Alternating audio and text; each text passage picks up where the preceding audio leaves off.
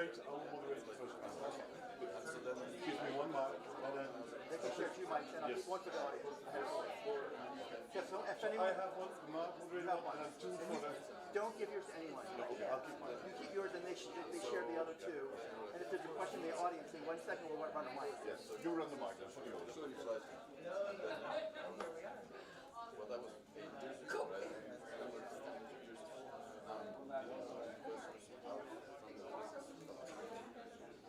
That's how I sometimes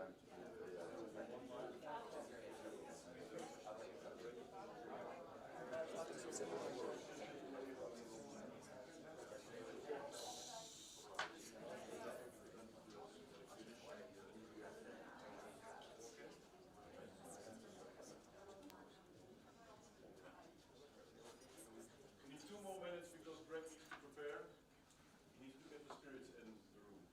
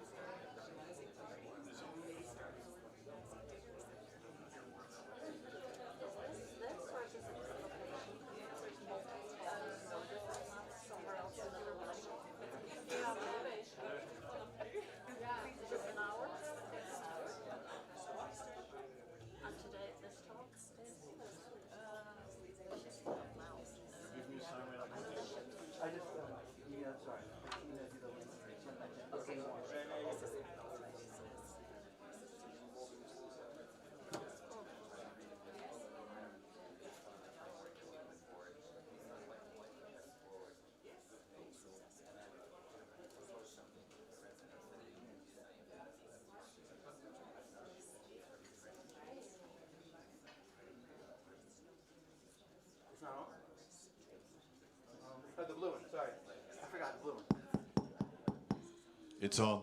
We're on. Is the live stream on as well? Yes. All right, so we have a live stream. Welcome, everybody. Welcome at the Shift. The Shift started 5 years ago with a little company called ActionJ that pitched at WEF at the innovation part because we were doing something with AI 4 years ago. We won a little contest as most innovative startup of the WEF at that time. And the year after we came back because we were invited as the year before laureates.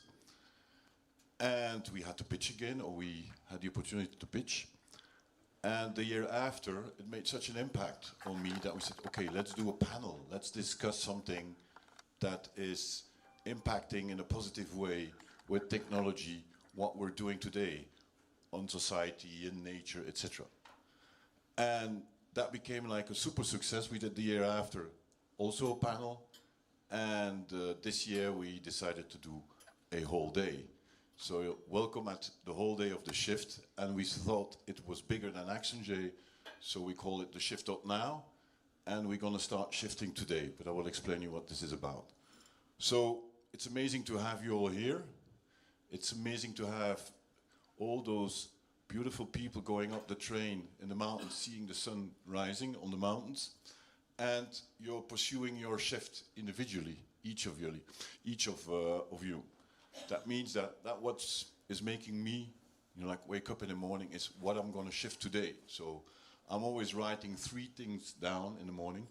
Even like today, I woke up, I slept 2 hours. I wrote 3 things down to say what I'm going to shift today, and I'm going to share you with them at the conclusion of today. So, I'm like truly, really grateful you're here. And the aim of today is to connect. We have panels with all kinds of discussions, which are very interesting.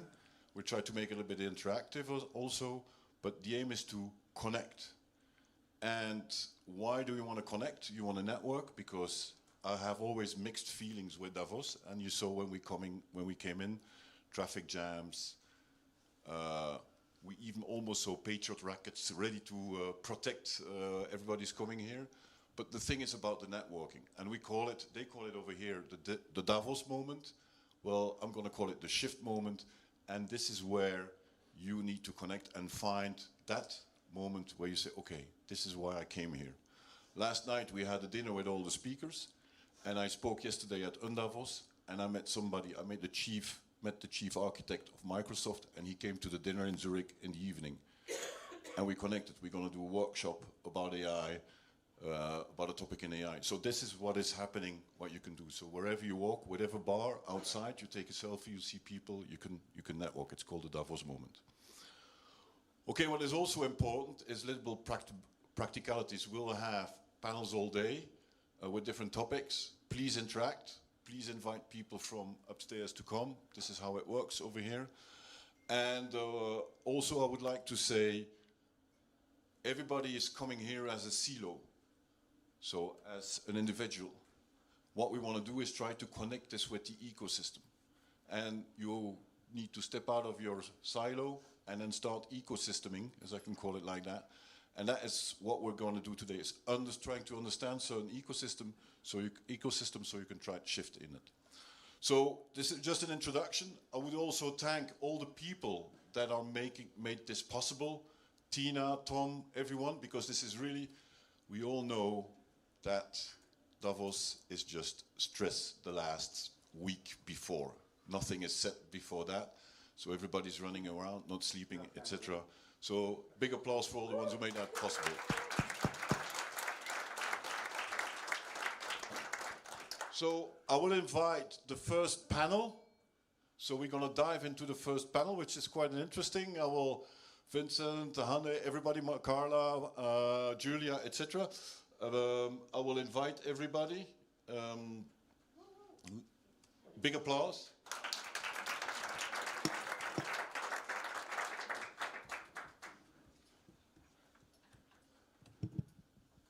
And the panel is called The Future of AI, Who Shapes Reality? So we had a long debate before we started this panel. And the thing was, will they present themselves, yes or no? So we said, no, I'm going to present them to make it short and crisp. So that's what we're going to do. I'm going to read that from my computer, not to make any mistakes, not to offend anybody. So yes. So the thing is, this panel brings really good things together. They have each a different discipline and a different angle on what the topic I just said. And let me tell you that as we speak, somewhere in the world, somebody or a machine has taken a decision. If you're getting a loan, if you're starting in a hiring process, if you make a sale, if you put on a certain risk criteria, etc., etc. So this is happening today. And this is what we're going to talk about. So a million, and it will affect in the future 1 million of people. So the question is, why we're here is to explore if AI is really shaping that reality for tomorrow. All right, so let's start. I love what Julia did. So Julia in the middle, she made the art over there. So she's an artist. So have a look in between the sessions what it is all about. I will not tell more because you need to discover it yourself. But it's about AI and the impact of AI and how it shapes our society. So I think that's, and she researching the influence of data, AI and big tech on our society. She's also the ambassador of the Dutch Data Protection Foundation and did some class actions lawsuits against Amazon, Adobe, and X. So she's got 2 angles there. So interesting for the discussion. Thank you for being here, Julia. We have Stijn. Stijn is a procurement and negotiation strategist and founder of Stimax Advisory. And he's currently developing an AI-based negotiation tool that deals with the trust factor. All right, thank you, Stijn, for being here. We have Hande. Hande is a global AI strategist and board advisor with over 25 years of experience in large-scale businesses and governance transformations. Thank you, Han, for being here. And then at least we have the latest straight from Belgium, from Brussels. We have Vincent, who's an associate professor of physics, mathematics, and artificial intelligence at University of Brussels. And he's also visiting professor at Harvard University. So, bam, that's the panel to start with. Oh, and Carla, sorry. I'm sorry, Carla. Carla is a global strategist and workforce transformation leader working at the intersection of responsible AI, governance, and future skills. Sorry, I've forgotten you. I make it up with you. So, all right. So, we have a starter's question. When it comes to AI, what keeps you up at night? So, I don't know who wants to start with that one? Yes? Of knowing the Please talk straight. Sure. The responsibility of knowing the consequences of not learning it to govern it. Okay. Somebody else want to react on that? Yeah, I come back to the main question of our panel. Is this the reality? Do we believe it, yes or no? That's the main question of the panel, and I think we'll discuss it later on, but that's the main question here. Okay, so that was a little bit to warm it up. I think we should start with the architecture of power. So who's getting into the power? So we're going to examine who holds the power in AI, from boardrooms to platforms, and also negotiation tables, and who exposes between, like the gap between rhetoric and reality. So I'm going to ask Hande to start this one. In the boardroom, as you have that vast experience in governments, what is going on? How do you see that AI is steering the pot, as we say? Thank you very much, Jean-Philippe. First of all, it's a great honor and pleasure to be here today with all the shifters, and thank you very much for letting me be a part of it, this movement, the shift. The question that you asked, Jean-Philippe, is a question that I ask in the boardrooms in 3 continents. And the answer, frankly, is uncomfortable. because most of the boards, I mean, the main issue I can say is we are, as board members, we are perceiving this disruption as all the other disruptions that we had before. And what we do is we use the same methodology. We either assign a committee, or we delegate it to our CEOs, CXOs, and etc. And then we review the results quarterly, which is against the nature of AI, which requires the leaders really reinvent the architecture of the decisions, reinvent the way of doing business, reinvent the organizational capabilities of the company. And what I see as a pattern is, I can summarize it in 3 items. One is the asymmetry of the knowledge. Few of the board members are born into machine learning. So when somebody speaks about AI in the boardrooms, they nod along, but they hardly ask questions that they need to be asking, like what is the training data, so how is it diverse enough, is it ethical enough, and then, so this is the main issue about the disruption and then the failure of governance. The second one is the misalignment of the incentives. Although on paper, we say that all the board members are responsible of mid and long-term success of the business, in this economic and political turbulence, the shareholders want the results now. And ethics and responsibility is perceived as a cost center, and it takes bravery and courage for a board member to direct the attention to this side. And the third, and maybe the hardest one, is the fear of ignorance, actually, fear of not knowing it. And so then we have the dangerous strategic silence in the boardroom when somebody brings the AI projects and they just don't want to admit that they don't know it. And what I see is, in this year and going forward, the lack of awareness or lack of knowledge of AI in the boardrooms will have the same effect of lack of awareness of financial insights in the boardrooms. If you don't know, then you can't govern it, and if you can't govern it, then the results will be unexpectedly very dangerous for all the companies. So having an AI policy doesn't mean that you govern it. So that's why what I see in summary is, unfortunately, the lack of attention to this matter, to do it in a responsibly and ethical way. Thank you, Hande. Okay, I spoke in the beginning about the art that is hanging on the wall over there. So Julia put that there, put a lot of work in there, I know. The question is, or I know, it's a question of influence from ChatGPT. So we all know that OpenAI has a it's an American company, so it has a cultural influence. We all know Le Mistral has different cultural impact. We all know the Chinese and the Russian have their own cultural battle that they put, like underlying into there.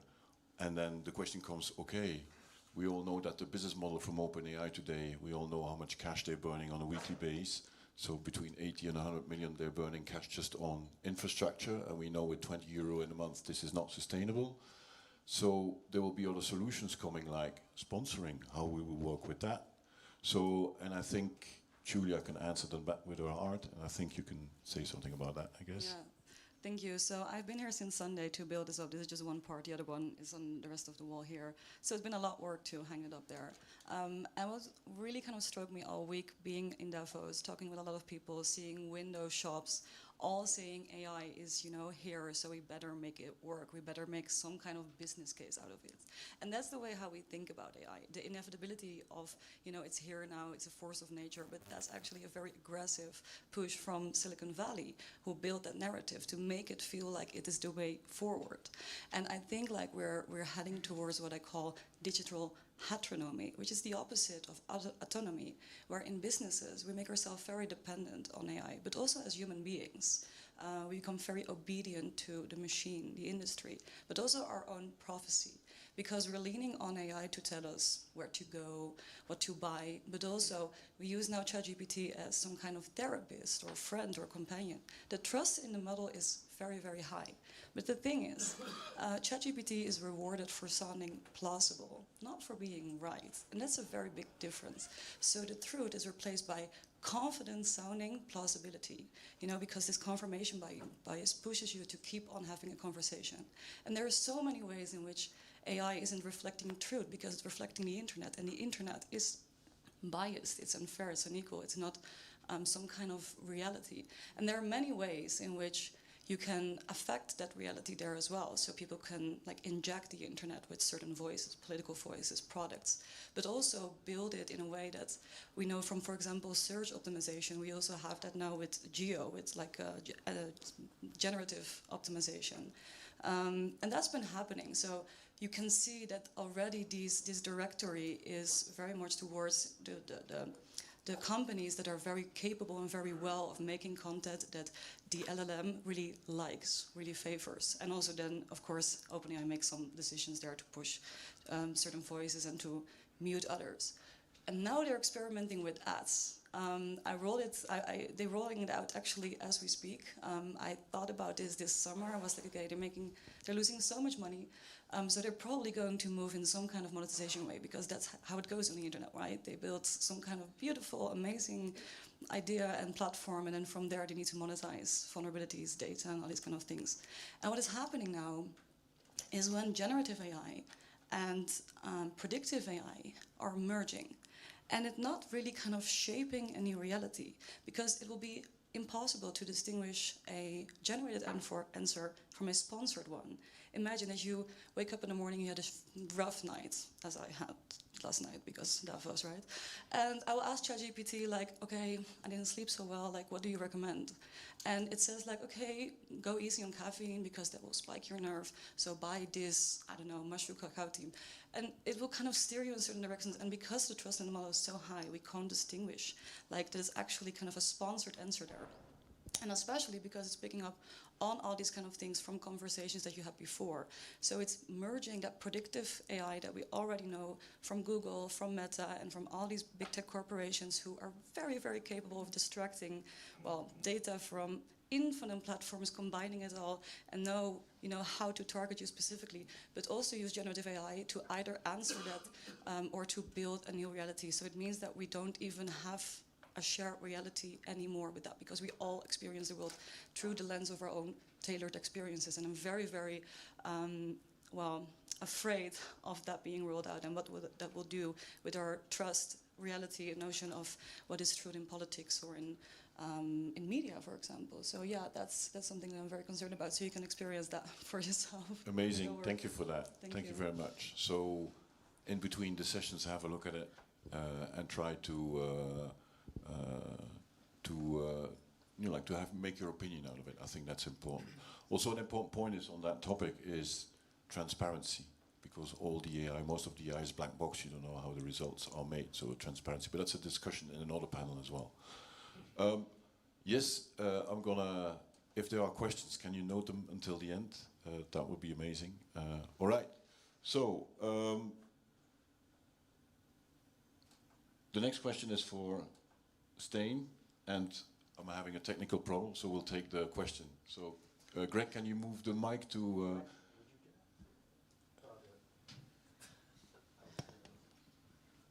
Raise your hand, please. I'll speak up. No. I'll speak up. I mean, It's for the recording.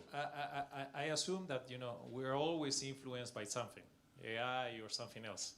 Now, AI, I'm speaking of something that is happening today. OpenAI announced that it's going to do ads on ChatGPT. Now, what is preferred, to be influenced by one company or by multiple companies that are advertising and influencing on that algorithm? Yeah. So of course, the matter of free will is, a very large discussion, but the thing is, what I also try to clarify with the installation, with the conversation. So in the installation, I'm challenging ChatGPT to reveal its own understanding of how it's inflicting reality. So for example, it explains that even there is a risk of really eroding truth because of this choice, because it will be, even though when we have an automation bias, we trust these models instantly to be, like trustworthy and objective because it's based on data and statistics. With another human, you kind of assume that there's another bias or there is some kind of narrative behind it. And on Instagram or other platforms, we kind of have that notion as well. But with this, the trust is so high because of this automation bias, because it even explains itself that it will be, even when it explains ads, so when it's specified this is an advertisement, people will just assume it's a plausible truth or plausible enough. And I think that's really striking because even though they knew the risk will like erode that, and it's, the notion of that it's true is just on a whole different level than we've seen before. Thank you. All right. Thank you for this question. Let's move to Steen.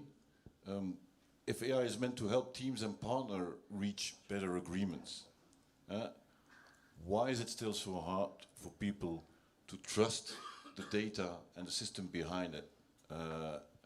And why does that hesitation, reveal a deeper mistrust? I know we are afraid of everything that is new. I know it's lots of time black boxed and we don't know how the reasoning is from the machine to come to the result. So I know there are lots of fears against that. So maybe you can elaborate a little bit on that, Steen. Yeah, sure. So good morning, everyone. Maybe like in the intro, I'm not the AI guy. Although I'm developing a tool based on AI, I'm not the AI guy, I'm not the tech guy. So my input is here really coming from my experience in negotiation, how people and organizations work together, how they trust each other. But nevertheless, I'm quite supportive towards those tools, towards those tech solutions, because AI has the enormous possibility, opportunity to support people, to support organizations, to take well-informed, efficient, fast decisions with better outcomes. And that is, of course, critical in negotiation.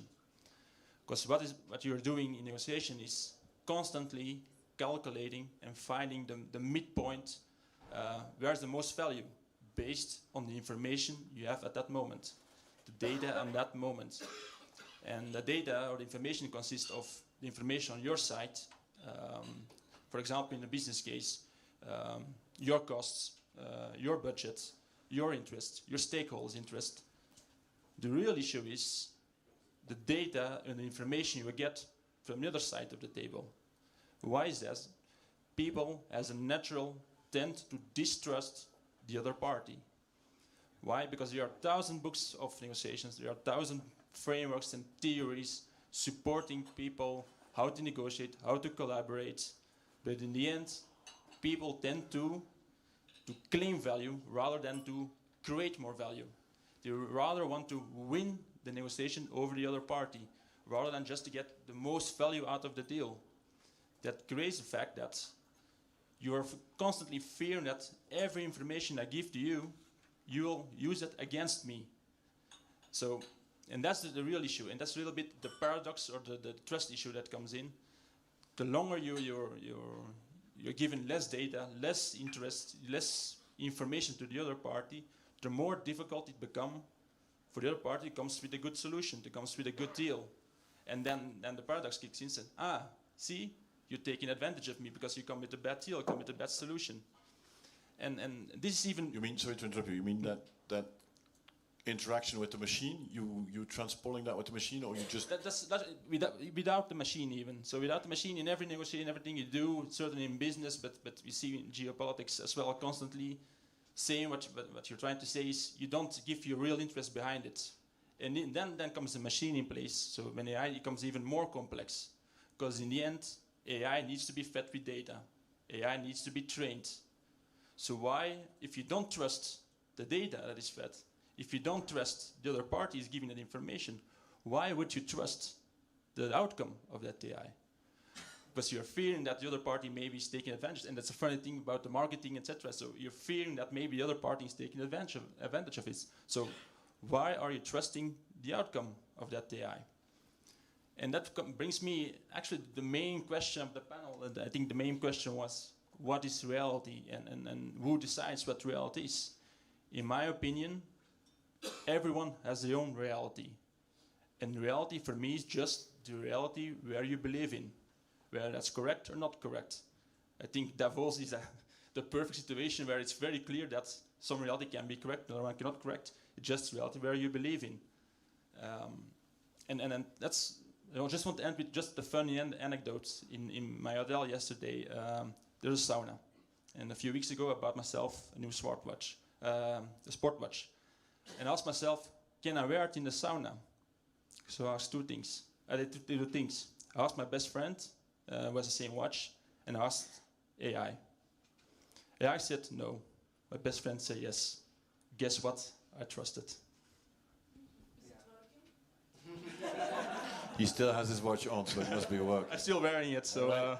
Thank you, Steen, for this. So we see that the human reflex, the machine is still have hard times to override or overrule it in some kind of way, but sometimes it does, but still the reflex is not letting it overrule. But we know, like what Julia was saying also, it's going to be vaguer and vaguer, the strategy that they will be using. So when will we know it's coming from a machine or it's humanized or etc.? So yesterday at dinner also we had an anthropological discussion about, like machines should look like machines and not like humans to make the difference. So this is also part of the discussion. So I'm going a bit to Carla, so I'm going to make it up to you, so because I forgot you in the beginning. So humans are overriding that. So, and when you do workforce transformation in organizations, you work with humans. So, and sometimes big egos. We had a big one here across the street yesterday. So you see what's going on. So I would like to know from you, what is the, what is the workforce transformation that is going on with all the data and all the technology that we're having today? So how do you see that? Yes, what I see is actually that many companies are measuring AI in regards to the usage.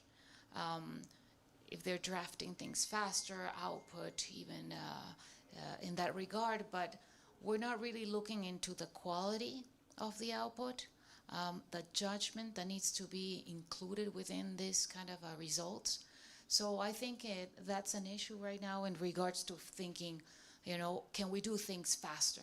But it's not really faster, it's just to make sure, it's actually understanding that human judgment, human agency needs to be incorporated, needs to be on top of it.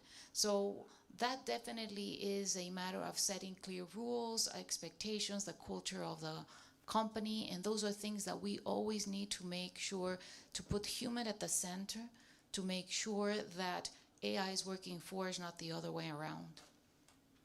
Cool, thank you for that. So we talked about humans and the machine, and we are afraid to being overridden. So I'm going to Vincent now. Thank you for being here.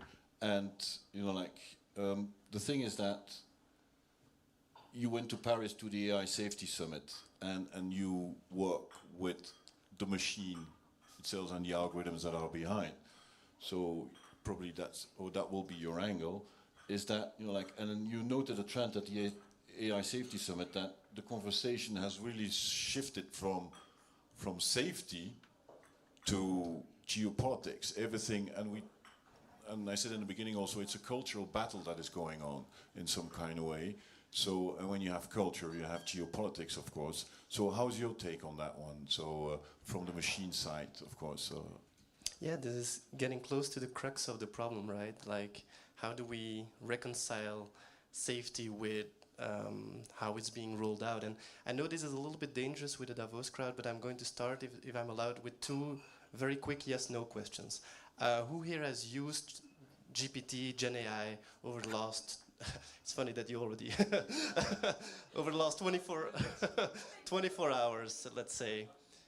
Okay, yeah, that makes sense. Who here believes that these tools need to be regulated more? So this is, and I know this was not a very well posed question, right? Regulated more, what does it mean? So I admit, but still, this response is very much in line with what international research is showing. A lot of people are using it, but a lot of people are also worried that these things need to be controlled or regulated more. And then there is like a funny, well, it's not that funny, but there's like a weird thing happening that in the media, scientists are often positioned at opposite sides, you know, because that's what media also does. They polarize things. But if you look deeper, then you see that even the scientists who disagree on both sides of the spectrum, they actually converge more and more towards we need to start understanding these tools better, and we need to start controlling them or aligning them to human values. And as for the policymakers, I'm often, you know, struck by the fact that this is a new technology that came, you know, in our society over the last 3-4 years. That it's only that, you know. And many policymakers, I think, are making, you know, the false dichotomy that research into controlling or aligning or safety means that you slow it down. They think that there's this dichotomy happening that we have to choose between either of them. And so often they make the metaphor of, you know, let's not do research into the brakes of the car, but let's, you know, look into how fast they can drive. But if you think about it, brakes and steering wheels and shock dampers, they allow cars to drive faster. It's because we have brakes that we can make faster cars. And so there's this false dichotomy that you know, adding insight into how they work is going to slow us down. And part of it is based on, you know, national interests, because nations believe that you need to be the first in doing this. But there's like a clear tragedy of the commons happening there, because, you know, everybody's racing to be the first in, you know, having all the user engagement, and therefore, you know, the commons are actually going to be hurt by this. And perhaps to come back to the car analogy, I think, or you know, flight analogy, I think it's weird that if you listen to what the makers of these models are essentially writing and saying in public, they're essentially saying like we're building this tool. Some even say we're growing this tool. And we don't really know what that tool is going to do. We don't know the capabilities. We don't know exactly how to steer it. We don't know how to control it. Imagine that you go into a car factory buying a new car, and the car salesman tells you like, sure, I don't know how fast it drives, perhaps it flies. I don't know where the steering wheel is, but here, go ahead and let's make sure that everybody's having fun. And so for some reason, for all the other technologies, society has like paced up and found a way to regulate things and at the same time allow for innovation. And we are now stuck in this weird moment in time, and I'm sure we can get out of it, where, you know, this false dichotomy still exists. But I'm a big proponent of making these developments more public, that the public has ownership into the AI, and that we at the same time find like a responsible and an aligned way to roll it out in society. Cool, yeah, I think that's a super interesting discussion. In that level, it's also what we said before about the transparency. Also, it's better to have policymakers should have come to this room as well, because you need to understand the ecosystem before you can start shifting. It's what we're doing at the Shift as well, try to understand how it works.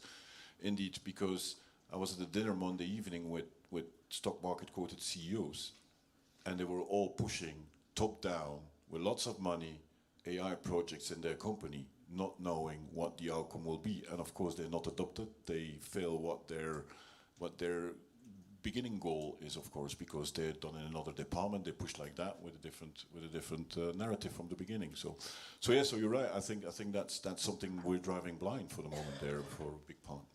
All right. This leads us to the third round, if we can call it like that. It's building a different future.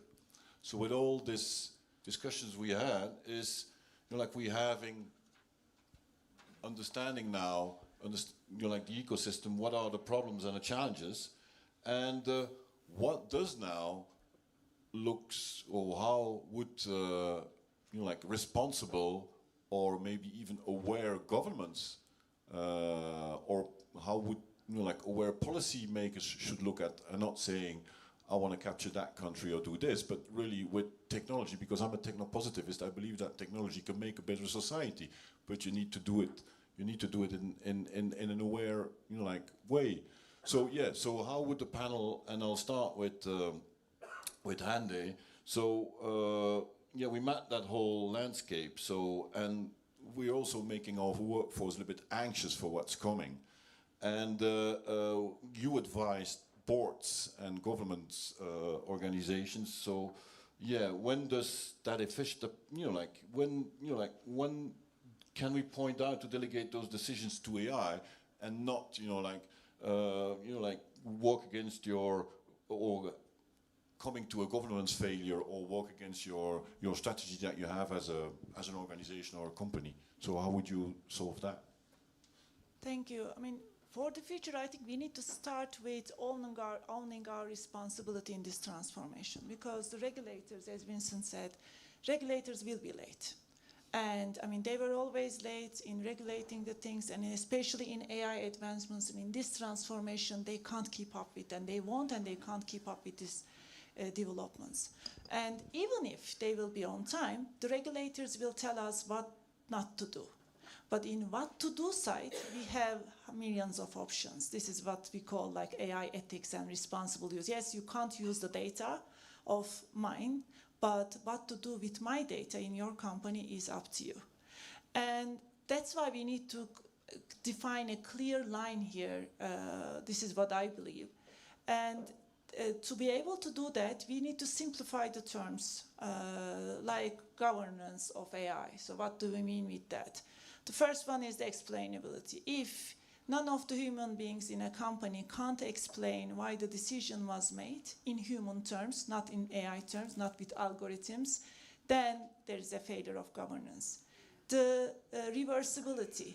If you can't predict the consequences of what AI will do, and if you can't undo them, then there is a governance issue. So it's easy to undo the product recommendations, but when it comes to termination of a job contract, approval of an asylum application, or approval of a medical treatment, then they can't be easily undone. So reversibility is the second issue. And the third one that we can own and be responsible of is the accountability.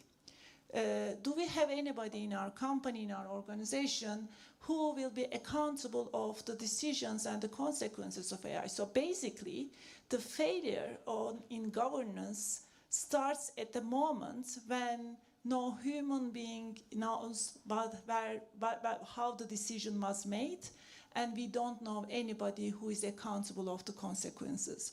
And the thing is, governance didn't come to our lives with AI.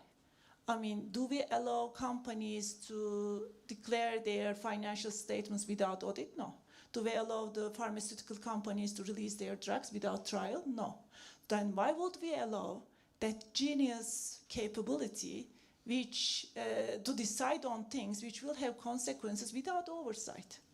So that's why I think we, board members, leaders, us, investors, we all have responsibility in this transformation to own, to govern our choices in using LLMs, our choices in implementing the AI in our company, asking the right questions. So this is our responsibility. Yes, the governors will, regulate things, but again, in ethical choices, we need to make it very clear with the agents. True. And I see also a parallel with when the internet came. The technology moves so fast, and policy comes like years after. So at that time, because I had startups in the early internet days, you had code of conducts that was try to auto-regulate it. So that's like you said, the responsibility of everybody, because the regulator is not ready yet, and he's just coming after. Just one thing. So the trade-off, as Vincent said, because I was also the innovators, the people who are seeking efficiency, who wants to do the efficiency, or they see innovation will slow down with the governance, that trade-off is fundamentally wrong. So any reputation damage that will cause by the decision of AI will wipe out all the efficiencies that AI will create. True. All right. So, Julia pointed out with her art and her statements that, you know, like we are, you know, like we are having this framework of rights. We have that, whatever it's AI, yes or not. And then Steen went in and diagnosed like we have like some kind of a trust problem. So I would like to ask to Steen, so, you know, like what, you know, like when we do negotiation, we have also lots of emotions going on. So an AI is taking emotions away, so the machine could take that partially away, or you could trust maybe a decision better because is influenced by emotions, so it might be a better decision, question mark. Now we come to the funny part, the opportunity side of the question. Yes. And I just want to explain it with some figures. There's a business school in Copenhagen who has a study that says at the negotiation table, 42% of the transaction value is just left at the table. Lost, completely lost, never used. Just because of the lack of trust. Just because the other party is fearing that the data you are providing the other party, they will take advantage of you. 42% may say nothing to you. Let me explain it a bit. If you just take the 1,000 largest companies in the US, take the revenue, just only use the portion which is negotiable. It's procurement, sales. If 42% is lost at the table, you say about 3.25 trillion US dollar is lost, left at the table, never used. And for the only reason you are fearing to provide data. There is a lack of trust in the other party, just lost in the air, never used. I'm coming from Belgium. We have a big national debt. Just by giving a solution to this, the Belgian national debt is solved in an instant. So what I'm currently doing is I'm working together with really some global leaders in negotiation on this to build an AI tool that deals with that trust. In a normal negotiation, you negotiate 1, 2, 3, maybe 4 variables. Most of the time, price, and that's it. In every negotiation, there are more than 100, 150 variables that you can negotiate. That you never come because you're fearing that to speak out about these variations, about these variables, about this cost. We're now living in a time that AI can easily calculate a perfect midpoint, a perfect point where you can reach the most value of every party just by giving the data. But you're not giving the data. So we are building now a tool that keeps the trust away, so you don't need to trust the other party. The tool is now making what we called a third neutral reality. And I said before, reality for me is the reality where we believe in. And what do negotiators do? What are they doing? They work with 2 realities and they build a new negotiated reality based on those realities that everyone believes. And we are making a third reality where we'll calculate the midpoint where it's reached the most value out of the deal without you worrying providing the data. Your data is kept secret, your data is kept safe. So the more you give data to the tool, the more the AI can calculate it for you without fearing that the other party will take advantage of you.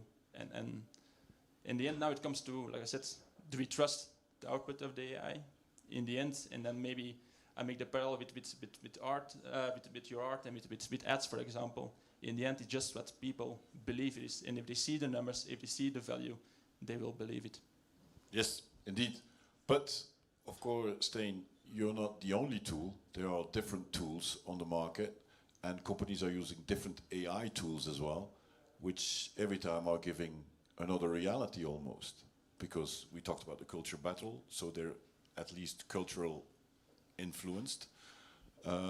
So if different departments are using different tools, and it's a question to Carla, if departments are using different tools, how do you reconcile that completely, and how does that impact the workforces? Because people are coming together and having meetings and having different realities then. Sure. So the fact that people are using different AI models in general, you know, that is general. There's nothing we can do about that. However, what companies can do is actually establish clear regulations, data, what is allowed, who's accountable, these kind of things that can actually make them resilient to the outside kind of like influences. So, you know, if you have like 10 different files that you need to look into, people are not sure where to go exactly, this is how the culture fails. You need to make sure that within your companies, there is this established regulation. So for example, if a company is interested in becoming very customer-centric, you know, they need to make sure that everything is really verified before it goes out the door.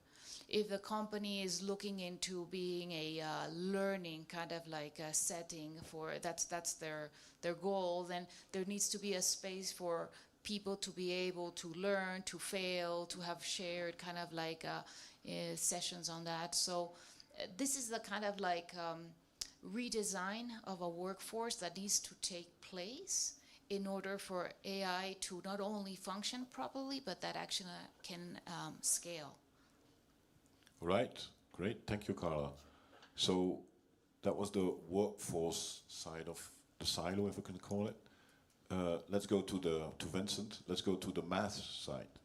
We all know that math didn't change the last 50 or 60 years, at least. Yeah. So there's no different math, but still, you know, like we have better tools now, and I can imagine that AI can also cross those silos of different AIs. So if I can call it that, today, look, with my company, ActionJ, we are doing hybrid AI. So we're integrating different types of AI to create value. So I can imagine that AI becomes smarter and can be able to guide humans also to see those inter-silo ways of working. You have a comment on that, or how do you see that from a mathematical point of view? Yeah.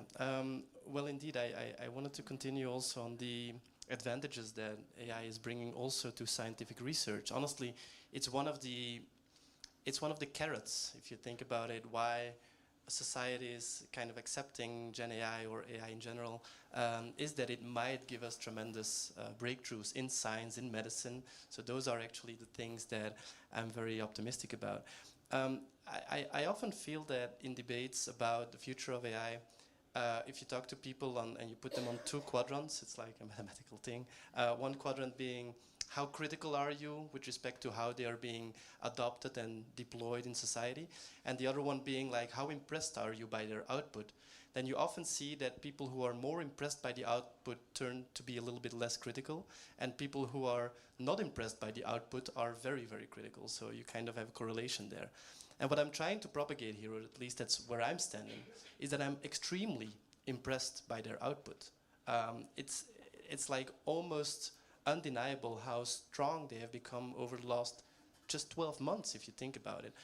Just to give a few examples, math used to be one of those topics where LLMs are bad at, you know, language models, right? And then, you know, 18 months ago, reasoning models came out and they're acing all of the math exams. We are at a point where we cannot think of reasonable math questions anymore that we know the answer of, and LLMs don't know the answer of. So just to give you an idea, it was very humbling. Yeah, our research group participated last year in a research project which was called Humanity's Last Exam. I admit it's a little bit like a dramatic name, but and the question was very simple. If you can think of a question that is well posed, that you know the answer of, and none of the SODA models, state-of-the-art models, consistently don't know the answer to, then your question is being added to the data set. And you know, as a scientist, you know, being added to a data set, that's like, yes, that's like, wow. One of the highest Your dreams. Davos Yes, moment, yes. That's like utopia, right? So we had quite a lot of incentives to think about it. And an entire group was thinking about it for weeks and weeks. And many of us had to come to the conclusion that we cannot define, you know, closed questions anymore, where you don't, you know, deliberately introduce, you know, human touch kind of elements, but closed questions that we know the answers and LLMs don't know the answers. So I think we have to look, you know, the reality in the face and admit that they have come to a point where they are better at most cognitive tasks, at least when I compare them to me.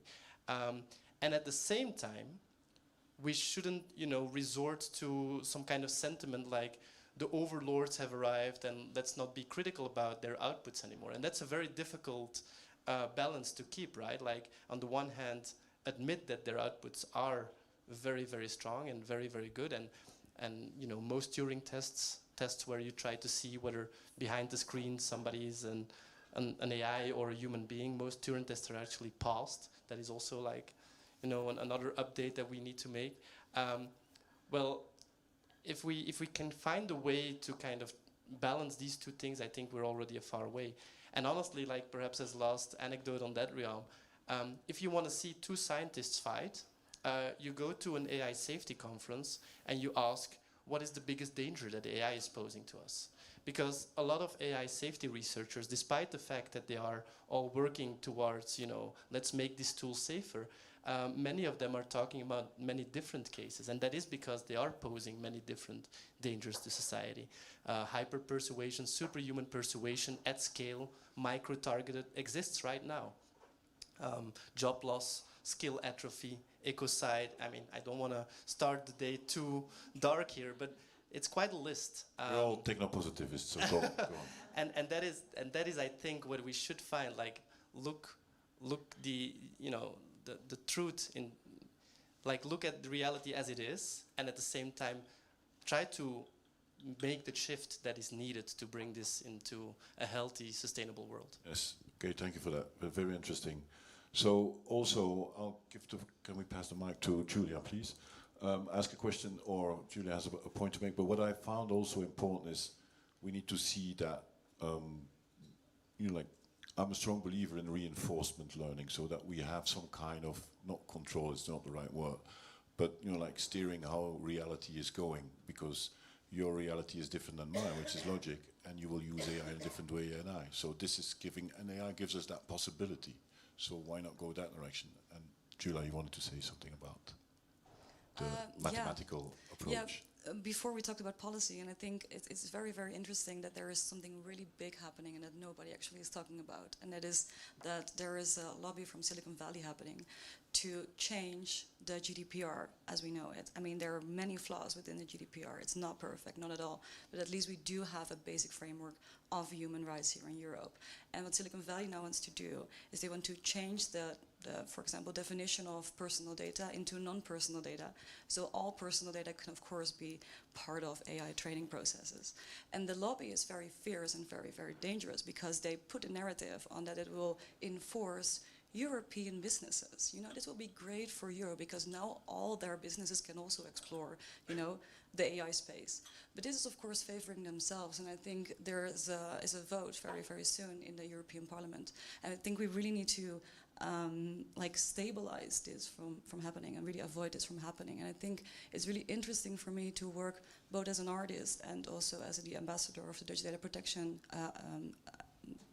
Foundation on these kind of matters, because I feel like, especially with these rights, I've been very, very interested in researching rights as a practical kind of thing, but also as more of a philosophical concept, because that's how my imaginary brain, I think, goes. For example, we have the right to be forgotten, which is very practical. You can, you know, ask a company to erase your data, to maybe search fresh or start over. And I think it's very interesting because that practicality is almost impossible to act on, because if you click somewhere, that data is already multiplied with infinite companies. So it's really tough, and it puts all the responsibility on users to understand where your data goes, how it flows, how it directs, and then to get that back. So I think, for example, with the right to be forgotten, I'm imagining some kind of sphere where you can just move without being traced and also without being predicted. Because I feel like we become very, like the things that, we're almost forgetting about the things that are not within our algorithms. We don't see the things that are outside of the reach, outside of the scope of the algorithms that are feeding kind of the choices that we're making. Of course, yeah. And that is building that reality. True, no, that's the right of being forgotten is an important point. I agree with you on that, but it's virtually impossible today. Yeah? It's yeah, so that's why we really have to kind of reconsider how these things are manifested within our society. Yes, exactly. Yeah. Yeah. Okay, we'll need to round up a bit. So I'll have one or two questions from the audience. So we're getting there now. So if you have a question, please take the mic and ask for which panelist or for everyone, so we can quickly answer and Quick question. My name's Jeff Moore from Canada, and this right to be forgotten. There was an interview I did years ago that I couldn't find on the internet, so I just asked my kids, and they said, "We'll get it for you," and they did. Time machine, right, as one example. So I'm just wondering. Please keep the mic in because we're recording. Sorry. So just wondering, with things like Time Machine, and I'm not in this space, so I'm sure there's tons of things, but how about those right to be forgotten, and how realistic is that? And are AI tools going into things like Time Machine as well to get everything? Yes. For whom is this question? Oh, sorry. Well, for Julia. Yes, Julia. Okay. Yeah, well, I think the final part probably yes. Well, I think the right to be forgotten in that sense, of course, you have the erasure of Google searches, but you also have the part where you can ask a company to delete your data. So, for example, to ask Meta or Netflix or whatever to erase all your data. And I think that part is more precious to me, where I think it's very important because we're constantly living within these margins of algorithms, you know, moving within the walls that are constructed with these bio-algorithms. And I think it can be very healthy to erase sometimes and to start, because otherwise we are kind of, you know, in these echo chambers or however they call it. Or we can also maybe think about, for example, swapping algorithms. So I can see through the lens of your algorithm to see what do you get to see on your timeline, on what your results, on your conversations, because I think that will get a notion of some kind of a new shared reality. And I think it's very interesting to be more playful about how it's actually deciding for us. And I think for me it's more about that kind of how it's built, these reality around us, rather than preserving the internet as it is. Okay. Thank you. Okay, one or two more questions. Yes, here in the front, and I will go in the back afterwards. Please be short, because we don't have much time anymore. I have a question which is mostly for Stein and Vincent, probably, which is about trust. You insisted, you know, how can we trust? We should beware. But isn't there also another risk, which we trust too much? Because the AI are so convincing, and they can almost seduce us and convince that they are sycophantic and so on. I heard about a study about judges that they were told, oh, you know, you can take the input of the AI and follow it or not, and decide not to follow it or not. And actually, they ended up following and trusting the AI more than they should have, because you know that there was some. You made some wrong decisions. Yep. I'll let first Stein, and then I'll Vincent, and then I'll end with Stein. Sorry. Sure, I think your example is right on the spot. There is obviously a rational way to think about how much trust you would give to a certain thing and then calibrate it like that. Unfortunately, I think most users don't have a brain that operates like that. Most of it is emotional, and most of it is kind of being lured into a modus operandi where you don't know how you arrived there. So I kind of agree. It's something that we should learn as a society, but I don't know how to do it.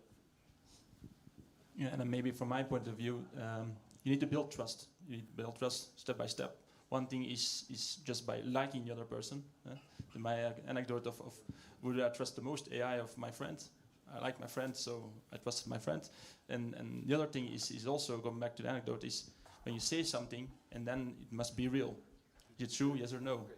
Why do I trust my friends? Is that I tested it. I went to the sauna multiple times and my watch is still working. So there is, he says something, he tested it, and it appeared to be true. In the end, I think that's how trust comes. When building it by relationship, by emotions, in the end, is it true what you're saying or not? And then you can build the trust step by step. All right, thank you. One last question over there. Sorry, I gave already the mic. Thank you very much. Dan is my name. I think this question goes primarily to Vincent, but actually to the entire panel as well, so feel free to jump in on the question. And you are, please present yourself and what you're doing. So. My name is Dan. I wrote a couple of books on corporate innovation. Maybe some of you have read my work. Vincent, do you believe that we are actually at the maturity point of AI where we can actually start thinking about regulation, or are we too early to start regulating? We're too late? Where do you think we are on the maturity spectrum, so that we can start and have an effective conversation around regulations? And the question is to you and to everybody else on the panel that wants to chip in on this. Okay, I can be very brief on this. Yes, absolutely. I think we should have started, you know, when to plant a tree 20 years ago, right? So we should have started a long time ago. I can give many examples of things that are happening now in society that if you would travel back 5 years ago and you would tell them this is going to happen in 5 years, many people would say like, obviously that is not going to be allowed, right? That people can now buy on the internet robot voices that persuade on scale people for you for a certain subject. That for me is something that I remind myself every day, like this is just allowed right now, apparently. All right, thank you. We need to round up, otherwise we're eating the cake of the next panel, so we don't want to do that. Yeah, thank you very much. We started with provoking questions. And those questions had different angles on this. I hope you had like a trans-silo view on that. I would like to thank the panel for their input. And it's time now to do a little bit of networking. Not long, because the next panel will be there. And thank you again.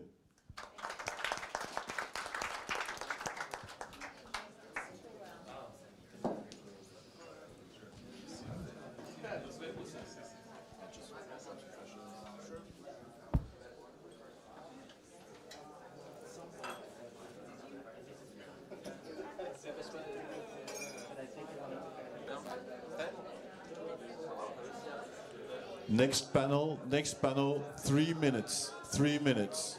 Next panel, 3 minutes. Thank you.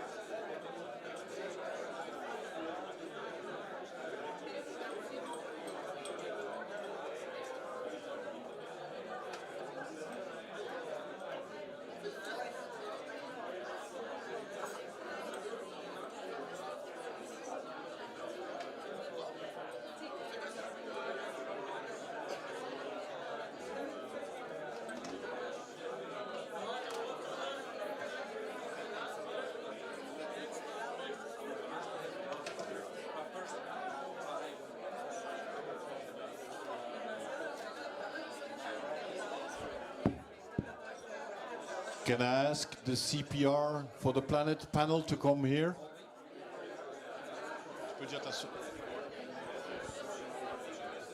One minute, 1 minute.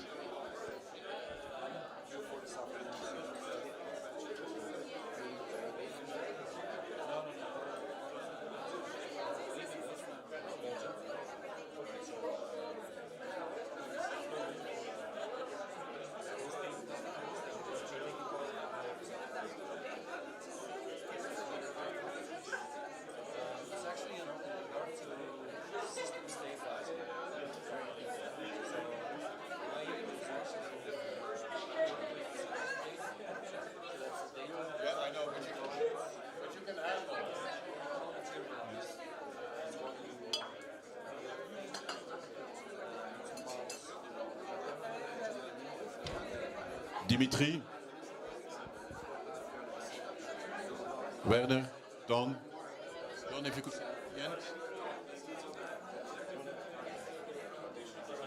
I'll give my chair. Attends, toi tu viens ici et laisse Dimitri là. Dim. Deuxième.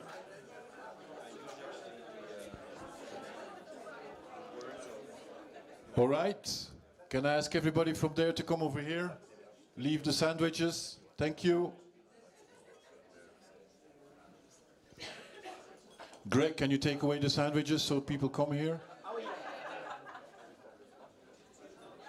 People coming with the sandwiches. Thank you for joining. I'll start naming the people by name. Hande, thank you. Christophe, thank you.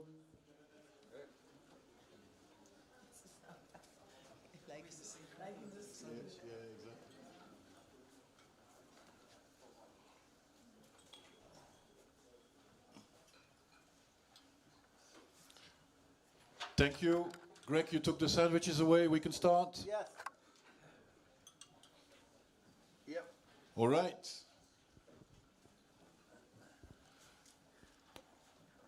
We have a very large panel because we're going to talk about the planet, and it's an important stake.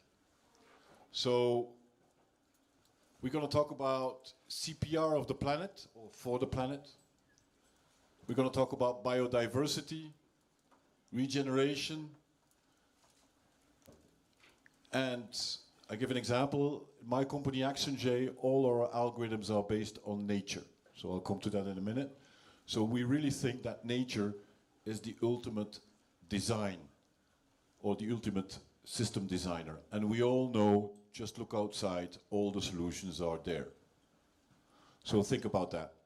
So I will let the panelists present themselves. They all have a slide because they're all busy with a project. So help me with that. They have 2 minutes for each of their projects and present themselves. So it's like a little pitch of 2 minutes. I just reduce it to give. I just reduce it by 1 minute, so we have more Q&A because it's very interesting. So they all have different projects, and you'll see and you'll understand afterwards why they have different projects and what we're covering for the planet. So we'll start with Marina. Could you please introduce yourself? And you have your slide on the back, and the slides will be also available. So please tell me what you're doing that is very interesting. In 2 minutes. I got it right here. I'm a little bit stressed with my English, so I asked to ChatGPT what I have to do. He told me smile and talk very slowly. Sorry, maybe I take a little bit more time than 3 minutes. You know that people measure carbon emission, waters, but biodiversity is the foundation of life, completely invisible. So what we don't measure, we cannot protect. That's why we lost 70% of biodiversity in only 50 years. And with over 70% of living people in cities, the question is, how do we make cities more resilient and support economic growth? So we built Butterfly Box during the COVID. The cities were silent, and suddenly life returned.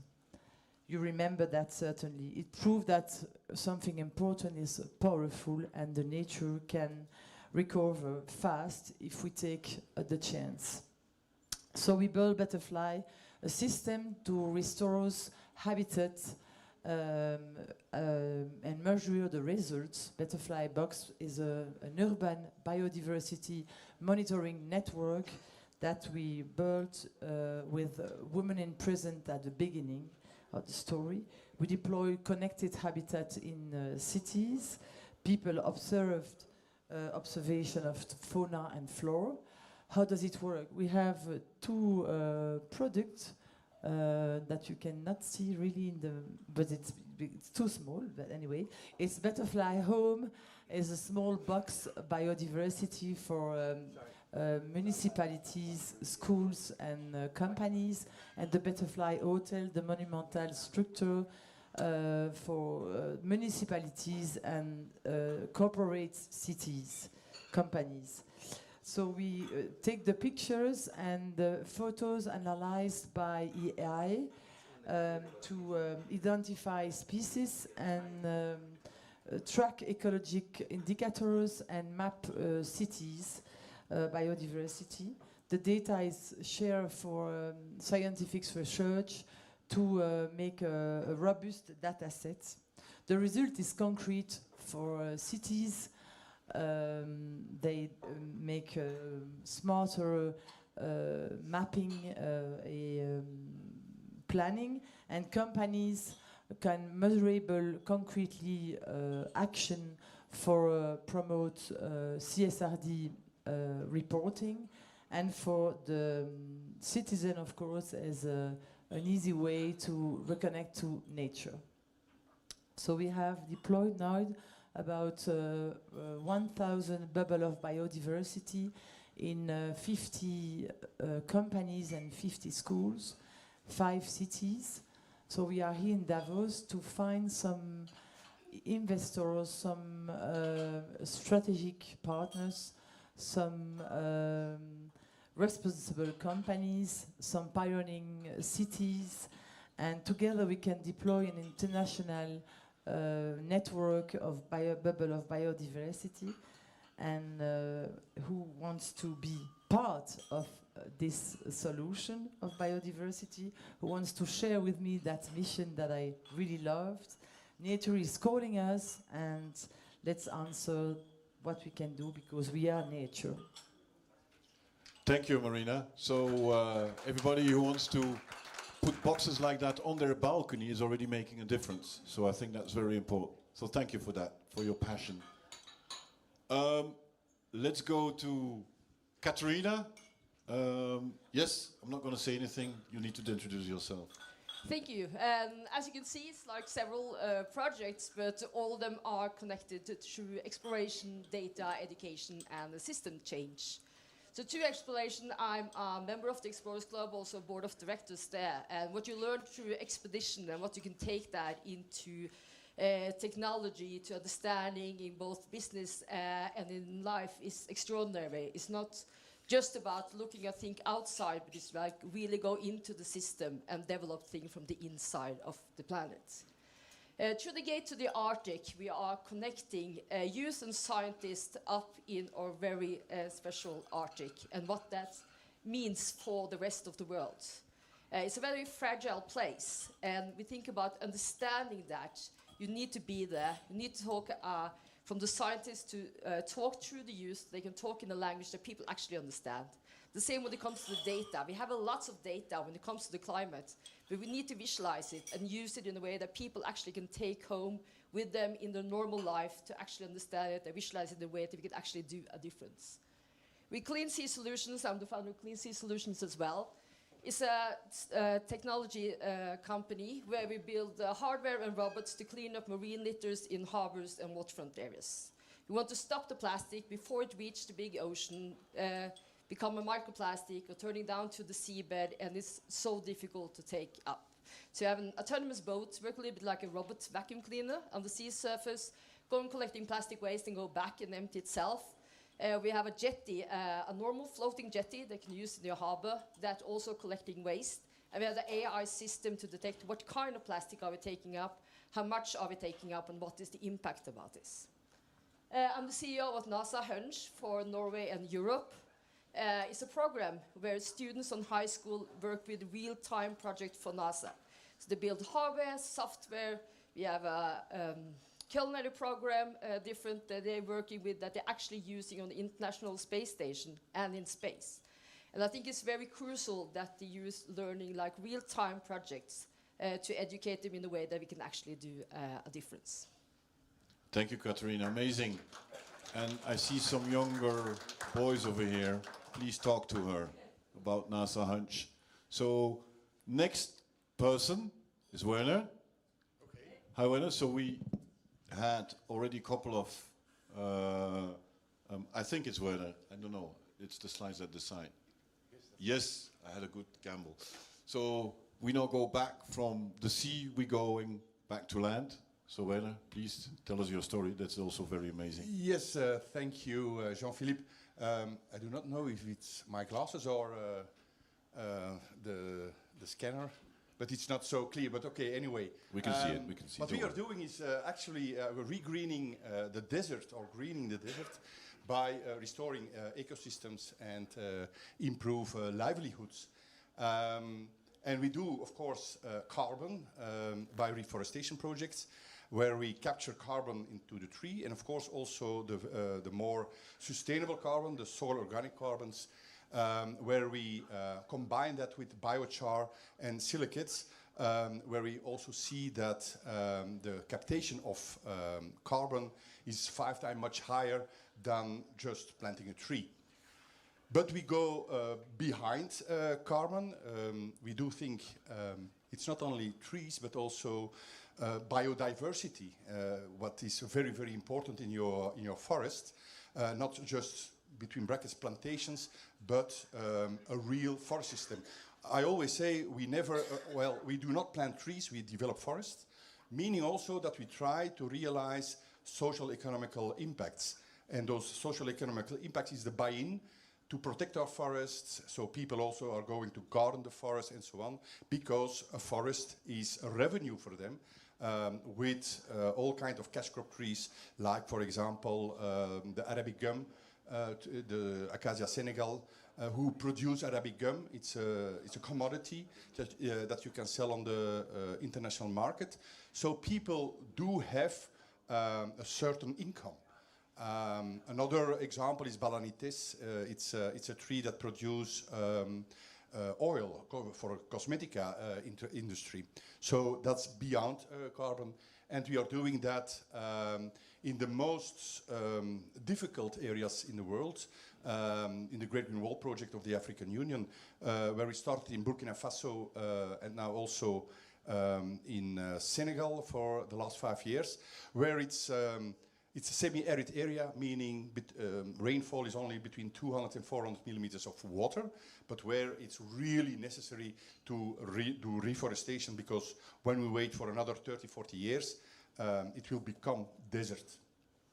And we have now also an academic chair with the KU Leuven, one of our biggest universities in Belgium, where we are looking for or creating data when the forest is very, very young. What we see is always after 5 years, between 5 years and 8 years, then you become to have data.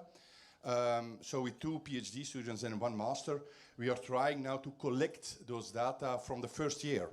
And this data will be open source. With AI, of course, AI, we are developing that AI project, but it's open source. Why? And I heard it also in the other panel, because of trust and transparency. We are a non-profit organization. We did on his own 17,000 hectares, but we are too small to do the whole world. So we hope that we are copied by other organizations to do also reforestation projects in the Great Green Wall. That's it. Thank you, Anna. And you got your 3 minutes. Huh? All right, so we continue from the earth towards the air again. So, Antoine, please tell us what amazing you're doing. Okay, thank you. Instead Thank of you very making much. nature great again. Yes, yes, next to nature, of course. Hello, everyone. I'm the co-founder of AirScan. As AirScan says it, we're scanning air. Okay, that's what we do.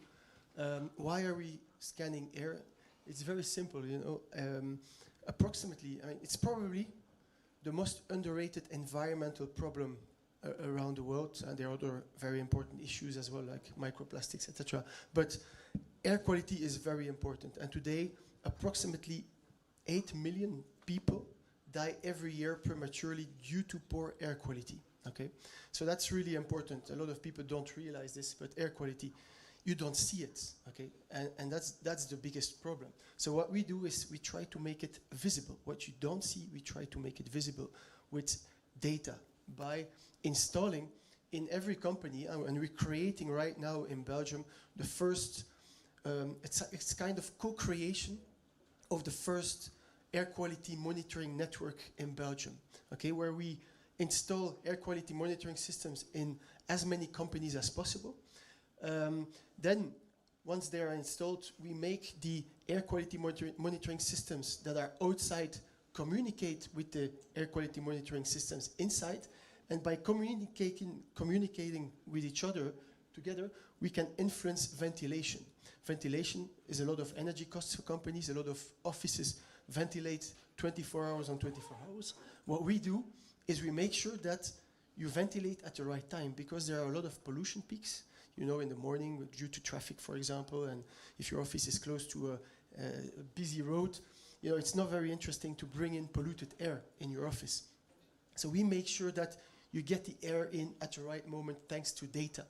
And the next step is connect all these data points around Belgium, and of course the ambition is to duplicate this towards other countries, is to make all this data communicate with each other to serve a global, first a Belgian network, to also help buildings that don't have the means to buy this type of data, for example, for schools, for social housing, etc., is to really influence, you know, the air quality that they will breathe, because children are very sensible. For example, we measured air quality in classes in Belgium, and 84% of the classes in Belgium have too high PM, particulate matter.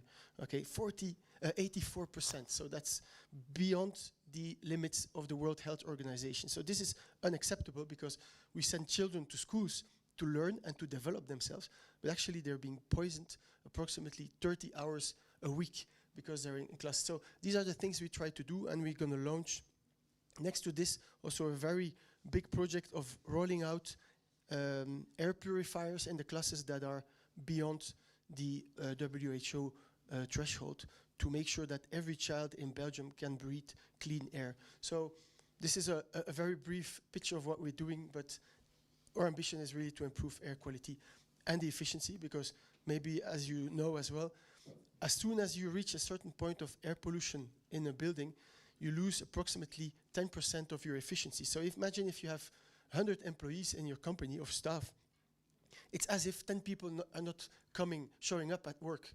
So it's not only health, it's also efficiency, and it's also environment. So that's what we try to do, is make the invisible visible. Thank you. Thank you, Antoine. So we go from the air, and we stay in the air, and we go to Don, but we go from Belgium to Houston, but you're here. So please, Don, tell me what you're doing and what your project is. Well, first of all, I want to thank you for inviting us, and I think everyone should put their hands together for Thank you. this all together. So I appreciate being here. I'm the commissioner. All right, how's this? Is this much better? Yeah. All right, I'm the commissioner of the World Air League, and I'm also a member of the Explorers Club. And it is an honor to be a member of the club, because we push boundaries forward around the world. It is our goal to make change a part of our environment and who we are. What I'm doing right now is I'm organizing 17 cities around the world to be our stage, our theater, our arena for the Sky Games, which will be the Formula One of the skies. We're going to take their monuments, their skyscrapers, we're going to turn them into our setting, our stage for racing, and our racing will be chariots, and the chariots are going to be zeppelins and airships. This is nothing but epic. We are going to take 17 cities around the world, and I'm going to describe London, and then you can imagine all that follow. We're going to start on the Greenwich Prime Meridian in front of the atomic clock where all time on Earth is synchronized. With that, we're going to fill the 00 longitude going through the Prime Meridian where you can stand on one half of the world, the Western Hemisphere, the other half of the world, the Eastern Hemisphere, and we're going to fill that 00 longitude with lasers, so when our airships go through them, they are going to be psychedelic giants. And so we have the H9 helicopter path. That takes us over the O2 Dome, the Tower Bridge, past London Eye, Houses of Parliament, and Big Ben. That's our stage for racing around London for 3 hours. And with that, we're going to showcase what airships are, and that is one of the most environmental friendly forms of aviation possible. After all, the physics of airships, they're lighter than air. They don't spend any energy to be in the air. They float. And with that, that means to do what a gas-guzzling airplane can do, they take 75% less energy. That means, in that equation, 75% less fuel, 75% less pollution, 75% less cost to do what an airplane does. And this is going to where we transform the powers of entertainment and the powers of sports to inspire inventors to invent and amplify education. And so we're going to use all this in combination as we go from city to city around the world. And so I've described London. 2 weeks later, we're going to have pulled up our stakes, we're going to move our tents and take the flying circus to Berlin, where we will race around Berlin for 3 hours. 2 weeks after that, we have a stadium. It's called the Roman Colosseum. 2 weeks after that, it's Lagos, Nigeria. Then after that, we have the landing rights at the pyramids. We have the flyover rights to the Taj Mahal. We get to fly over the Twin Towers of Malaysia, Halong Bay. And so we're going to take in the most epic sights as our airships transit this planet. And in that, we're going to be, every 2 weeks, having this race such that when we start in London in September of 28, we will end in Paris of 29. Having circumnavigated the entire our planet Earth. And with that, we're going to be using this moment in the most amazing fashion. We're going to take our airships, and as we fly over the terrain of this planet, we're going to include UNESCO World Heritage Sites. And we're all doing this with purpose, because we are speaking of September to May, and that is we're going to get embedded in the global educational system of the world. And with that, with AI assisting us, with our production of the daily lesson plans, we're going to enable teachers to be inspiring teachers around the world where they can walk into their classrooms and go, where are the airships today? Geography, history, culture, math, science, and the environment. So we're going to use this as an educational tool for the world's next generation while they are forming their missions in life. And so this is a race about the environment as well. Thank you, Don. All Amazing. right. I could go on. I know you can. So you see what's going on. Passion is truly unstoppable. So rendezvous in 28 Yes. when we start. Thank you for that. All right, we go from the airs now. We dive into the sea, and we have scripts over here. So, Dimitri, the floor is yours. Back into the ocean. So I'm a marine biologist by training, but I'm also considering myself an expert generalist. I work with engineers, with chemists, and I speak different languages, not, because people think that, if you're a type of scientist, you have to remain that type of scientist. So I've done a lot of things in my academic life, but recently I'm really looking at microplastics. Microplastics, you can see pictures there. Those are microfibers that you and I are generating right now, and that we are breathing and probably drinking, and if you were eating those sandwiches, you also ate them. So my questions are, what are those microplastics, right? And of course, how are they formed? Which is very interesting because you cannot manage something that you don't know how they are formed. Obviously, when are they produced? We are producing them right now. We don't realize that. Yeah, you're breathing my microplastics, sorry. I'm also working in the air, and we are also working with classrooms because there are about 3 pieces of microplastics in a relatively clean air. Do you know how much air you breathe in a day? 10,000 liters. So make the math, 3 times 10,000, that's how much plastic you inhale. Of course, a lot of it will stay in your nose, but still you will have a lot going into your lungs, and that's what we are interested in, and we should talk. Obviously, what are the mechanisms that help microplastic being distributed?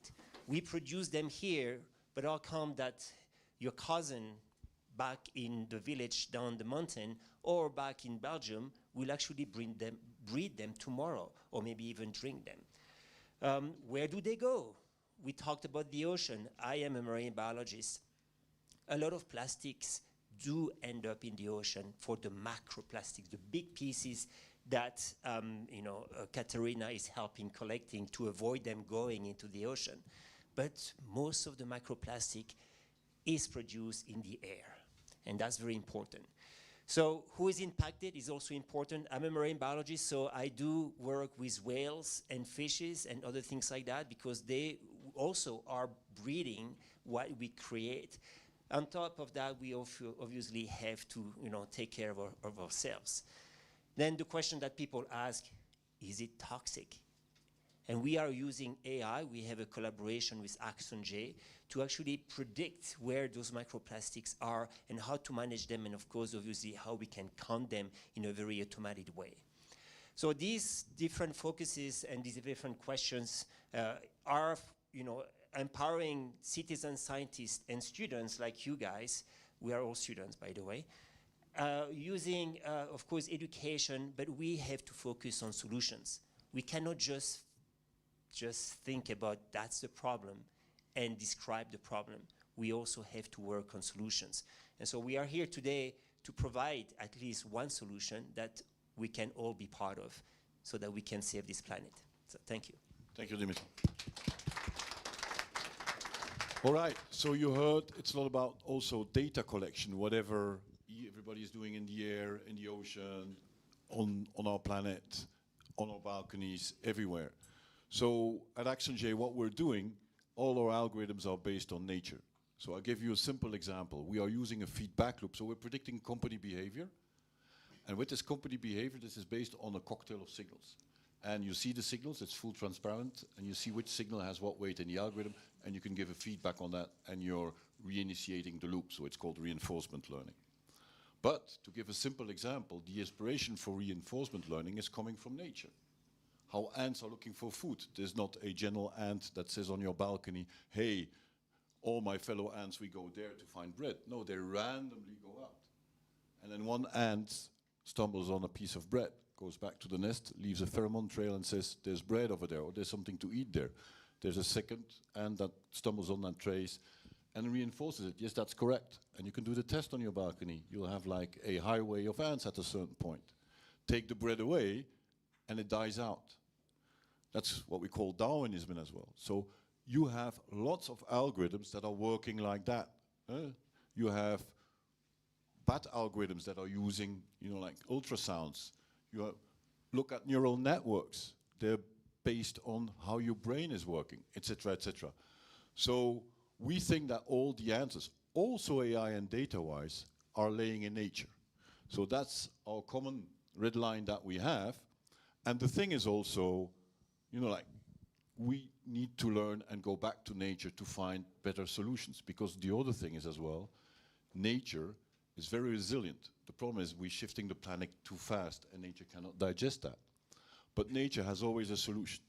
And nature has the best solution that way, is never creates a byproduct. We humans, when we create something, we're creating a byproduct. And that's always the problem.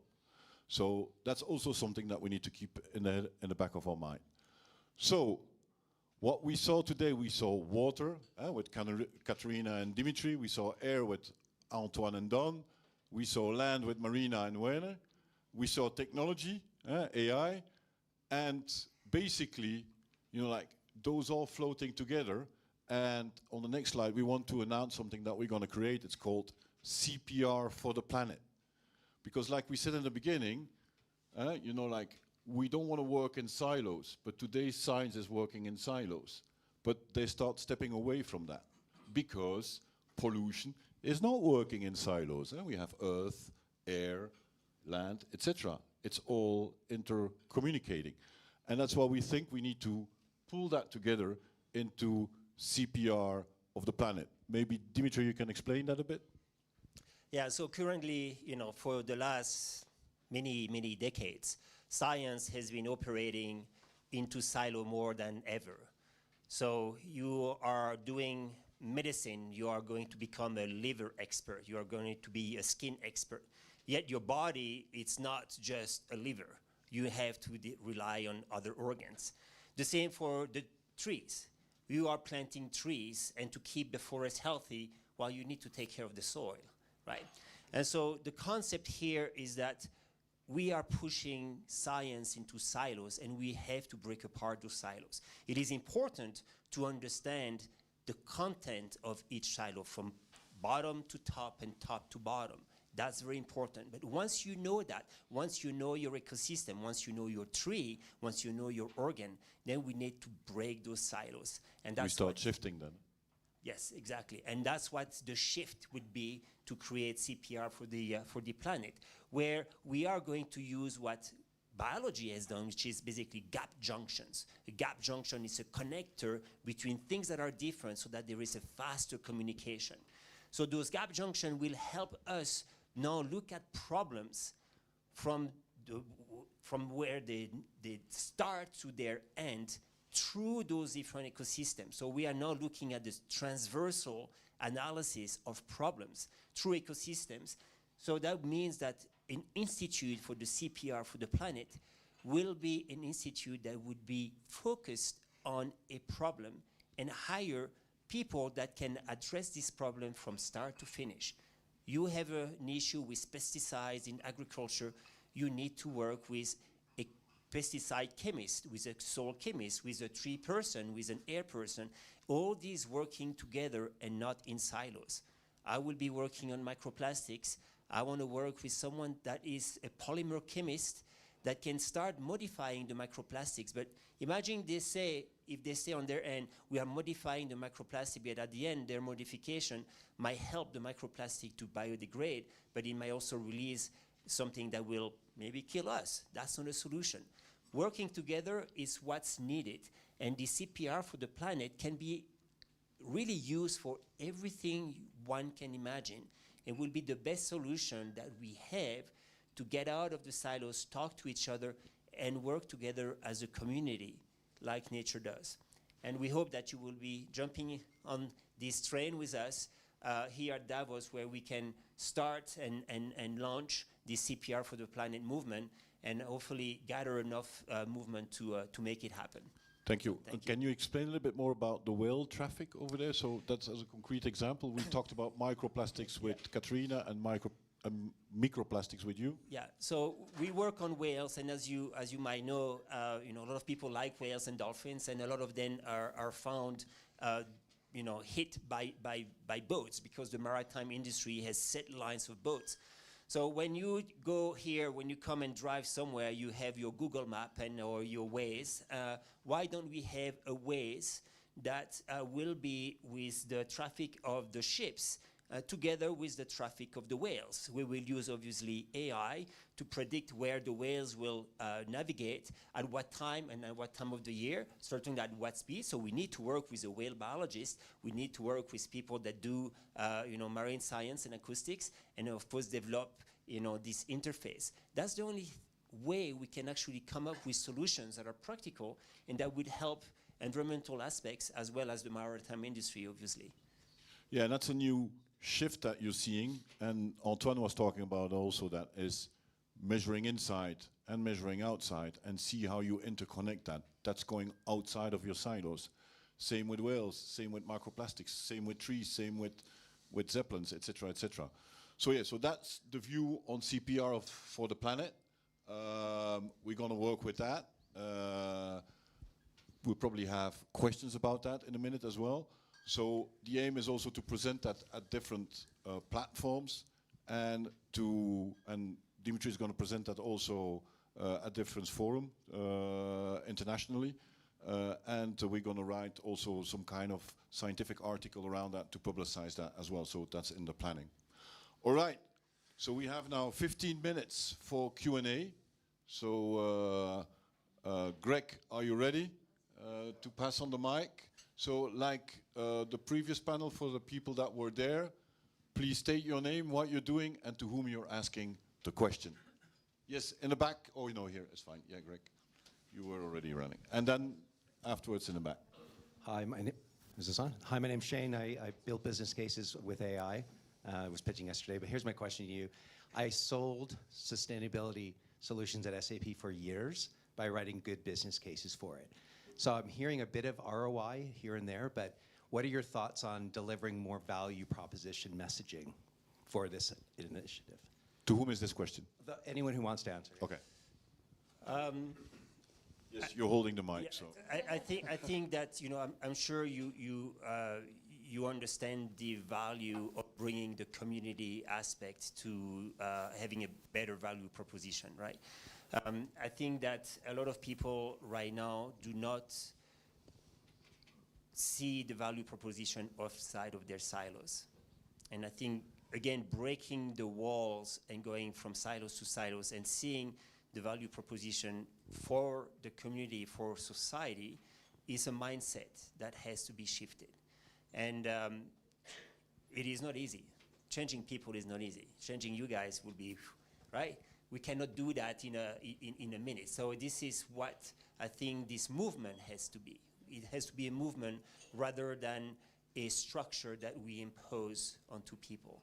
And so if you are into that movement, this is how it's going to start. Well, here's my offer to you. I will do it for free for you. I'll write that. Yeah. Thank you very much.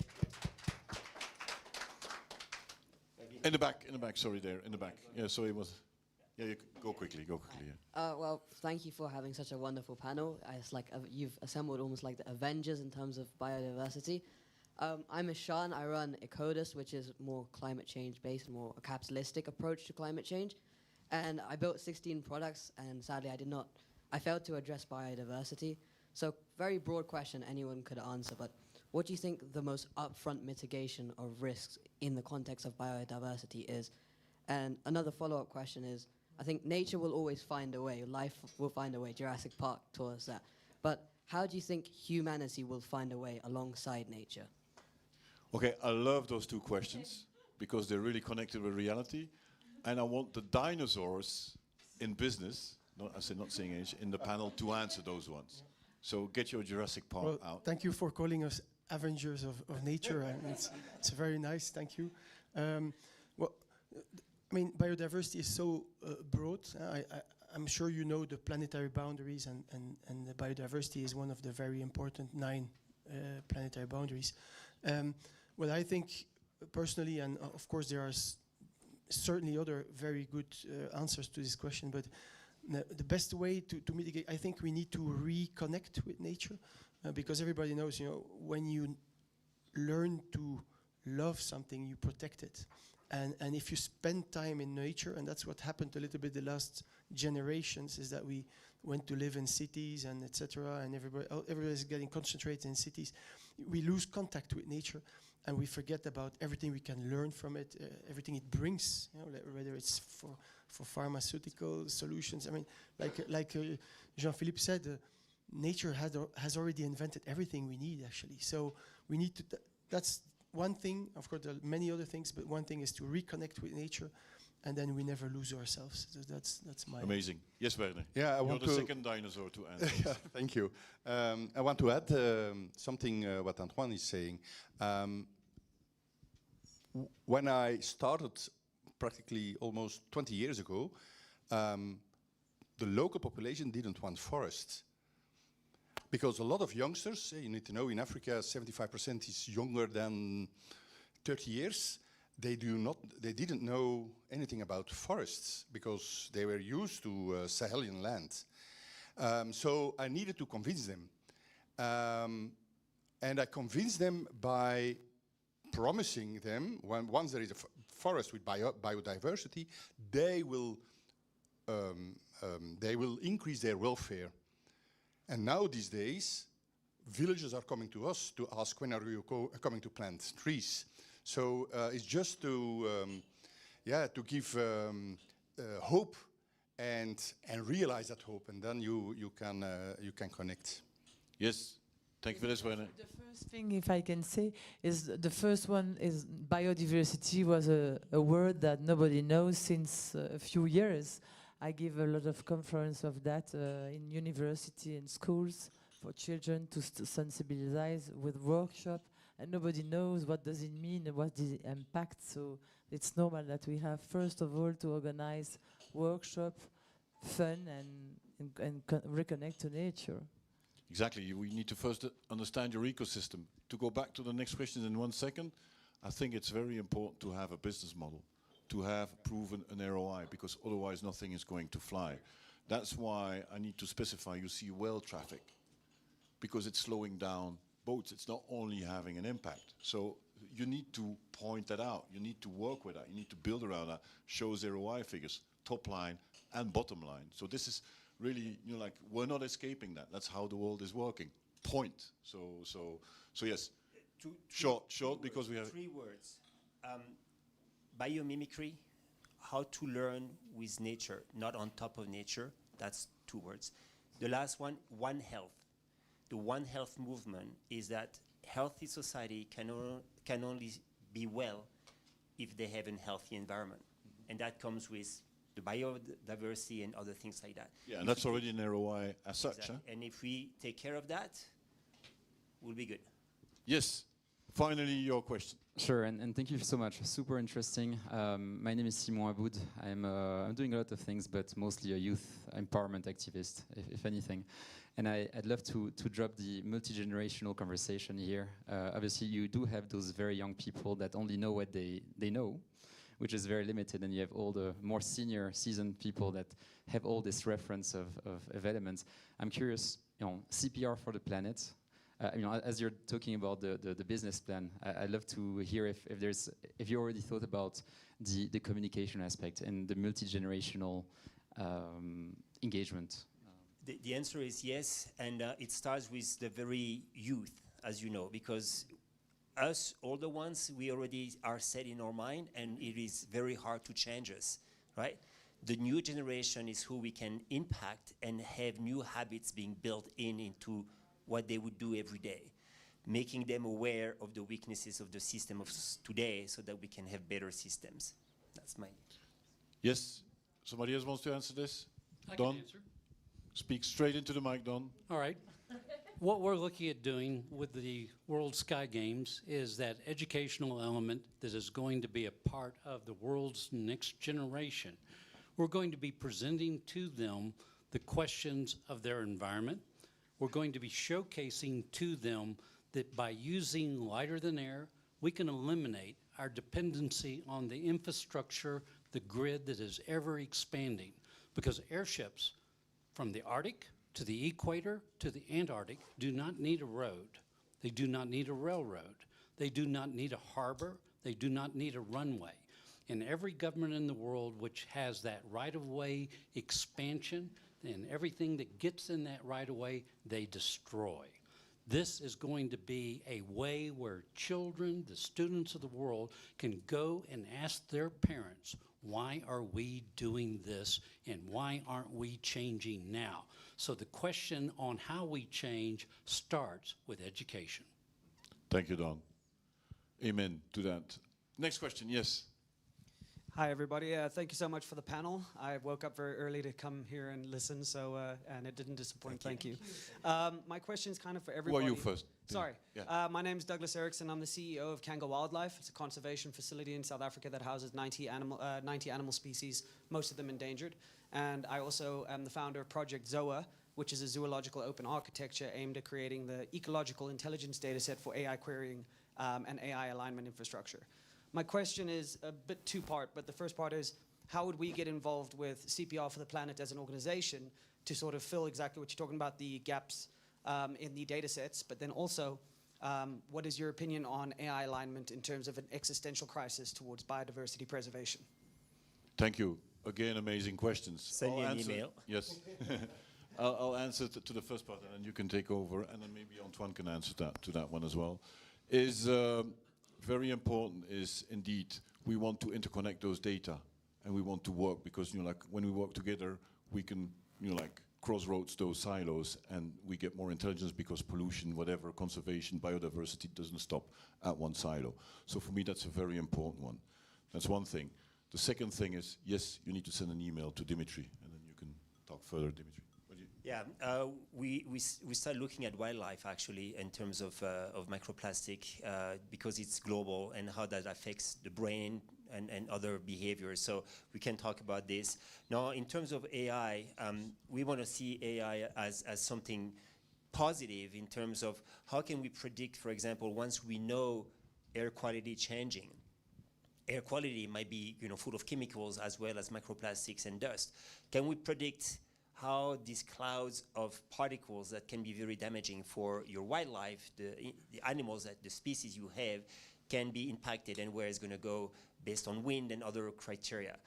There is that, but there is also how can we use AI once you take a sample, a biological sample, blood sample, or anything else from your specific specimen, can you quickly quantify how much plastic there is so that you can have a quick feedback on how to do and how to deal with this animal. So AI for me is becoming a tool to accelerate decision-making processes so that you can have a better management of your species, but it could be also your trees or your crop, right? So we discussed that also in the previous panel, is like to make the scientists to even be more superhumans or more super scientists with the extra data and predictions that are generated.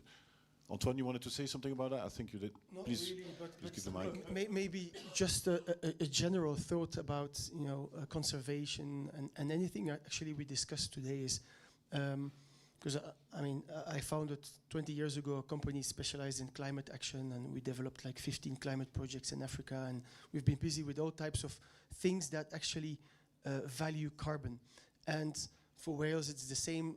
For nature in general, we've never put a value on nature. And I know it's a very controversial idea to put a value on nature because it's free at the moment. And that's always been the problem. We've destroyed nature because it's free. The day you put a real value on nature, and thanks to AI and other systems today, we will be able to more and more value more correctly and it's called the ecosystem services that nature offers for free for us today. And we've tried in the past already to try to get into boards and the CFO, because at some point, if we talk about ROI, etc., at some point you need to tell them what's it going to be, what's going to make as a difference to conserve these wildlife, etc. But if it's free, there's no P&L. It's not on your P&L. It should be part of the ROI calculation. Yes, exactly. Believe, and so we need to put back a value on nature. I know a lot of NGOs hate it, to say, okay, we need to put the financial value on nature, because it's horrible to do that, but you have to do it. Otherwise, people just forget it. And I think that's one of the solutions also for biodiversity. All the services, and Marina explained it also really well, is all the services provided by bees, by insects, by everything that makes sure that we have a stable production of crops, etc. And even birds, insects, birds eat insects that kill your crops, etc. So there is an equilibrium in nature that is free, and we need to put a value on that before people can really change. I don't know who has the mic. Yeah, I have. Okay. Oh yeah. Sorry. Yeah. My name is Mihaela Cosma, and I was working on in a way on CPR planet starting 1980. In 1980, I created a prototype to study pollution. I went to uncharted caves, galleries. I measured zero pollution. The prototype. Speak in the microphone, please, because Okay. we're recording. Yeah. The prototype was, I built a CO2 laser and a fog chamber where I studied the aerosol. So comparing the two radiations, I determined how much pollution it was. That was part of my master's degree in physics of the atmosphere, meteorology, seismology. And continuing with the medical physics, I created now a software, like a lab, that is simulating the nanoparticles that are in our brains, and it's calculating the minimum energy necessary that they will be annihilated. It's based on using AI, LLM, and Monte Carlo simulation that Okay. it's validating the concept. It's a new concept, and it can be applied not only to brain, it's a general concept. It's a software, it's a lab. So it's an educational, and Amazing. we can discuss. I'm Amazing. willing to collaborate because Please talk to Dimitri. CPR. Send him an email as well. CPR for planet. I Yeah. worked for more than 40 years. For. Yeah, so let's make sure we understand. CPR the planet it is not new. Indigenous people had it before us. They lived in harmony with nature. You want to save the wildlife, you need to show respect to the wildlife, right? It's back to the One Health movement. And so right now, CPR for the planet is bringing back these concepts with the level of how human brains work in terms of driving this as a business. Exactly. That's why I like also what Antoine said. You need to put a value on it. Then you start respecting it. Yes, we have another question, and we need to round up afterwards. Yes, I have a question regarding putting value on the nature, because here in Davos, I've been to some meetings and they say that the way to go is to privatize nature. And I just would like to ask Antoine, what are the benefits and what are the dangers to do that? Because they talk about the only solution, and I just would like to hear about the dangers of doing that. Thank you. Yes, that's a complex question, but I think everything depends on what they mean exactly by privatizing. You could, because what you've seen, indigenous people, they've lived in harmony with nature, and I think if you want to privatize it, I think you need to involve the people that have been living in harmony with their environment, and they only take what they really need. Yeah, but sorry to interrupt you, but what I think we're meaning over here in the, spirit of Davos is going on is the geopolitical, like we all say, claim Greenland because of its resources, claim that land and privatize it, and then work with that. Yeah, I was coming to that. It's if you privatize it, but you take it away from the local communities, it's never going to work. You need to involve the local populations. Because it's the same with climate change. I think Werner also said it. Climate projects, conservation projects only work if you involve the local people and if they benefit from it as well. Otherwise, it doesn't work. So privatizing, no. If you privatize in the benefit of the local population to protect from external extractors, yes, then of course. I didn't know that microplastics are damaging the brain. Yes. And now I understand some speeches of yesterday. Very good. You see, knowledge never comes too late, and you learn every day. All right. Are there other questions to round up? If not, please mingle with the panel afterwards. Create your shift moment or your Davos moment. And yes, send emails and connect. Thank you very much for being here. Thank you, panel. Thank you, very good. Yeah, you and I have to talk, definitely.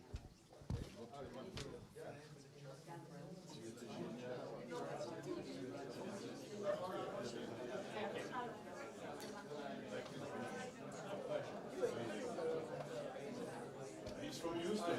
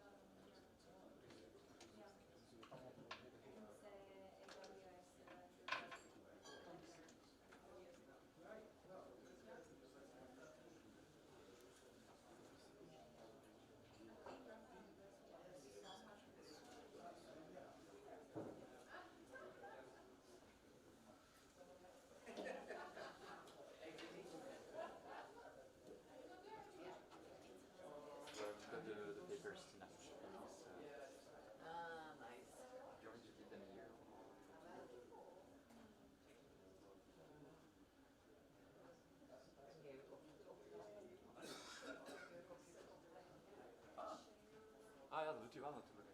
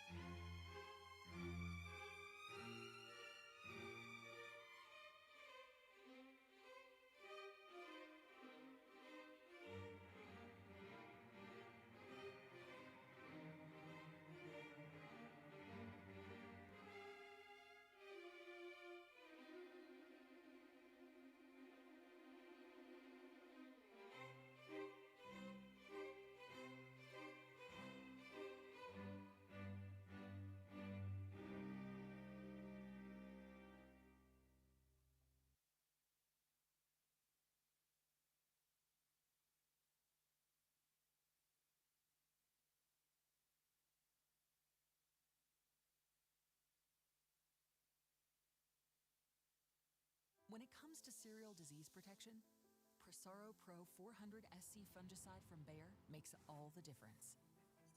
With 3 effective active ingredients to control.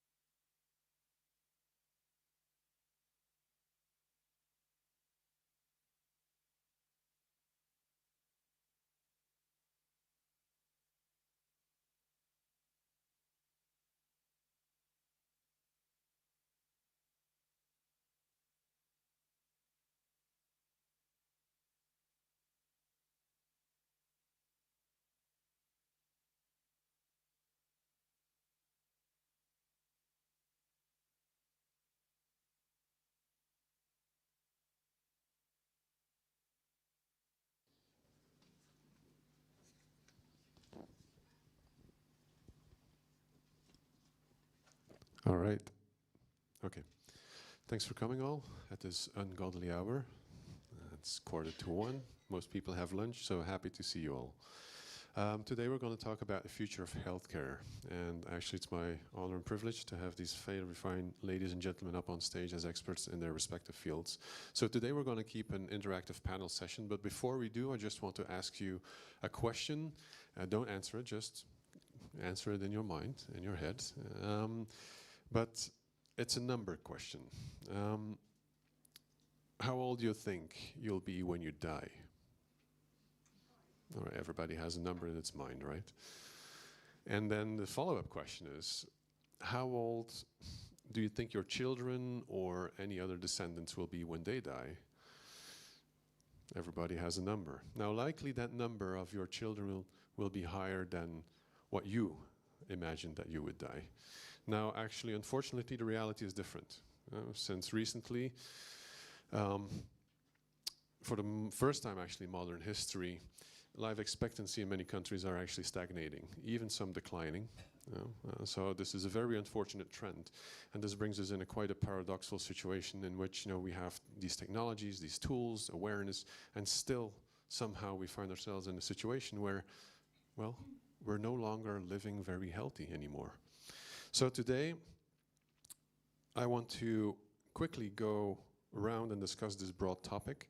And I first want to introduce a couple of these experts that will entertain us with their view and vision on this problem.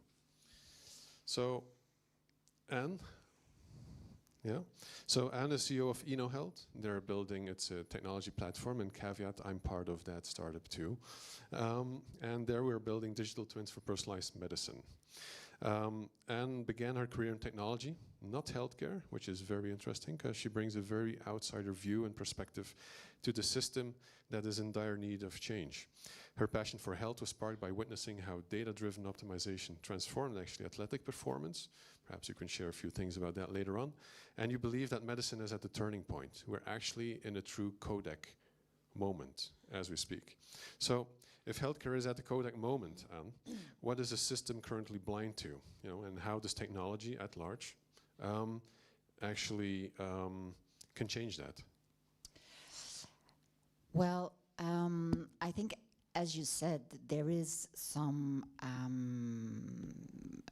big thing going on. We are basically in a healthcare revolution, and still 6 out of 10 people are like chronically ill, and there's 18.3 years of our lives in average for every European that we spend in poor health. So this contradiction is the most amazing thing. And I think what we are missing is that we are all different. What works for me doesn't work for you, and the symptoms I have might have completely different root causes from that same symptom that you have. So we're all different, and we are not an average. Everything we investigate, I'm sorry? So technology being used for personalization then, basically. Yeah, absolutely. Right? Yeah. We'll get to that later. You know, actually I'm going to debate this a little bit more in depth later on. But I wanted to quickly also move over to Dr. Anne, sitting next to you, and you're the Chief Science Officer of EnoHealth, running at the same company, and you're a physician trained in functional medicine. Yeah? So you're building tools to help clinicians make this shift from symptom disease management to root cause resolution. So Anne, what's the most common thing you see in these patients that mainstream medicine is missing? In your own words and short, because we're still at the introduction. Well, the thing is with chronic complex patients that conventional medicine cannot put its finger on because they don't look at root cause. We're not trained to do that. Do me a favor, stand up so that you're, and we're going to move you up a little bit. Yep. So you're under the light. Everybody move up if you're in the light. Okay. We have to move towards the light. So we are very complex individuals and with very complex systems, biology systems that are all connected. And conventional medicine is based on the premise of genetics, and that we would have someday for every disease a gene that is defectant and that we could explain it, so that we couldn't do anything about a disease, so we just did symptom control. That's how medicine has had its evolution. But that's not how it works, and the Human Genome Project that ended in 2003 only, and that is when we first mapped our first human genome, relatively complete, that proved that wrong. And so that put everything on its head, and now we have to go to root causes and analyzing these systems biology, and that is what we're not trained for in conventional medicine, and that is what they miss, and that is why we cannot help this chronic, very sick, chronic complex patient, and that's also why we don't do prevention, because with the gene premise that is wrong, we thought we couldn't do much with lifestyle and other stuff. So with all the knowledge that we have from a gene, actually going to preventative medicine is actually basically the shift that you're wanted to discuss today with us. Absolutely. Right? So perhaps we can move over to Chris now as well. As Chris, you've been tracking your own biology for over 25, 30 years, right? And long before actually biohacking was a thing. So one of the pioneers we have amongst us. And you established or you founded the Nordic Group. It was Nordic Laboratories in '97. And today, that's one of the largest functional medicine laboratories globally. And you're supplying 16,000 clinicians from more than 100 countries. So you're definitely on a mission to eliminate disease through early intervention. I would call you one of these pioneers in this field and in that respect. So after 30 years of tracking yourself, what's that one insight that changed everything for you? That's classic, isn't it? Is that working? That's a classic one. They want one thing that I did that changed my life. It doesn't work like that. And I think the most important thing we must take away from our understanding of health is that it's not singular. There's not a singular thing that impacts how we function. It's a multitude of impact factors that you're exposed to through life, through stresses, but also opportunities. And so if I was to answer the question philosophically, the answer would be, I met a doctor in 1994 that told me healthcare was going to change. It would all become personalized. We'll all understand our underlying biology, our biochemistry. We'll be able to see problems before they arise and adapt. So really that's what I think is what we all have to do, and we can start at birth and we can keep adapting and we can minimize or eliminate the risk of disease if we act early. Yeah. So the earliest the better, right? Absolutely, but it doesn't mean that because you're 60 you shouldn't start it. You know, everyone should start. All right, thank you. Perhaps you can move down the line to Ludovica. Ludovica De Pieri is a public health nutritionist, right? So you're a behavioral change scientist and the founder of Reveal My Food. You're using technology to not only a permeation, actually to redesign the workplace food environment. I find that personally very interesting to see how, through the workplace, you can actually start, building and nudging people into more healthy behaviors. So you're shifting daily choices at scale to improve European productivity, even through that, health and long-term outcomes. So Ludovica, what's the biggest lie we tell ourselves about workplace wellness? With the current wellness or wellness perk, the biggest lie is that we can actually measure the impact. As we know, or we've been exposed, there are a lot of different health and well-being perks, yet we should go back to what are the habits that we actually repeat every single day and therefore make up the biggest impact in our health trajectory. Echoing what you were saying, is a set of actions that actually determines how healthy we are or unhealthy. And so when it comes to wellness and wellness perk, the problem is that uptake is very fragmented, so it's impossible to measure a long-term impact or actually deliver a long-term impact. Exactly. We're going to dive more into that when we touch on the topic of responsibility today. But first, let's close the loop with Hafiz.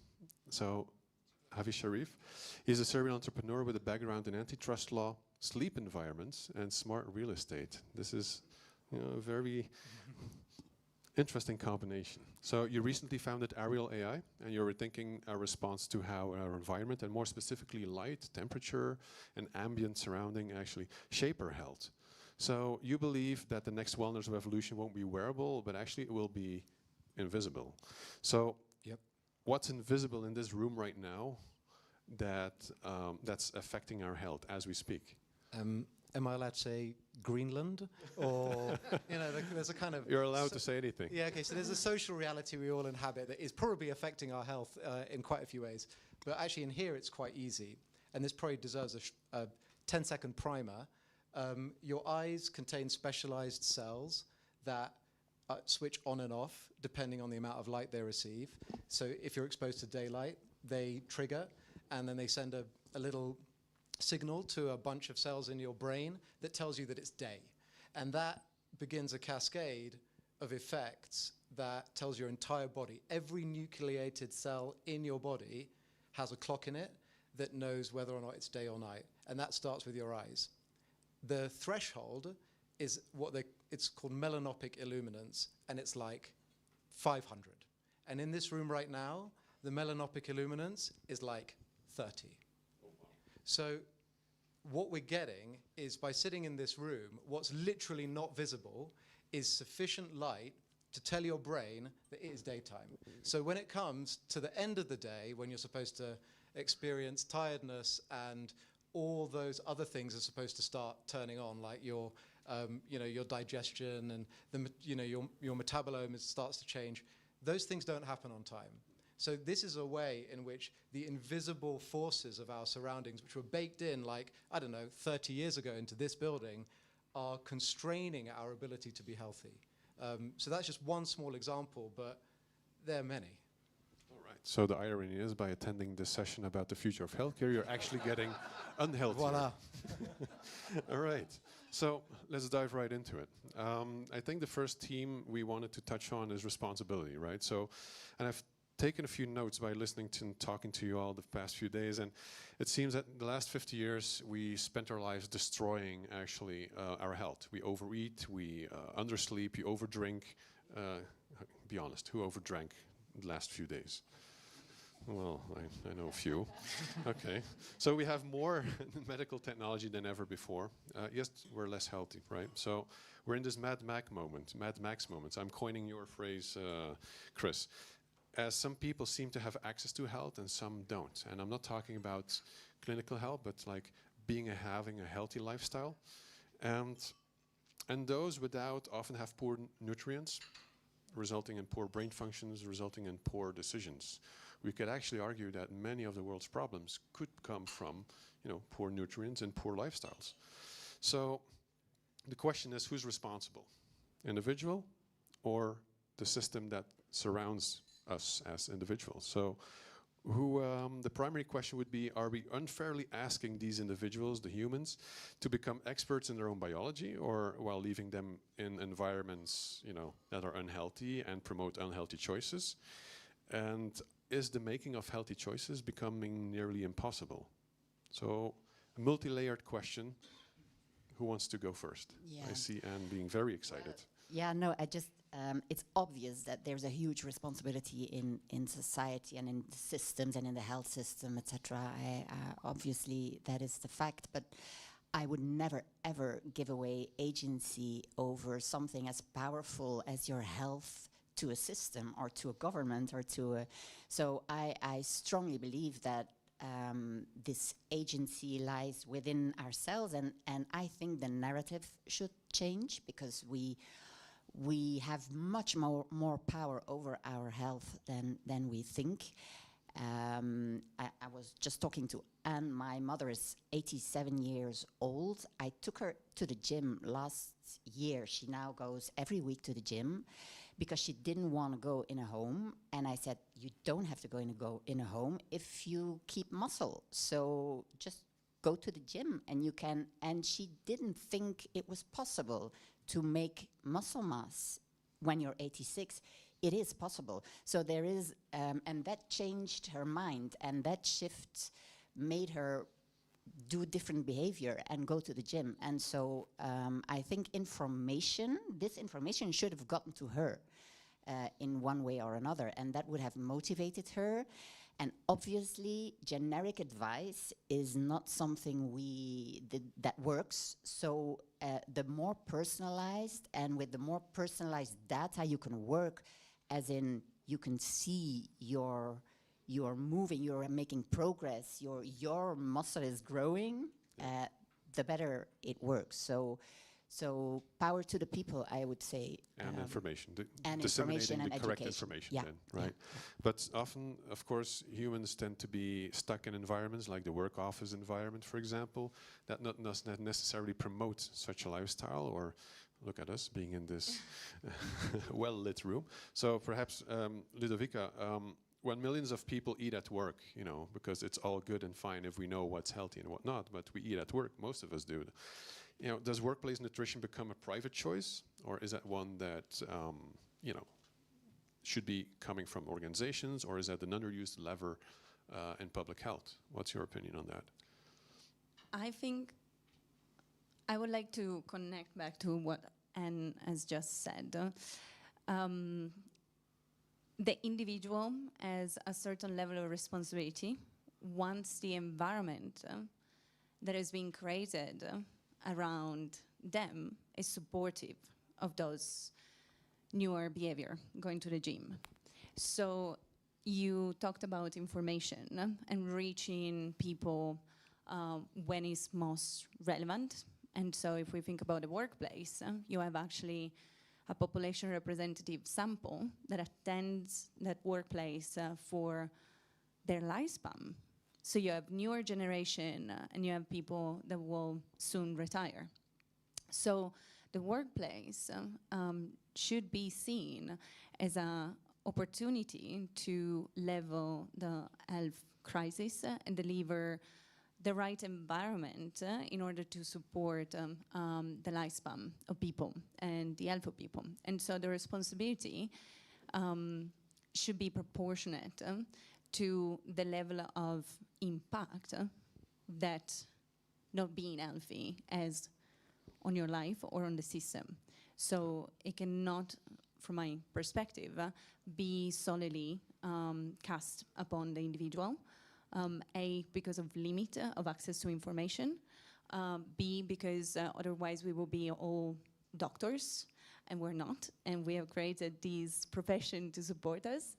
And third, because at times is outside our control.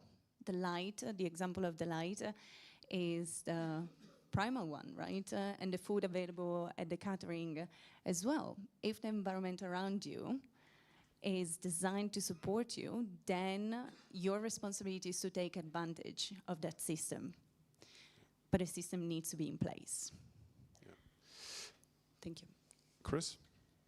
Yeah, I'm going to be more provocative on this. I think, first of all, we have a moral and social obligation to be well if we can be. And so dismissing your health because you're going to hand it over to the doctor is, I think, a naive one in the 21st century. We have huge amounts of data about how we perform. Each and every one of you knows that if you eat something or you drink something or you don't do exercise or you don't sleep enough, it impairs the way you function. So it seems to me to be very odd in a 21st century where we have so much new knowledge and so many new things coming to the fore, where everybody in this room, I bet, has a smartphone, correct? Everybody?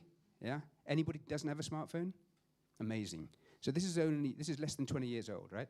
We just heard about the Genome Project. 20 years old. How many of you had your genes tested? Hands up, please.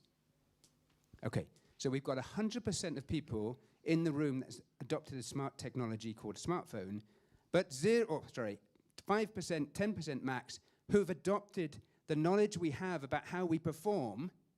You don't think it's important, but you do think it's important to buy a smartphone. And this is a societal problem for me. We have huge knowledge on how we perform individually. But you've got to start with your genes. You've then got to adopt and make the changes. And, sad to say it, I'm sorry to say, this is true. You're not the same as your mother, your brother, your daughter, your sister, or anybody else. You are unique. And therefore, you have to adopt your lifestyle after your uniqueness. And when you do, guess what? All those symptoms disappear. And I've got to be careful what I say because I'm getting old now. But I'm 55. I have no pain. I don't know what a headache is, a stomach ache is. I don't know what pain in joints are. I focus on my neurology because my threat in life is dementia, right? That is a threat. I don't want to get dementia. So what do? I'm constantly testing how I perform to make sure that my brain is active. It can be done. The knowledge is there. Now, I do concur that some people in society don't have access to that knowledge, and we have to do something about it. But I don't think anyone in this room isn't capable of going away and doing a gene test on themselves and finding out how they should be adopting their lives, because you've all gone out and bought smartphones. So health ownership is yours. You must not give it to anybody else.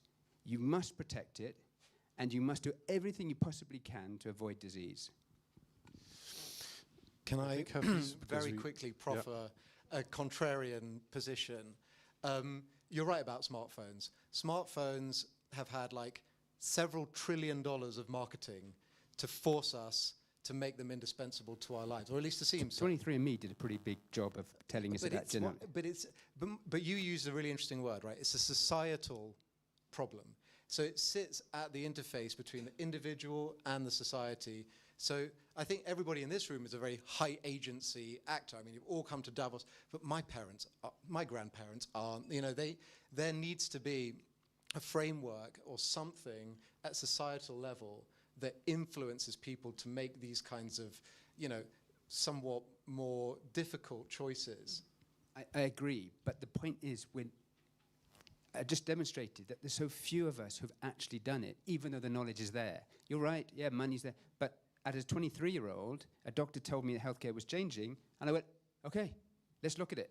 I didn't sit back and wait for it to change. I got involved. I tried to find out what it meant.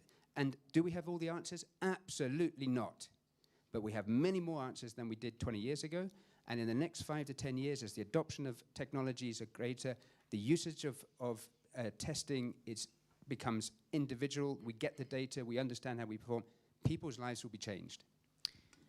I agree, but just to add on this is also... I'm going to have to move backwards. I feel I'm going to be attacked. No. I think all the aspects that we have touched are present as at an individual and a systemic level, and we're all responsible to create data. Going back to your example of the smartphones is also how fragmented it is currently the reality of genome testing kit, how accurate they are, and there is always a starting point for everybody, so it's not to dissuade you not to do that, but it's also to add some critical thinking in terms of where you're seeking the information. Chris, you've been doing this for 25 years, you name paper, your reference paper. You come from the perspective of literature. You know where to find these resources and data. And we need to acknowledge that health right now has so many contradictory information coming at us through the smartphones that we need to be a bit more critical or a bit more investigative when it comes to our health. And it's where the individual responsibility come into place. Perhaps one last remark from Chris? I mean, I get it. And the market, the movement is significant. This segment, after COVID was a wake-up moment, right?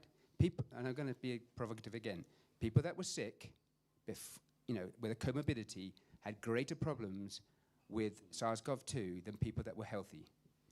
So what we saw during COVID and post-COVID is the adoption by many, many, many people asking, what do I do to preserve my health? So that segmentation is happening. The demand in the market is happening. The growth is very, very significant. Our business is growing very quickly, but all the businesses within the functional medicine world are growing very quickly because we've gone past that early problem of information. It is out there. I do agree. This social media world is not particularly conducive to understanding what we should be doing. Quality data. But it is available, and I implore people to find doctors, clinicians who have spent the last 10, 15, 20, 30 years of their lives understanding individuals' biology, because you will benefit from it. There are some talented people out there. And not only individuals' biology, sorry to interrupt, Ludovica, but also individuals' lifestyle, right? And before we pass to you, Ludovica, perhaps I want to ask a little question to Anne as well about, when someone, about exactly that lifestyle, because when somebody's health fails, we blame it on the lifestyle, right? So how much of someone's lifestyle is actually determined by the environment they're in? Well, lifestyle is more an individual, your choices, where environment, like you so nicely gave such a nice example, is not always something we have control over. But both lifestyle and environment are what we call epigenetic regulators. So we know our genes, we are human, so we do share the biggest percentage of our genes are identical, but the 0.2% that we are different really determine not only how different we look, but how different our biology is. So we have to start by understanding the genes, and then we have to accordingly work with the epigenetic regulators. So what does that mean? That epigenetic regulators are lifestyle and environment, that they turn on and off genes, they upregulate, downregulate genes. So they completely determine the the individual at every moment in their life according to what they do and not do. And so if we then like bridge to the responsibility, it's not just the individual. Of course, the individual chooses what he eats and how much he sleeps and drinks and blah, blah, blah. So that is one part of the deal, but then there's a responsibility in the medical field. We have to shift from this genome premise that is proven wrong to the importance of epigenetic regulation, which is then a joint responsibility of the individual, of the doctor, of the academia, because also medical school, I came out of medical school 35 years ago, they still do the same stuff with the same old stethoscope and with the same diagnose of a disease and then giving this and this medication and this pathology, which is all the same for everyone. They still do that today, 25 years after we have debunked that premise. So it's really, really time that we changed it, because it's the human race is at a point, never in our history, we had such a big shift away from how we are genetically made, how our environment, our lifestyle, what we eat, what we drink, what we breathe, it's all so away from how we have been programmed for millions of years. And that is why we have so much chronic disease, fatigue, burnout, so many people on medications because they don't sleep, they are depressed, they whatever.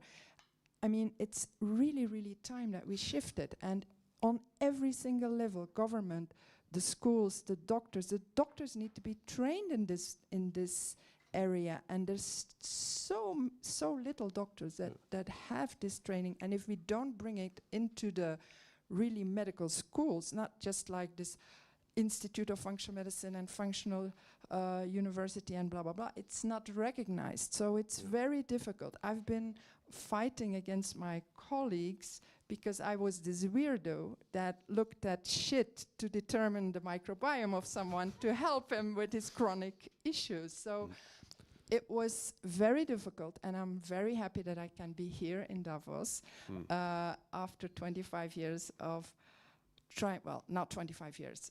I've been in this domain for 15 years, but it's really, really time that also the doctors get an upgrade on what the science says. We spend 3 trillion every year on research. In Europe, we spend 1.7 billion on healthcare, and we have the sickest people in our history. So there's definitely needs to be a big shift on multiple levels with multiple responsibilities. Yeah. Interesting. Let's dive a little bit deeper in the technology side of things, because we have more health data than ever. Who's wearing a wearable, for example? Well, I was expecting a little bit more, but okay. No, but there's more health data than ever, right? So every child born today could have their full genome sequenced, their microbiome mapped, sleep and activity tracked continuously. So all these things are, in fact, possible. Now the question is, does more data actually lead to better health or making better health decisions, or just more noise? And this is an uncomfortable fork in the road. Like, is AI, for example, because we want to zoom in a little bit more on technology, is it being deployed to save our health, or is it being weaponized actually to sell us things that we don't actually need or want and are inherently unhealthy for us, right? So think about recommender systems, think about all these technologies that are actually influencing our daily decision making, also with regards to making healthy or unhealthy choices. So that's probably a question that keeps most of us up at night, at least that's a question that keeps me up at night, amongst others. But what problem in health is AI actually good at solving at this moment, and what decisions do we feel must always remain in the hands of a doctor? Let that be like for the first question. Well, maybe I'm going to bounce this back because you lay awake about this at night. I'm pretty sure that you will come with some nice answers. But to me, I think we need to make a difference between intelligence and wisdom. And intelligence, as in AI, is fantastic in processing huge amounts of data and seeing patterns in so many things. And that's why we built the platform always with a human in the loop, a doctor that then has the connection with the patient, and that adds wisdom and adds the human touch and kind of maybe filters some of the information, because we do not want, not everybody wants to see every day. I mean, some of us didn't look at our Aura ring this morning or the results of the sleep. So you're not always ready for this. Some people need a filter, some human touch. So I would say AI is intelligent, will be much more intelligent than us, has more capability there, but there's wisdom that needs to be added, and that's probably the biggest challenge. It's also a matter of responsibility, and also, having a doctor interpret this data will always be a better way of than just carrying around the doctor in your pocket. If we look at our U.S. counterparts, that's a personal belief I have as well. Perhaps we can have a look at what Chris has to say about this. Well, first of all, AI, if that's the terminology we're using, is going to transform this world in every aspect. And human data, performance biology, etc., will benefit from the mass data collection sets so that we can percolate information through. However, I don't really see that the AI model itself is going to be particularly helpful for the individual, but the way we will adopt it is this way. Now, you're going to have to walk with me on this journey, and it's going to be a little bit weird, but I have a chip in my arm, I have a chip in my hand, and we're able to begin measuring biological data. Now, my vision is that I walk into my house and there's a scanner. The scanner will pick up how I've slept that night, how much I've moved, my stress levels, my heart rate variability, my temperature. Based on that information, it will send to my so-called smart fridge, but it's not a Samsung smart fridge, it's a real smart fridge that actually is smart. And that will have in it all my organic and biodynamic vegetables and meat and produce. And from there, based on the data it's collecting, it will begin to see, you're shaking your head, you don't believe it. Yeah, well, yeah, that's a different thing. That's a different. Life happens when we make other plans. If we try to control something you can't control, it will control you. Okay. This would be a terrible Okay. life for me. Okay, that's fine. That's you. But you are how old? 55. Right, I'm 55 too. I'm very happy. Little bit. So I don't know who's happier, but we're both happy. But the reality is that I want to function awesomely, and I do it, and I check, and I evaluate. So the fridge will calculate what I need to eat. We will then do a picture of it. It will shoot up to the cloud. It will then calculate how we're going to perform in the next 24 hours. Now, obviously, in the first instance, it's not going to be very helpful. But over a course of 100 days, 300 days, 2 years, 5 years, whatever, we will get awesome data about how we should be living optimally. That doesn't mean I don't have a beer, mate. I have a beer. All right? We had one last night. I had one last night. But I also know how everything is performing. The point is, you will also have hyperbarics in your house. You will have infrareds in your house. You will have technologies that will help you perform better every day. You won't have brain fog because the system, the knowledge, the base will enact a circular system so that performs for you, not the other way around. It's the technology will perform for you to perform better. All right. I was actually keen to learn Hafiz's point of view on this before we move to you, Ludovica, because it segues nicely into the environments, the healthy environments you're working on. Sure. Two points. Yeah.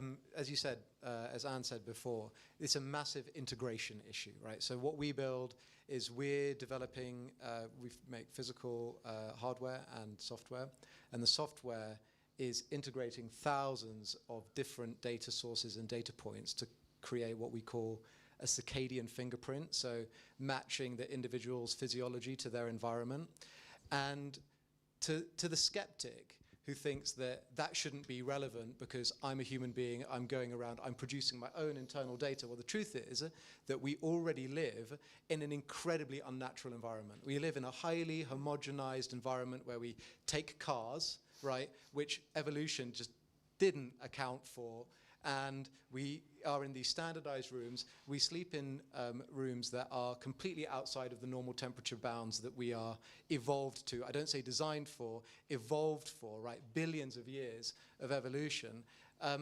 And so it's now incumbent on us as this sort of evolved, like aware species to start thinking about how we might be able to bring or tweak our environments back in the direction of what might be optimal. I mean, we're so far away from a state of nature now that we really need to be thinking about those optimizations. And to the point about what is this environment going to look like, I think the beauty of AI is that it can collate the wisdom of the mass, the wisdom of all of society, and just give us bits of information, bits of food, physical matter, light, energy, heat, whatever it happens to be, and cut through like the massive amount of food noise we have in our environment. Many of us live in what are called obesogenic environments, where simply you go into a shop, everything you see in front of you is ultra processed, it's not good for you, you can't make choices.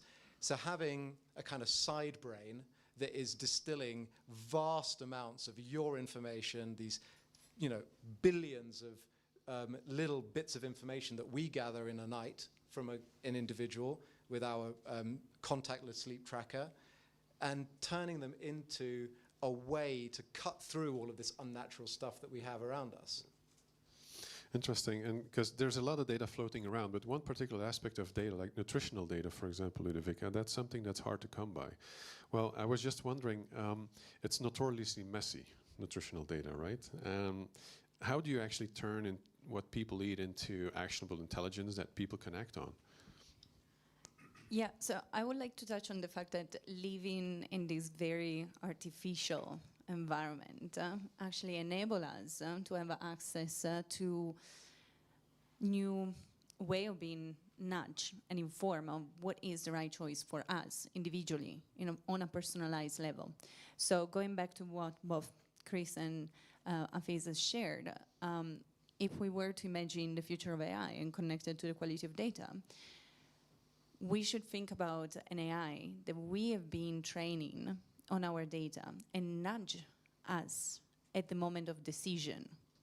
So when we are around and we're doing our grocery online, instead of showing us the double cheese pepperoni pizza, is gonna show you an alternative that knows you would like as well.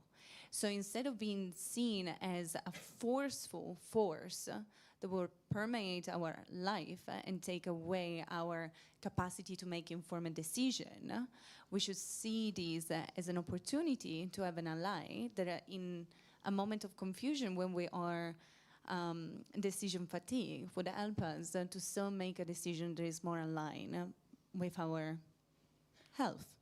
And so when it comes to nutrition and collecting data, we need to think about the nevralgic point where we are capable of collecting high quality data for the individual. And so online grocery, what you're eating in terms of the takeaway, or as in the case of our project, is the workplace.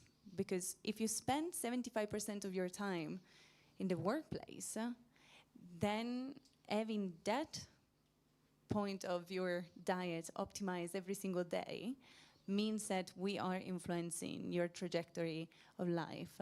And only one single year extra will mean massive benefit for you and for the economy as well, so future generations. Yeah. I'm hearing a lot about, you know, this technology, the AI, that's actually helping us make decisions, and perhaps even making autonomous decisions, like nudging or influencing people into, you know, exhibiting particular behaviors. Now, actually, what's one part of that aspect that you'd say, well, I would always keep a doctor or a human in the loop when it comes to these technologies? Well, I think when it comes to health and everything what is correlated to our health, I think it's very wise to have a human in the loop, and so this doctor needs to be better trained and needs to use AI to be able to process and understand and connect all the data. AI is much better than we are at doing that, and that's the only way to really come to advanced interventions. But then, I mean, we are all human, and we are social creatures. We want belong. So there's that AI can never do for us. And this doctor, when he's well trained, he can use AI to then help the patient to make sense of the data, but also to filter the biases of the person. We all have our biases, we all have our preferences, we all have our weaknesses. That will, if you would only go directly to what AI brings us as information, we would interpret and cherry pick, like we cherry pick who we follow now on social media, because that person is telling stuff that fits what I like. So I think you still need this professional also for the connection, for the human interaction, and to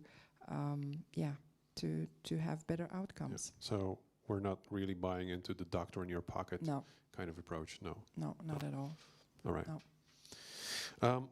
So we have the science, we have technology, we even have the data. That brings us to the real question: why isn't any of this working at scale yet? Just a quick round. Why is this working at scale yet? What do we feel is still blocking, hampering this? Because we have everything, right? Chris?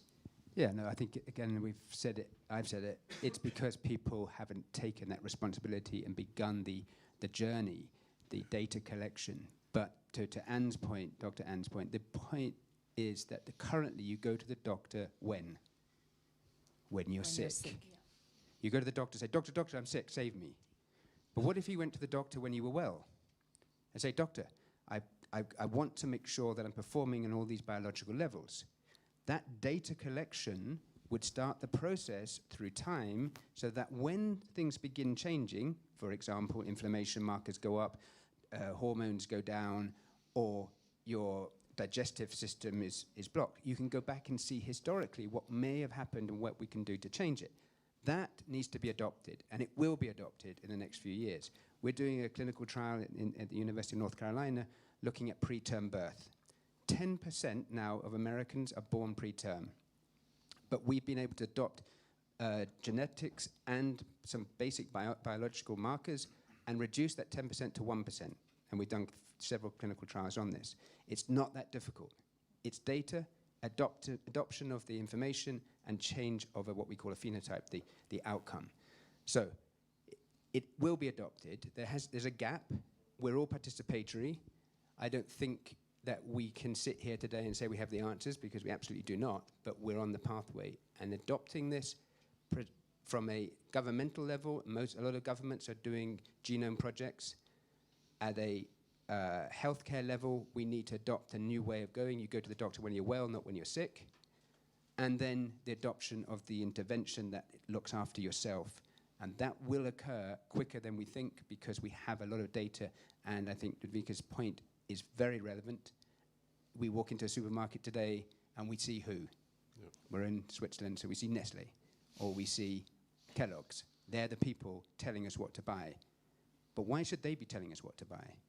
Why shouldn't our own inspiration be telling us what to buy based on good data, good science? So these things will push out, and we will all adopt them. Yeah. Ludwika? Even my friend there. I think is because we need to go back to the basic. We always, and we heard many times, the word AI. What I would like to point is that the things that are not going to change after AI is the human basic needs. And those are nutrition, physical activity, good sleep, and good air quality. And so oxygen, basically, no pollution. And so when it comes to why we're not seeing this massive revolution in the health system, is because we are somehow at the tipping point in which we need to try and fix people health when it's too late. And so going back to the example of the supermarket, we would all make healthier choices if the most prominent option was a healthier one. Instead of having Nestlé, having sourdough bread. Instead of having Kellogg's, you can have oats, and organic one, and regulated farming is part of the picture. The point that I'm trying to make is that in order to have a systemic shift, and therefore being able to leverage these data at the right point, is we need to change the narrative around how we look after our health. In our mind, we had a number when we started, but also a perception of how difficult that must be. And I would challenge all of you to start thinking, what is the easiest choice that I can make today to have a difference? Or what are the most repeated behavior in my life that are actually contributing to my poor health? And so you're gonna start seeing that we have more opportunity to influence the system and therefore get AI to support us and get more people on board with genetic testing, high quality information, and therefore new trajectories long term. Thanks, Ludovica. I have the impression Anna has a burning addition. Yeah, no, because I think it's very strange that we do not mention the huge amounts of money in pharma, because if we are going to shift to preventive, that means that the whole economy is gonna collapse. So we should not forget that one. That was my burning. All right. Very Look, just on this, I think we're actually at a threshold point. So I slightly disagree with the framing that we've had everything ready up until this point. We're at a critical threshold now, where in a lot of industries we're moving from pure tracking and we're moving from data collection to actually being able to utilize that data. And that's not just like the raw biometric data that we're putting out. It's also the kind of societal data of the sum of human knowledge is increasing at an accelerating rate. So top tier journals, like the top 10 journals, are producing together about 1,000 new journal articles a month at the forefront of medical, biomedical science, epigenetics, all of these different things. And now we're finding ways to integrate that information and be able to actually produce outcomes for people that will be meaningful and improve their lives. So I think we actually are at that juncture. But what's needed, candidly, and why it hasn't worked until now, is investment has been in the wrong place. Okay, there needs to be more money going into things that can provably work, and we need to get a bit more as a society, as Silicon Valley and entrepreneurs. We need to get more on the ball about how to turn things that really work and help people into business models that are massive growth engines that can attract huge amounts of investment capital. And we need to do it faster and better than Sam Altman can release ChatGPT Health, that is going to potentially confuse a lot of people about their health and well-being and just kind of throw that into the world of the LLMs. So it's a race. I think this is a race, and money and people and anybody who knows anything about it needs to get into the right companies and be pushing things in the right direction. Otherwise, we know the direction that we'll go into. It'll go into attention gathering. Our health will be used to advertise stuff to us that we don't need. We've seen it happen already. So that, I think, we are at that moment, and it needs to be, it's vital that we take charge. Absolutely. Anne, Dr. Anne, have anything else to add? If not, Well, I think it would be also a huge help if the doctor would not be paid to help you when you're sick, and actually, if you stay sick, the doctors, the pharma, the medical establishment gains money when you're sick, not when you're healthy. But if there has been systems in the past where the doctor was paid as long as he kept you healthy, so that could also be an interesting way to... It's the incentive system that needs to shift, right? Exactly, yeah. Right. Philip, can I ask you actually on this point? You had actually a TED Talk, and you've been working in this field in terms of AI and nudging for almost 2 decades. So Afiz and touch upon where the money are invested and what is the intention behind the system or the design, default design of the process. So you touch upon the big brother and big mother. So perhaps you can expand on that or give us your point of view on it. Well, yeah, Big Mother was something we came up in 2012 as a counterpart to the Big Brother concept. Indeed, there's a lot of data floating around wearables, email even. You know, by just simply analyzing email, you can see who's actually having predisposition or early onset of Alzheimer's, for example. So there's a lot of data going on. The point that we really want to make, or what we have been studying, is I found myself not so much going deeper into AI, but going deeper into behavioral science. I actually started recruiting behavioral scientists in my company.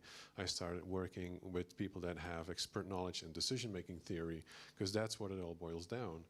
The only caveat I want to make before we wrap this up is the organizations that will be making these weapons of mass influence, these organizations need to be very aligned with the values, the cultural values, and the values ascribing to health, producing and keeping people healthy.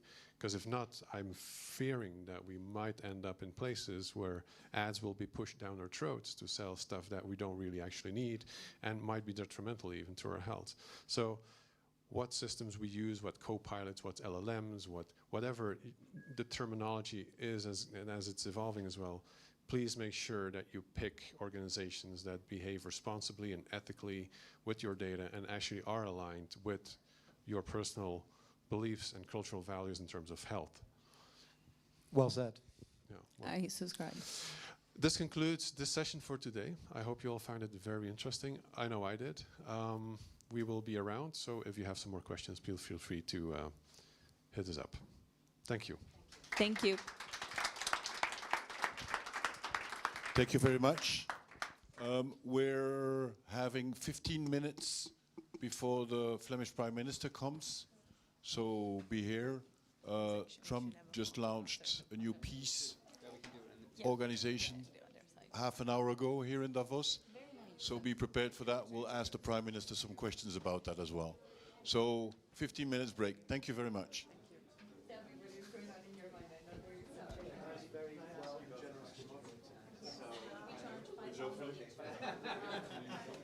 One of my questions is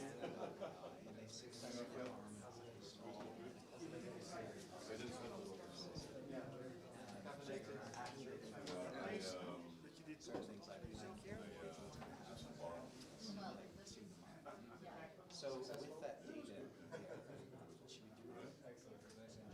Voilà. So I think, I honestly think, every time each generation has had a responsibility for the next one. Yeah. This is the time.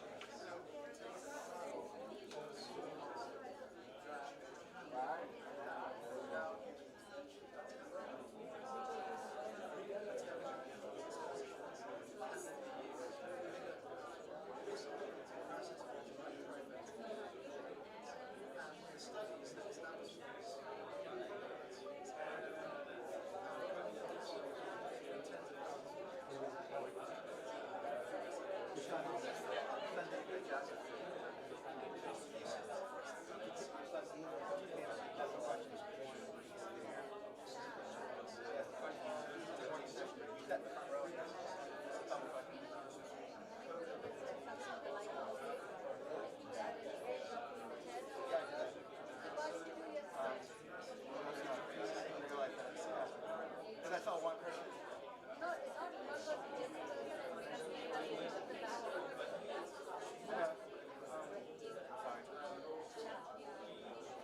Well, I mean, every time I make it, but that screen is not good. It's too bright. Making it black, no one's going to notice. So when I turn it off, turn it back on every time. So I'm like, moving it forward is a good idea. I mean, it came to me this morning because I was relaxing. Because I saw something over the back, so I went away, and then I went back.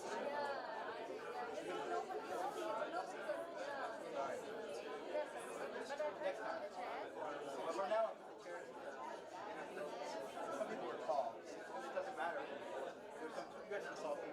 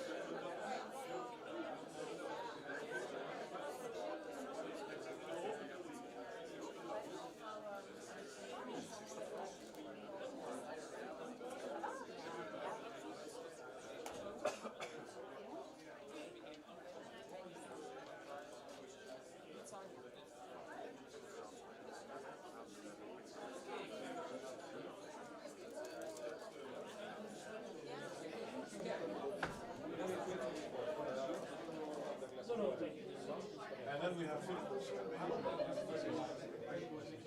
Philip will have also a few, because he has several experience from Flanders as well, but he has several experience in startup scale-ups, in deep tech, but in healthcare, in military, etc. So.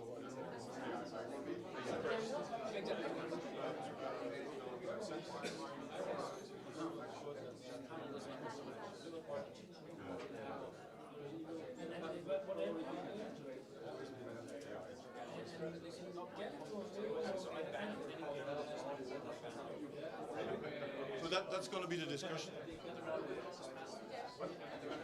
There are no women on this panel.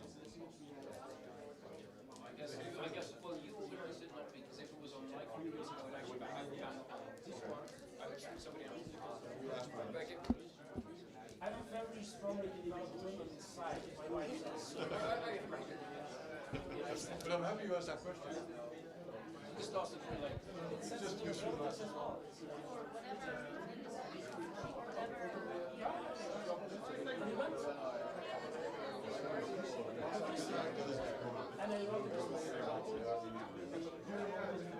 So we're looking now. We're looking. Lekker, ik kan er niet. Ken je haar?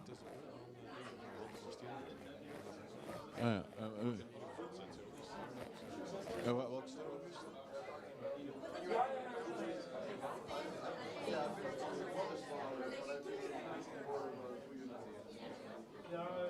Wist het?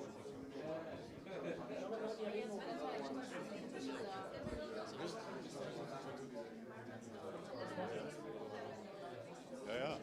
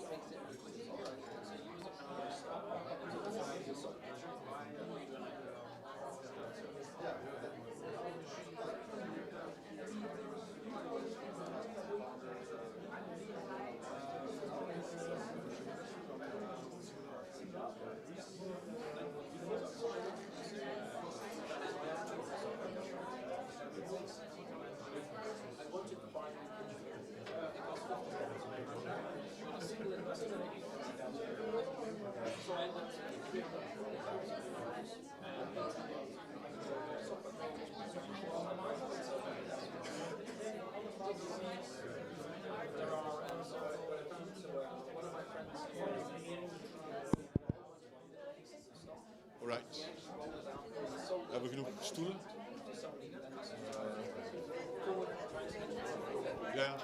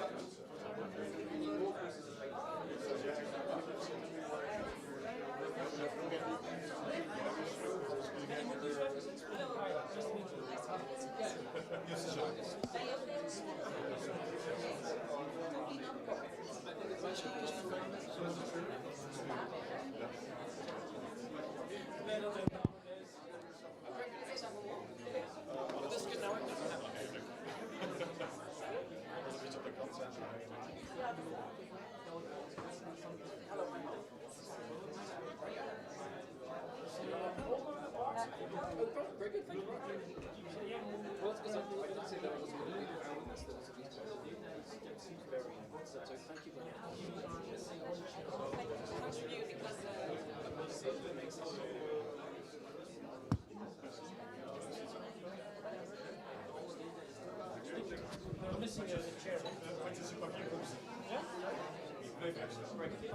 I want everybody with four. That's why I'm here. So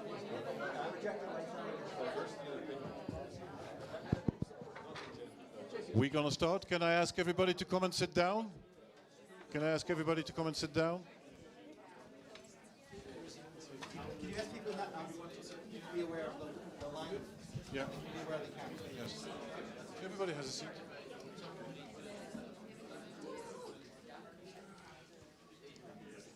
All right. We are having today an incredible shift. So I'm first to introduce the panel, but I will ask everybody to say his name and one sentence. So it's the first time that I can ask a prime minister or minister president to introduce himself. So I love to do that. So thank you, Matthias, for doing that. So what we're going to do is we're going to have a general topic and ask questions to the policymakers or to the investors. Everybody has a certain role in here, and that will become clear when the persons are presenting themselves. So today we started with the shift. The shift is basically understanding your ecosystem, and once you understand your ecosystem, and that could be your own system, or the system or the ecosystem where you are as a company, as an individual, as a group, then you can start shifting. And first you need to understand that. And there's no such thing as a free lunch. And I love to say that when policy is around the table. So that means that we'll come out with a concrete idea here, and we'll see what will happen with it. So we might shift something. So I'm hoping for that. So we'll go just this way. And I would like you to present yourself, and you have more or less 1 minute. And what is your specialty? So 1 minute is quite long, but I'm Matthias Diependalen, Minister President of Flanders, which is the economic powerhouse of Belgium, the northern part. I'm also responsible for economics, industries, innovation, scientific research, and some other things like digitalization of the government. I think that's the main thing that I can tell you. I'm a lawyer by education, but that's something that I try to hide. So. Thank you. I'm Nicolas Schmidt Ursula. I'm an investor. I run investments mostly for my own and a fund. We work with several family offices from around the world, investing a lot in things like AI. OpenAI has been one of our investments, Perplexity and other things. A great company called Axon J. I'm originally from Chile, but I live in Milan. I have lived around the world, always working in finance, mostly at a large bank, JP Morgan, working in New York, Europe, and back in New York, and then now in Italy. I'm originally from Chile. Thank you, Nico. Yeah, I'm Roald. I'm from Belgium, from Liège in Belgium. I'm an investor with a fund called Noshak. My task with them is to try and hunt the next unicorn. So far we've been able to lead an investment in Odoo back in 2019, so that was a good one. And more recently in Aerospace Lab, they're building constellations of satellites. So if we have Starlink-like constellation soon in Europe, it's likely going to be built by that company, Aerospace Lab. I've been inspired a lot by Silicon Valley, where I did spend quite a bit of time at Stanford and in other places in Silicon Valley, and I try to bring back what I call the global valley view. It's the playbook of Silicon Valley is distributed now, so we can have Silicon Valley style startups here. It needs to be fostered and guided in some way, but it's possible from here, from anywhere. Thank you. My name is Ilse Jacques. I come from Belgium too. I live in Flanders. People call me the secret agent of the 1%. So I support, I coach exceptional leaders. That can be CEOs, that can be investors, family offices, VCs, and I have my own methodology, and that's my passion, that's my life work, that's my purpose. Thank you. Good. My name is Philippe. I'm Belgian as well, Flemish. And been a tech entrepreneur for most of my life, mainly in the AI industry. Been creating over 500 jobs in the AI industry in Antwerp region, larger Antwerp region. Very proud of that, because I believe we have exceptional talent in Belgium and Flanders. Currently active in investing in dual use technology and startups, but also recently affiliated with my own proper startup, again, EnoHealth, which was earlier on stage. So, congratulations with that anyway. Hello everyone, my name is Mark. I am Canadian, but I live in Berlin, but I grew up in England. I did my PhD work in collective intelligence and crowdsourcing, and I teach a course on how do you persuade people to go do stuff or not. I did an IPO for my first software company. I'm going to talk about that maybe a little bit later because there's some things that I think Davos should hear. Right now, how many of you are in on Davos? If you put your hands up just so I can get a feel. A few, okay. It'll be all of you, obviously, after this. So right now, then, this is my 18th WEF, and I realized it was an incredibly good platform for me, but rather than being selfish and hiding the knowledge to myself or a couple of friends, I decided to share this knowledge, this secret insights for doing Davos to a few more people, mostly because I realized we need to live in a world of abundance, which we do, but in a world of scarcity, literally the few, we have fewer connections. By the way, the WEF actually backwards means few. Yeah. But so right now, therefore, I created on Davos, and so happy to be here and be invited to the shift as well. Thank you. Thank you, Mark. So, we have those incredible people over here. You see you have all different angles to it, and that's what the shift stands for, is to have different angles and have a discussion about that. So I would say, who has a question for our Minister President in about, for, you know, like questioning about policies, for instance. So I don't know who wants to start. You can have a final, yeah, Nico. One of my main theses for 2026 is whatever it takes. And the framework is that. And we have seen the President of the US doing whatever it takes for whatever he wants, which is the midterm elections. And I'm rephrasing that to Europe based on the suggestions of Mario Draghi for innovation, for the changes that Europe has to do. So how you see that, how you're doing, how you're working towards implementing some of that or something different? That's a very big question, and I can give you a very long answer, but I'll try to keep it close. First of all, we really have to stop looking at Mr. Trump as rabbits to a light bulb. It's not relevant anymore. We can't find any logic behind his words. I have to respect him. He's democratically elected in another democracy, so I will respect him as a president of the United States, but there is nothing, you can't do anything with his words because there is no logic behind it. But we really should stop focusing on that side of the Atlantic Ocean and really start looking in the mirror and start working on ourselves. And if you ask me, 4 things need to be done. First of all, you mentioned Mr. Draghi and Letta. Let us be honest, there is nothing new in there. There was not a word new in the Draghi report or the Letta report. It was all things that we already know for a very long time.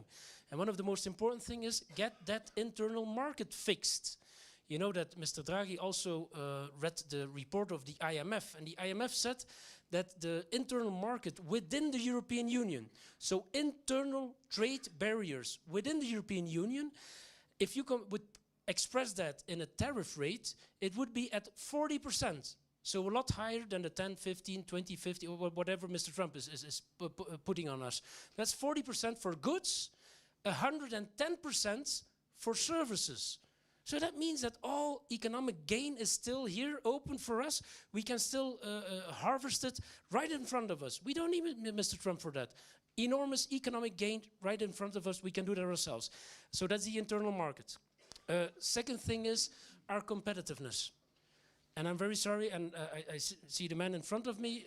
I agree totally. Ecological goals are very important. But we have to balance them with our economic welfare goals. Because we need that welfare to do the one thing that politicians should do, take care of each other. That's what we have to do. And that's my job, actually, take care of each other.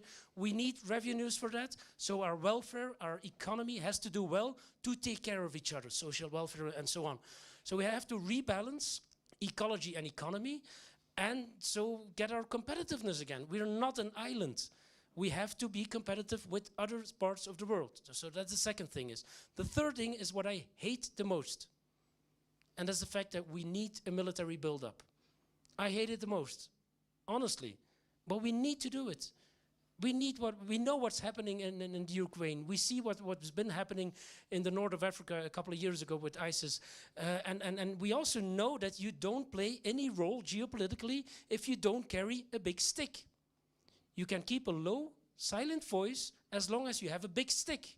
At this moment, we only have a silent voice. Nobody listens. So that's the third thing. And I honestly admit, I hate the fact, but it's a necessity. And the fourth thing is, and that's actually the most beautiful thing, we need to find new friends. And there are many people around the world, regions that want to be friends with us. Mercosur is one of them. India is another one. And I'm actually convinced that everybody who wants to grow in the future as a community, let environment thrive, economics thrive, so make sure that you can take care of each other more, they want to be friends with us. And it's good for us because we need the materials, but also the export, import, the whole system. Trade made us rich. Actually, one last thing I'm saying, and that's on that fourth issue. If you look at the last 200 to 250 years, 250 years ago, about 90% of world population, not only the European Union, not only the West or whatever, 90% was poor. Today, only 10 to 15% is poor. Still too much, but that's the progress we made because of free trade. Well, we have to treasure free trade. Of course, within a rules system, a system of rule of law, we have to keep that in mind. Free trade is never totally liberal. It's not. It has to be in rules system. And then there's really the last thing to say. 3 things that built the prosperity we have: democracy, rule of law, and actually free trade / an ugly word today, but it's the principle we need is capitalism. Thank you. Very good. So I would like some reactions on this. Yeah, Philippe, go ahead. Capitalism, I fully agree. Sounds like a dirty word, especially in Belgium sometimes, yeah, in Flanders. So my question would be, we can change in terms of policy whatever we want, but there's still this cultural aspect, right? The cultural aspect that we have in Belgium, for example, it's where words like capitalism is a dirty word, for example, but also in terms of risk-taking. You know, a lot of people don't take the necessary risks to build these companies, are trying to avoid failure as well. I'm not advocating for failure, let that be clear, but these are things that happen. So are there any ideas on what could be done to actually incentivize more risk-taking, proper risk-taking, I mean, calculated risks?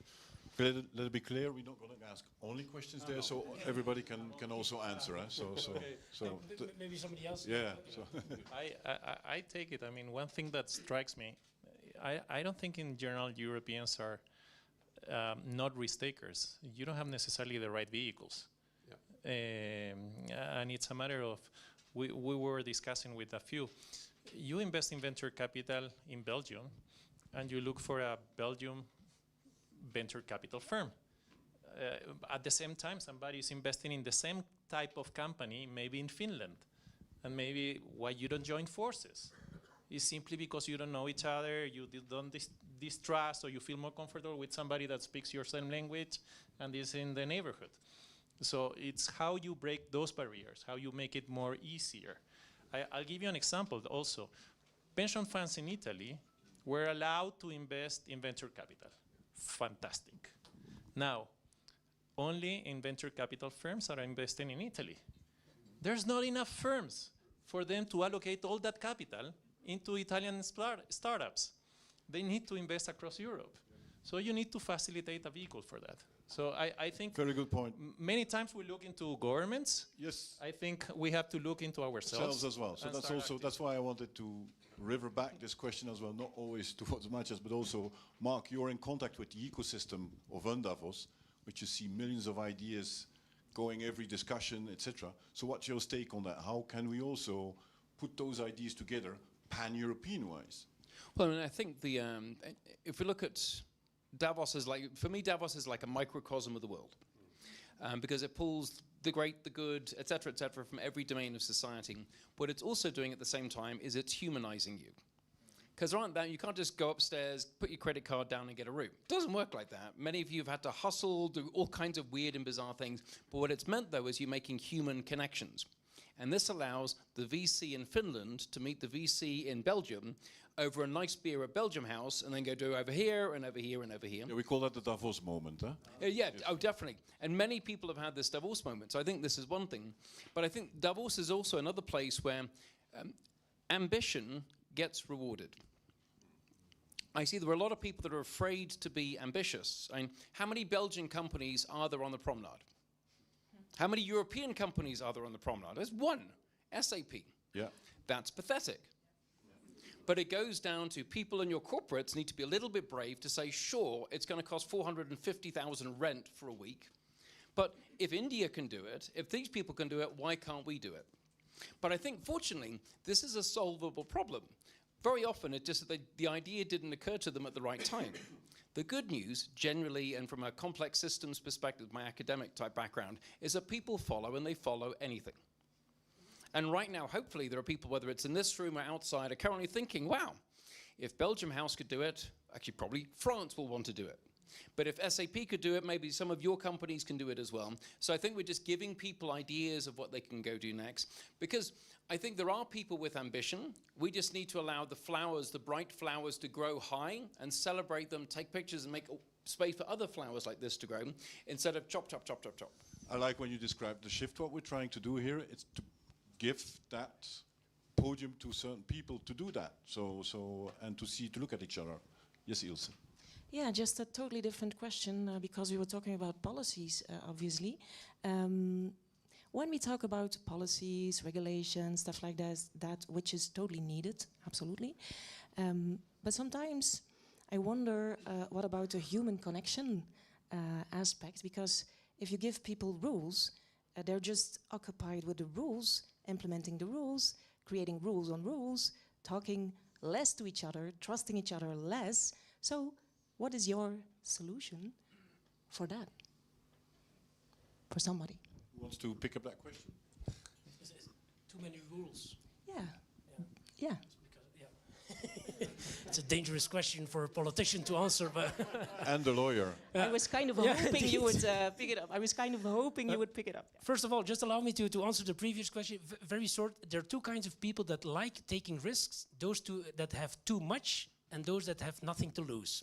And the fact that in the European Union, which is a good thing, we have a very broad middle class, is the reason why we are, in general, of course, risk avoiding. And by the way, there is some studies, scientific studies that show that the higher your education has been, if, of course, you don't have too much or nothing to lose, you're more likely not to take risk. But anyway, that's the thing. The other one, rules. You know, the single one most important debate in politics is that. How much should a government steer society? How much should we as a government decide instead of you as an individual? That's the most important discussion there is.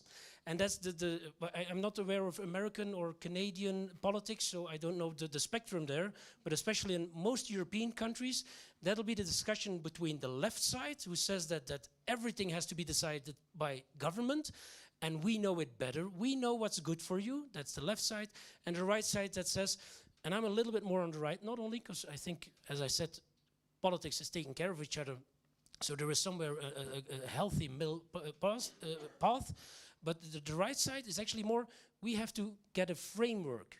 And within that framework, you do your own thing. And that framework is actually, yeah, the polite kind of thing that we live, we are individuals living next to each other, and the end of one person's freedom is the beginning of another person's rights. So that's where you have to get the framework in balance. But you cannot make it very broad or very narrow. So narrow is more for the left that want to decide more for you. Broad is more for right wing, and that's let people are free. That's the biggest, most important discussion. Thank you. Yeah. Go ahead. Free, and do you think it's important within that frame that they take some kind of ownership, that we teach people, yeah. Actually, I think it's enormously, tremendously important that the more freedom people have, the more ownership, initiative, creativity, innovation is allowed. And of course, you need to, as I said, you need to find a balance between those two.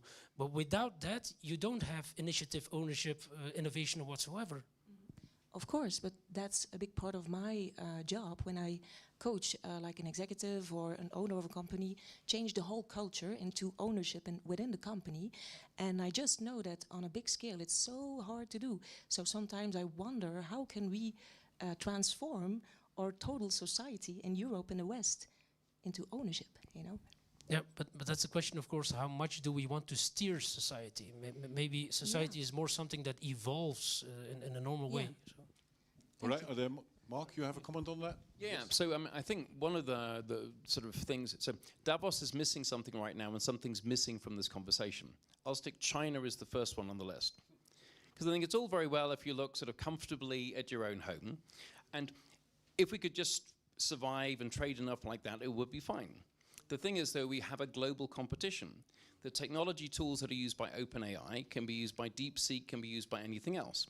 And so right now, even if we have a European-centric view, it's very important. I mean, I live in Berlin. I've grown up all my life in Europe. Right now, there is a global market.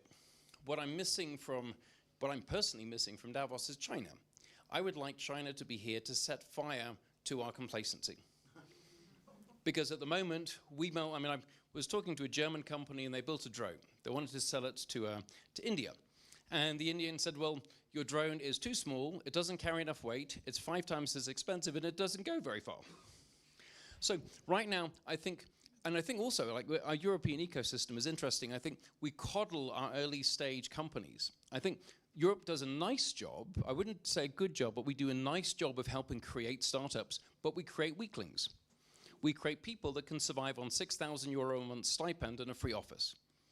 But then there's no energy, there's no drive, there's no force to create the billion-dollar companies, which is what you really need. Is it about the ambition you want to talk about? Is that Well, linked to that? but I think it's definitely there's the ambition. The other thing is that we have to look what other countries are doing.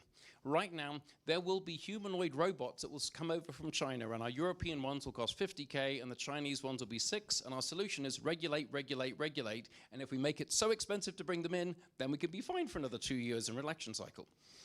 It just doesn't work. Agreed. We have in the next panels later on, we have discussions about exactly those topics. So I think it's a very interesting discussion. I believe in code of conducts instead of regulating too much. So in certain new industries, because like policy is always behind the technological evolutions, and that's a bit normal as well, I would say so. But then you need to do other things. Yes, Roald, you have another question, I guess. Yeah, well, it was more of a comment on to rebound on what something Philip has said about mindset, about what the Minister President has said about the role of top-down versus bottom-up, and probably also with the ambition of Mark. A concrete example that I see, I'm getting involved with the Alumni Association of my alma mater, UC Louvain, right? We had our 600th anniversary together along with KU Leuven, right? And we noticed that the more, as you were saying, the more you are educated, the more you tend not to be an entrepreneur, not to be willing to take risks because you want to go for work for a large company. What we are starting to do in Louvain-la-Neuve is to have a wall of fame of the alumni that have started a company, like the Walk of Fame at Hollywood. So we showcase our alumni so that other students would see it every day, every single day, that there is another path to their career than just follow the business as usual route. And I think those are small steps, but they help change the narrative. They help foster a culture of ambition. Oh, I see Fabien Pincars, who started a 7-time unicorn. Why? He's like me. He's done the same studies. So, pulling people upwards. I think that's a great idea. I love that idea, and we should do that more. We should be more proud of being European, or being Flemish, or being Finnish, or being etc. I think that's a very good point. Have role models. I have another question. You talked about his cap, make nature great again. So I really like that. So it's not making Europe great again, it's making nature great again, because it's a global thing. So we sense that ecology is a quite important chapter in what we do also as business and as policy, of course. We launched early on this morning CPR for the planet, where we don't work in silos, because pollution doesn't work in silos. Pollution doesn't stay in the air or doesn't stay in the water. It goes across the silos. So we think also that policy, investment, startups should go right through all those silos. So what's your take on that? I don't know who wants to start. Philip, I see you're thinking already.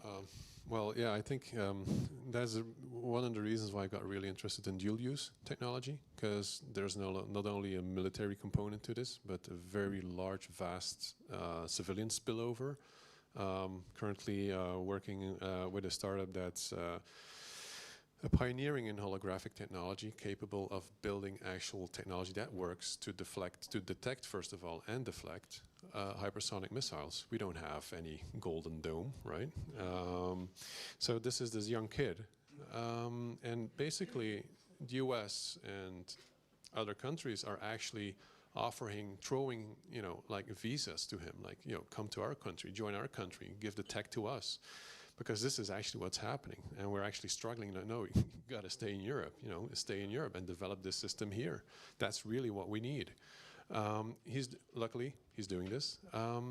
But the point I want to make is this technology also already led to a pioneering situation in which he was able to actually touch, or, well, not actually touch, but manipulate DNA and RNA without manual intervention, which is very sophisticated, very novel. So there's already a huge benefit for healthcare, for cancer research, and all these things coming from this one particular part of technology within that small silo of defense or military technology that has a huge spillover. That's actually what's really interesting me, and I'd love to see more and more and more of dual-use technology being invested in. Maybe it's take of investors in that. Can I make a comment on that? Sure, absolutely. And it's something that I ran into. You know that most of the family offices or investors, or by laws that establish the structure that they make the investment, ESG, right? They have an ESG that, from de facto, it comes off the shelf, that forbid them from investing in defense. Absolutely. And that's a massive change that we need to do. Yes. In my own fund, we were investing in we're trying to invest in a defense company, and we were stopped by that. Yeah. Now we're changing the bylaws, but this is something that has to be done across the board. Yeah, if you want the capital to start coming, right? Absolutely. That's actually one of the things that we're running against, these ESG compliance issues that we have with family offices, indeed. But, it's reality. Reality dictates that we need the change. And then somebody across the Atlantic is saying, bye-bye, you win, or something like that. Exactly. See, so we're battling against that as entrepreneurs also. So I don't know, what's your stake, Mark, on that? So I have another thing as well that Europe could do quite easily. So there are probably $1 trillion of trapped money in fantastic European companies. $1 trillion of trap. Who here bought Can you give an example to make well, yeah, it so for the okay, audience? well, a given example would be, so one of my friends in Davos, he put $500,000 into Suno AI, like a little AI company. Ignore the fact that it's in the US, but he put $500,000 into Suno AI at a $4 million valuation. Its current valuation is $2.5 billion. He would be fantastically happy to sell some of his stake for, let's say, 200 million. And then he would put that 200 million to work instantly over 30 or 40 companies. Instantly, in a heartbeat. Thankfully, what he need to have is whatever trusted counterparty and sign a piece of paper called a contract. But I find that investors are sort of remarkably daft and stupid, because at the moment we could actually free up masses of capital. I think we're just so used to the fact that you invest for this much time, the money is trapped, it is what it is. It takes investors like you, I mean, you could keep your money running on OpenAI, but there are opportunities with secondary markets, et cetera, et cetera. This could be an incredible opportunity for Europe to free up capital that at the moment is trapped. I IPO'd at the last moment. There were no IPOs after I IPO'd for 18 months in London because the market froze. So therefore, people are trapped. I think if we could trap the capital that is in here, which isn't that hard to do, we can do it with an existing instrument, we would see an absolute renaissance to get the money moving. There is no velocity of money, but there really should be. Yeah, like in the US or in other regions. Agreed. Yeah. Yes, Philip? No, I'm just concurring. I mean, every company we sold was sold to a foreign, to a US company. Then their pockets are deeper, their capital markets are deeper. But it's not even the depth of the pocket, it's the velocity of the money that's flowing. That's the thing. And that's a shame, actually. But it's a little bit of the ownership, right? And the ownership of the people with their own capital voting, right? Another example, and this is painful. I like opera. I'm in Milan. You have the Scala. Fantastic opera. You know who financed the opera? First is the government, and the second largest private financing comes from Americans. comes from money that they're raising in New York, friends of the Scala, not from Italian families, not from Italian investors, not from Europeans. And do you care about that? Vote with your dollar, or with your euro, sorry.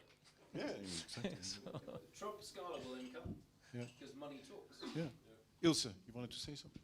Yeah, I want to come back to something that you said, Nicolas, before. You talked about changing the narrative to stimulate people to take risks, to start a company, to grow their company, to invest their money. So I think that's really true.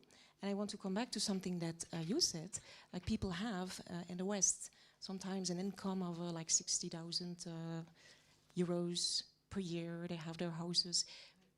At what point do people have too much comfort in order not to take risks anymore, not to explore their full potential? Just a question. I think it's a very good question. Somebody wants to answer on the panel? Maybe I don't know where it is, at what point there is, but it's also something individual. I do want to say something about the last point. We expect too much from government. And that's the reason why you don't have, what it's called, if you do that, helping other people, and it has a name, philanthropist, that's it. You see a lot, I think we are all convinced of the fact that the European Union is the best in humanitarian aid and all that kind of things, as a government society, as governmental institutions doing that. But because of the fact that everybody in the European Union expects its government to do that, they don't see any necessity for them to do it themselves. So in the United States, it's differently. And there you see a lot more philanthropy. There's another example, like we pay 100 million a year in Flanders to protect our cathedrals and our immovable heritage, the nice building, castles and stuff like that. I see in the United Kingdom, the National Trust has 6 million members who each pay between 80 and 100 euro a year to be member to support immovable heritage, also nature initiatives, by the way. So you have a society themselves, how do you say, ownership? Yeah. Ownership, they feel themselves responsible for maintaining nature, maintaining their heritage, and so on. They rely too much on government. So then it's a little bit further. It's not my responsibility. They'll take care of it. And that's a bad thing, if you ask me. It's also a bit a chicken of the egg. Eh? It grew like that as well. So it's easy to say it's not the politicians, and we need to look into the middle in that. So yes, Ilse. And then we'll take questions of the audience over here. So prepare already mentally to have some questions. Yeah, just philosophical question. Sometimes we say people have the government that they deserve, but could we turn it around? Could we say, like bringing more ownership to the crowd, to the people, can also be like created by the government? Just an open philosophical question, by the narrative, by giving them back their power and really framing that, I don't know. Just a question. We talk a lot about an economy, about accountability.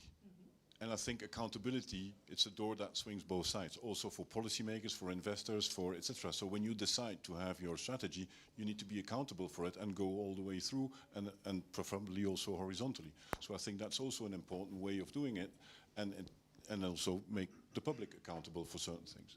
All right, are there any questions? Is there? Yes, Greg, can you play Usain Bolt and go with the estafette stick everywhere? Hi, my name's Shane. I run a startup called Twiveling. It's a twin of me, but I'll talk about that later. The question is this. As a startup, right, one of the big struggles is you're trying to sell your stuff into corporations, and then there's these barriers of, are you GDPR compliant? Are you ISO certified? Are you all these things that you have to do? You can't afford to get done yet. Is there some way that we can make a framework to give startups a little bit of a buffer so that they can get around that before, like, to a certain revenue size or something? Cool. Who are you asking the question to? Please name somebody. Well, actually, so for me, so whatever rule is there will be cheated. Whatever rule is there will be cheated. So what you'll do is you'll just divide up your contract into 10 different pieces. So right now you look at ESG. One of my most terrifying conversations that I had with it was a New York banker. And I was telling about defense stocks and everything else and tobacco. And he said, The goal of ESG is, as long as their direction, you believe their direction is okay, then it's okay. From our investment fund, it's okay. Like, as long as you think that ExxonMobil will eventually stop producing oil, then it's okay. Every single rule can and will be cheated, particularly the ones with money involved. So if there was a small business scheme where you could avoid GDPR, you can guarantee that at some point, just for fun, Meta will suddenly become a small business. Sorry. Yeah. Yeah, I'm not certain that I agree with that, and sounds a little bit like fraud. But anyway, it's something different. I do want to say one thing, and there is a problem we have in the European Union, and not only the European Union. I think my own government has the same problem, and that is that we forgot the link between a rule, so something we forbid or we make obligated or whatever, and let me call the societal goal.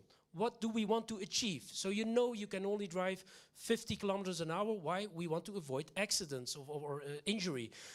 You're not allowed to... Or pollution. Sorry? You can say it, or pollution. Or pollution, yeah. But we know what our goal is. And there are a lot of rules that were made in the European Union that forgot the link between what is the societal goal? What is the effect we want? And the most disastrous example of that is, it's not GDPR, but they actually went back from it. CSRD, so that's why you have a chief of cabinet. He knows everything. I'm only the poster boy. But you have a spokesman as well, huh? Yeah, well, but the CSRD system was actually a system where all kinds of companies, long lists of companies, were obligated to report. How many women have you working? All very important things. What is the wage? What is the difference between the most paid and the lowest paid? What is your impact on nature, and so on and so on. But the only thing was they had to report. But you don't get anything with reporting. You don't win anything. Nature is not better from it. There are not more women in that. So there was no link between the obligation to report and the societal goal. And that's the only thing that there was. They were actually getting more data to get more rules. To get more rules. And that's, of course, it's not the way it should be. So we need to keep a link between the rule and the actual goal of it. Yeah, totally agree. So it's sometimes even self-sustainable, but that's another discussion. I would say, do we have micros there? And then please bring your microphone. I have a question, actually. Yes. Okay, this seems very relevant. I'm a startup founder called Alive, and we are closing the gap between ESG and AI by pulling in ESG professionals into our systems, using those systems, and applying the data that is available online, creating insights, and improving the company from within, right? This could create a massive wave in streamlining what is necessary to achieve those frameworks worldwide, costs and compliance per year, and like the speaker here said, increase the momentum in Europe to really use the capital that we have. All right, and your question is? Sorry, the question is, does it seem relevant? Thank you for your pitch for 1 minute, but what your question is? No, I'm joking. Yeah, would that be a relevant solution? I think it would. It would help. It would streamline that. So that's for sure. I agree with that. Can you give your microphone there? Thank you. Hi, please say who you are and who you asking the question to. Yes, my name is Chris. I'm from Austria. I'm an NGO founder. I founded an NGO some 3 years ago in the field of inner development for changemakers. Connecting to what you said before, that's not the way things should be. Going to a meta level, my question actually is, how should things be? I would actually, on your very individual level, shoot for the stars to reach the moon. How should the world look like? Where we are shifting to from a societal or economic or ecological point of view. Where are we shifting to? What comes to your mind? Just, yeah. Thank you. Who wants to? Ilse, maybe from a human point? Yeah, if I can say how my perfect world would look like after the big shift is a lot more awareness. That's one thing. Less ego. Sharing resources. So you see a lot of companies, I have a lot of clients, they all do the same research. Sometimes They don't share knowledge. So I think we need to go to unity much more in so many more segments of the society. Yeah. Thank you. Next for answering, yes, Nico? I will say, emphasize on the U of European Union. Make it more, I mean, for entrepreneurs, startups to work more together, for capital to flow more together, for investors to work more together. Today it's full of silos. Let's break those silos. We need more of a unified market. Yes. Yep. Sorry, I want to add a little thing. I forgot one, the most important. Like we said, like Minister van Diependaelen said, ownership. Yes. Bring people to their full potential. Make them take 100%, if it's possible, responsibility for their potential, and in that way give the opportunity to others to do the same. Roald, super short. It's going to be short. If I had a magic wand, I would start with education, and with 12-year-olds, you can turn them into change makers, and that's how you build a generation of entrepreneurs. Totally agree. Totally agree. Yes, take a question from yours, please. Thank you. My name is Chris Moore. I'm the CEO of Nordic Group, and we are a small family office that have built into a chain of healthcare companies across Scandinavia predominantly. And I want to work on Mark's comment about this locked capital, because who are the best people to invest in new companies? People that have experienced in investing in new companies and have built them themselves.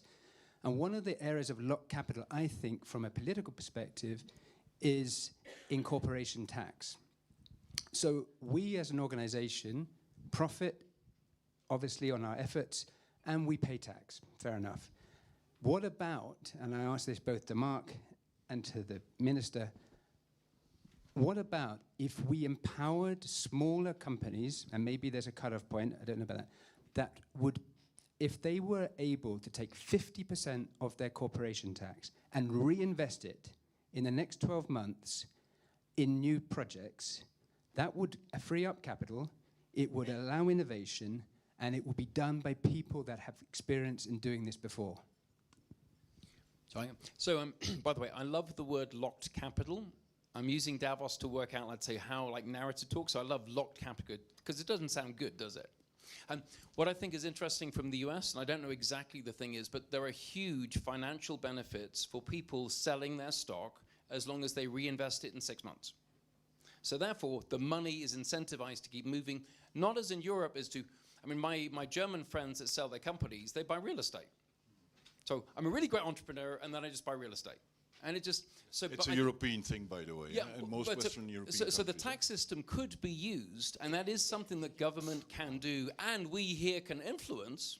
At least some of us will be voters somewhere, but we can influence and use our power to get these type of things done, because we do see, and the capital would be redeployed, we would be creating more jobs, we would make more investment. So I think if we could have more tax incentives for that, that would be a very good idea to free up our capital. I think, but... Yeah, I agree. We have systems like that in Flanders, in Belgium. I'm not a fiscal expert, so don't take my advice for granted, but the thing is that in the fact that if you invest it in your own company, you can deduct it, but also in research and development. We have a system where you have to pay 80% less labor costs if you employ people to do research and development, which is actually a cost for the federal government of 1.6 billion. For us, that's a lot. So we invest a lot in it, in some kind of those fiscal systems. Yeah, I think that's a very good, and I think we'll need to take it even a step further there for the future. I agree with that. Okay, we have time for one question because we need to round up. Yes, Hafiz? Hi, my name is Hafiz Sharif, serial entrepreneur with a new startup in AI related to health. And something, so I'm an ardent European despite my accent and what's been happening with the UK. I really want to raise money in Europe for my latest company. It has been sensationally difficult, especially in London. And what a lot of people in my ecosystem, so we've moved to the US, a lot of people in my ecosystem are saying the same thing. It doesn't seem to be about capital, it's about attitudes. So my question is how do we really stoke the interest in taking risky early pre-seed and bets that are gonna kind of get this. I love your question, Hafiz, and I'll let Ilse answer because this is about culture, it's about people, it's about indeed taking risk, taking responsibility, taking accountability. And like the US, you have 10 IDs, they know they're going to lose 8 of the IDs, but they're going to win 2. So it's a bit that mentality. What is your experience with management and C-level on that? Well, your question is actually, Hafiz, just to be sure that investors are holding back and are very. Is that your question? No, it's high, right? It's humans, huh? Yeah, it's the impression that one gets that there is some unwillingness in London, in Europe, to just kind of go for it and make the big bets and really support these sort of new ideas. Mm-hmm. I'm not saying it's not a problem, but there are a lot of companies who do it. So I would say if they can, of course you can, but you will do it, of course. But yeah, I think that's a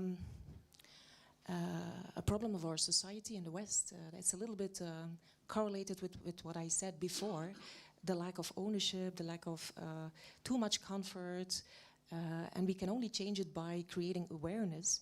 And there are a lot of studies who show that not all the people are actually able to transform themselves, to go beyond their fears. Like we saw this morning in a panel, somebody saying that was impressive to me because it was something I didn't know, that 42% of the revenue is getting lost and people not trusting each other.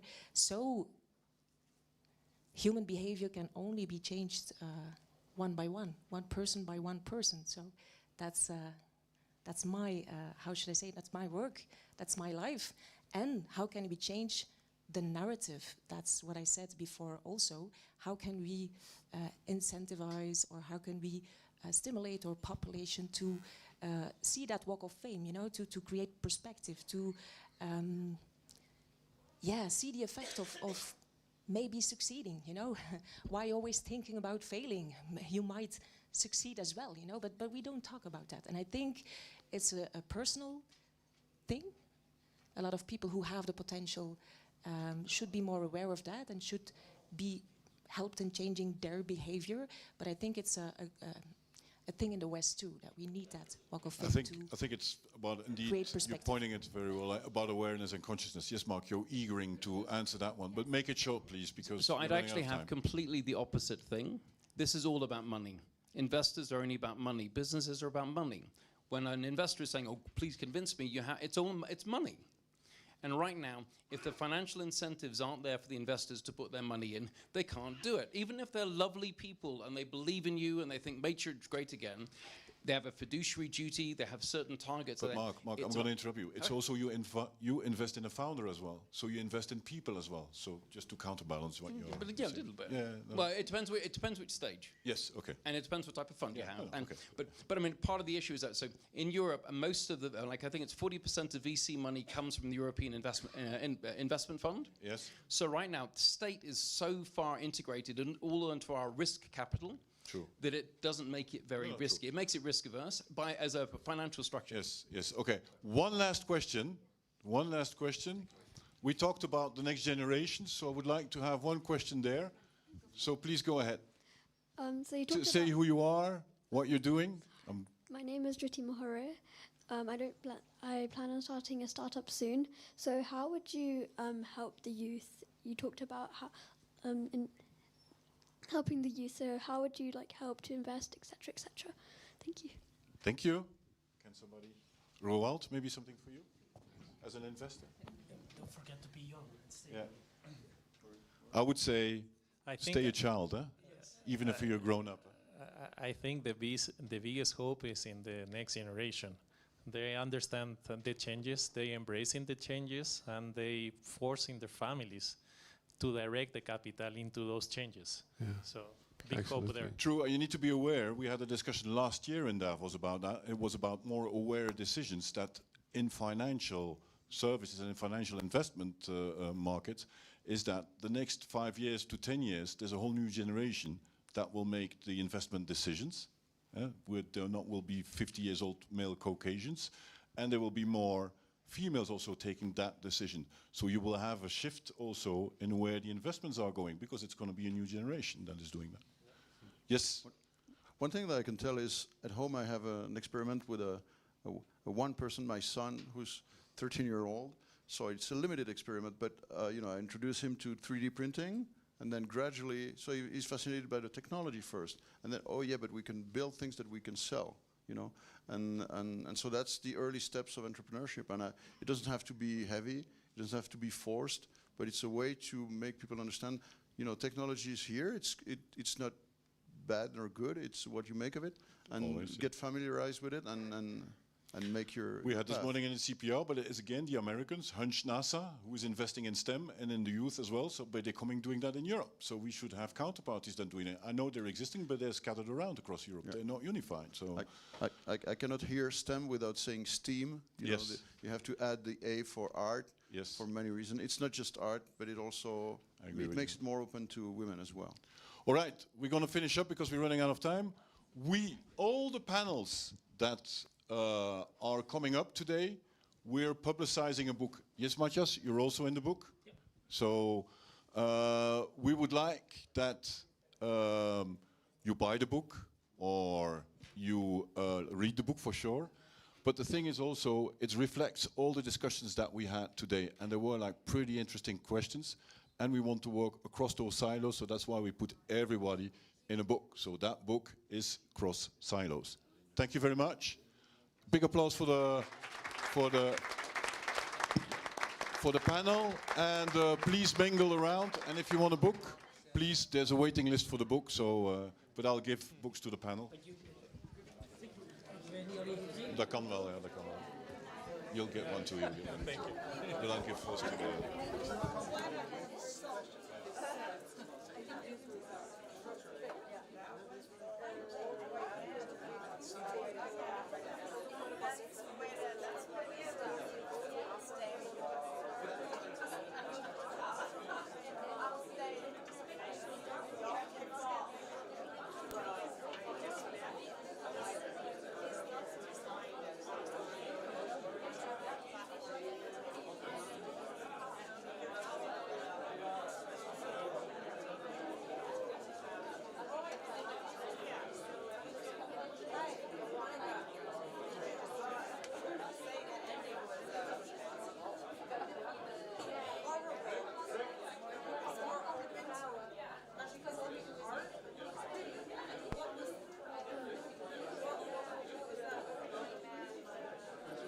Hello, hello, hello.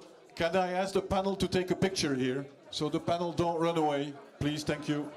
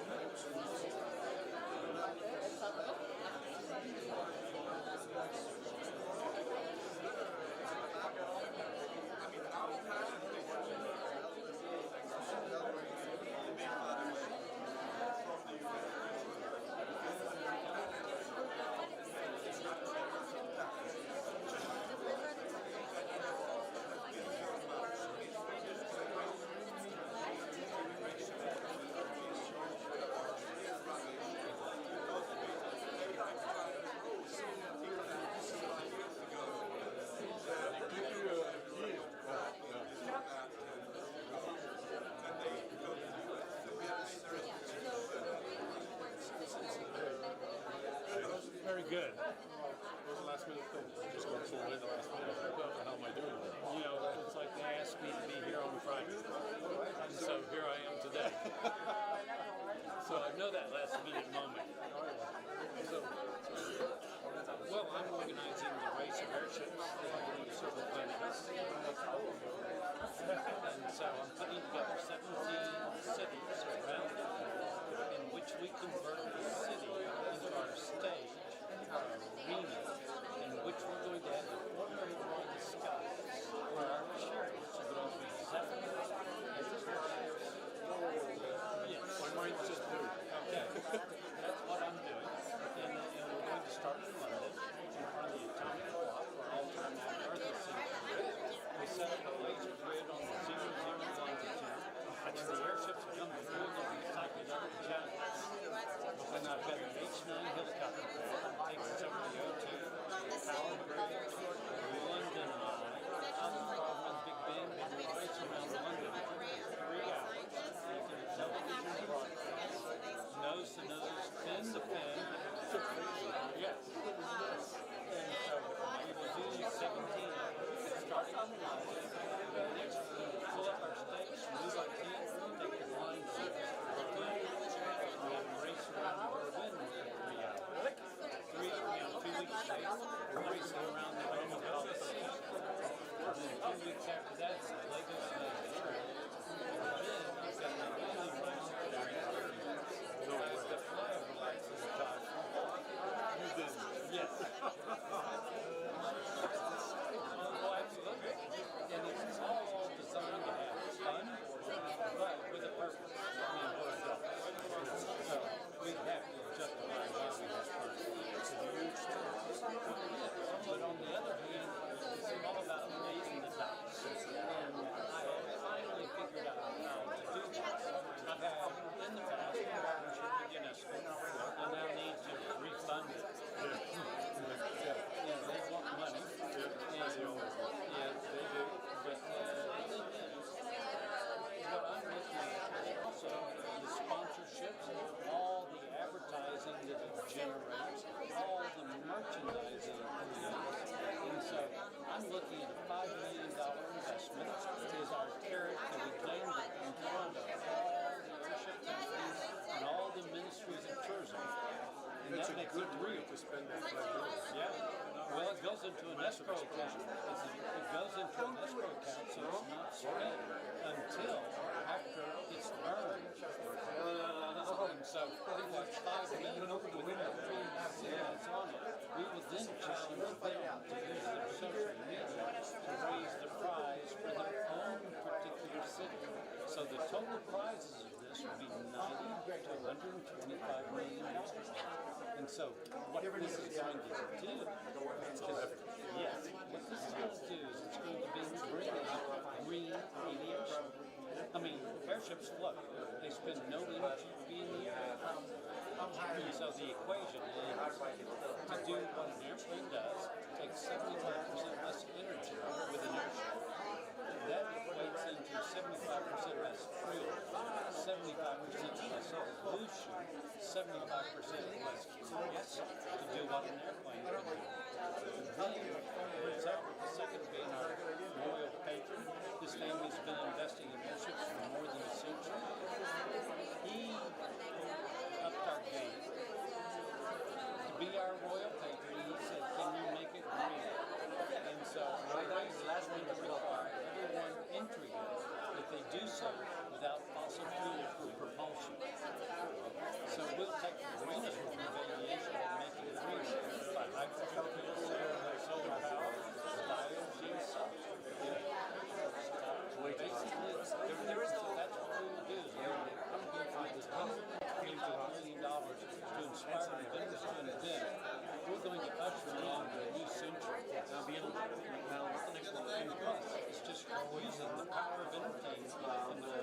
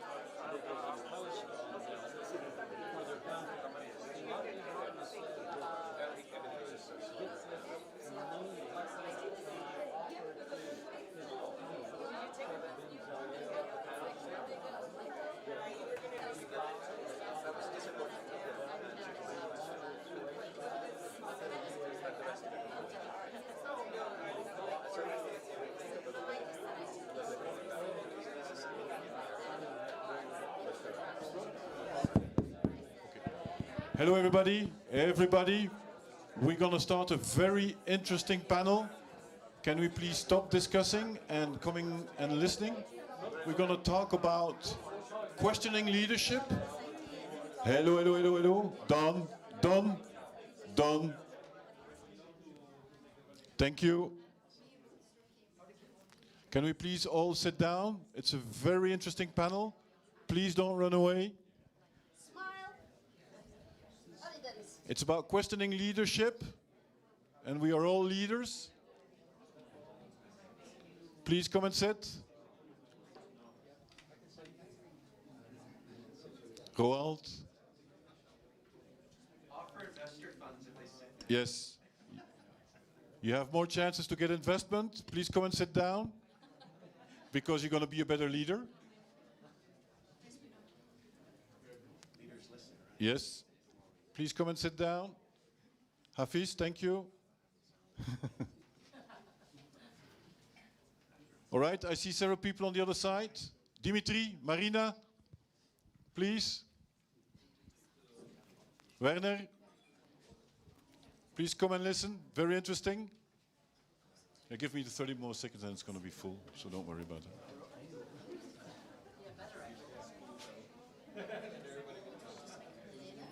Please, come and sit. All right. Katerina.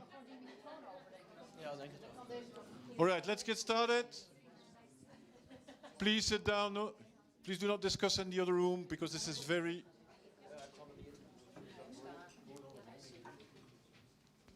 Thank you. Okay, we can start, Miranda. Okay. I'll leave the floor to you. Thank you.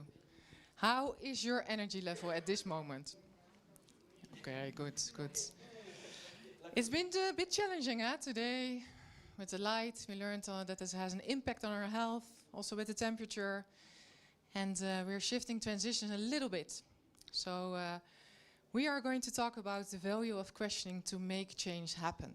Because we talked a lot about change today, but maybe there are more questions than answers. So that is what we call questioning leadership. And with this beautiful panel, me included, we have built a little bit of a journey for you. So within an hour, we will take you along different perspectives, different angles, to try on different questions. To see what jacket, although it's warm enough in here, fits you. What do you want to take home? We assume you all want to make change happen within the system that you are part of. And we talked a lot about AI. But we also talked this morning already, like we are all silos, right? We as individuals are silos. But we're working in an ecosystem. We are influencing that ecosystem and it's influencing us. As we are sitting here, we are a human system. And the value of questioning to make change happen. My first question would be, is come a little closer. At least make sure you have one neighbor next to you in this human system to make connection happen. So if you have one neighbor, KPI achieved. If you don't have one neighbor, find a person you can sit next to.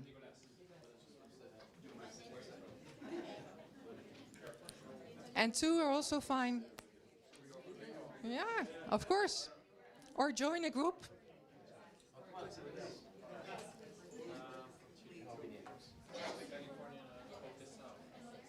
This is how easy it is to make change happen. Just ask. So we're all about the human system.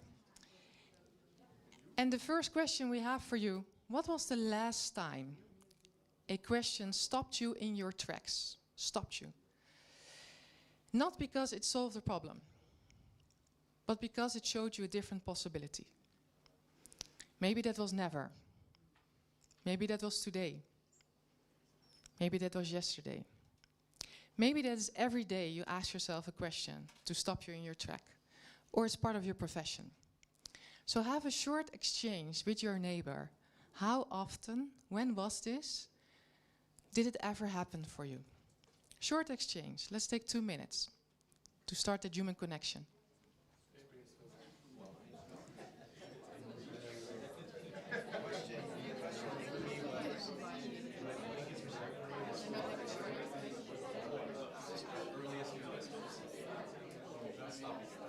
That's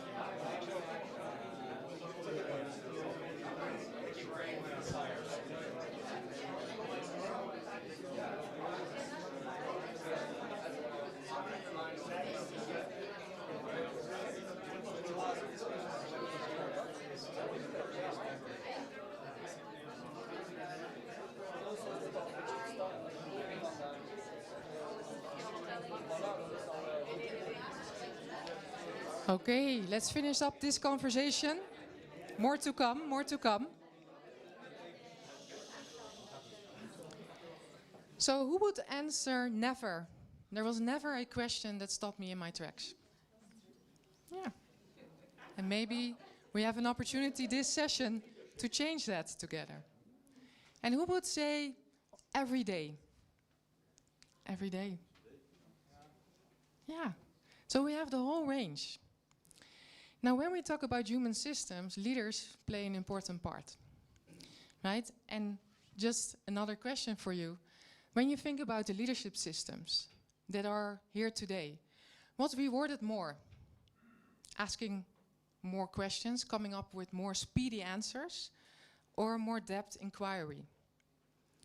Right? What we reward is the type of behavior that we will get. So if we want to change, and leadership is not connected to a function, right? We're all leaders here, as was mentioned before. But what is now currently being rewarded? Also for yourself as an individual, within your organizations. Is that speed of answers or depth of inquiry? Yeah.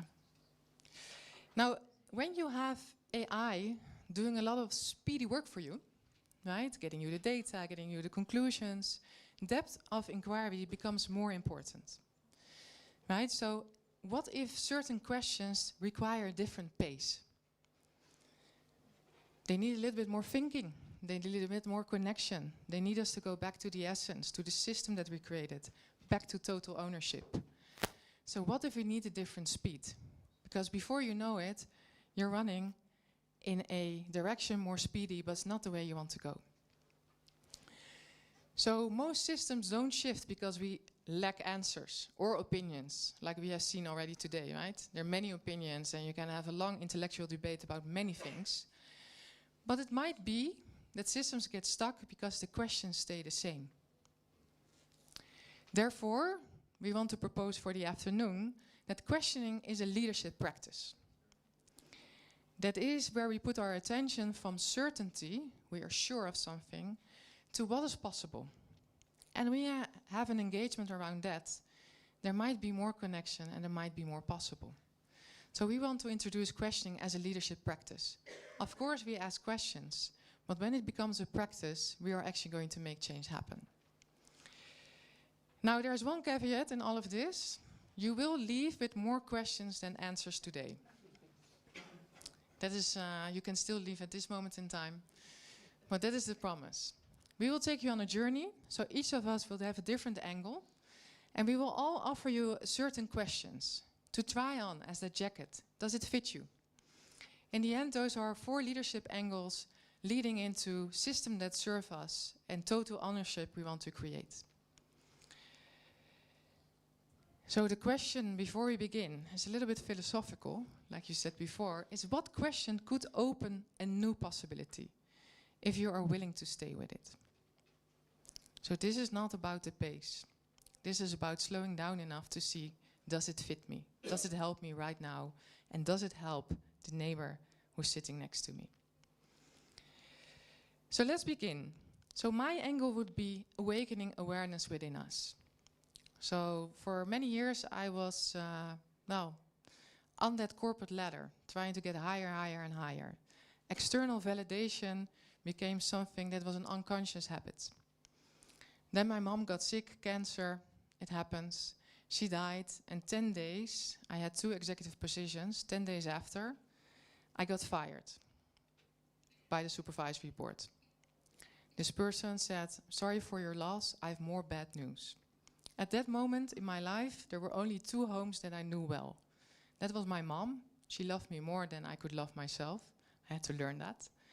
But also, work was my home.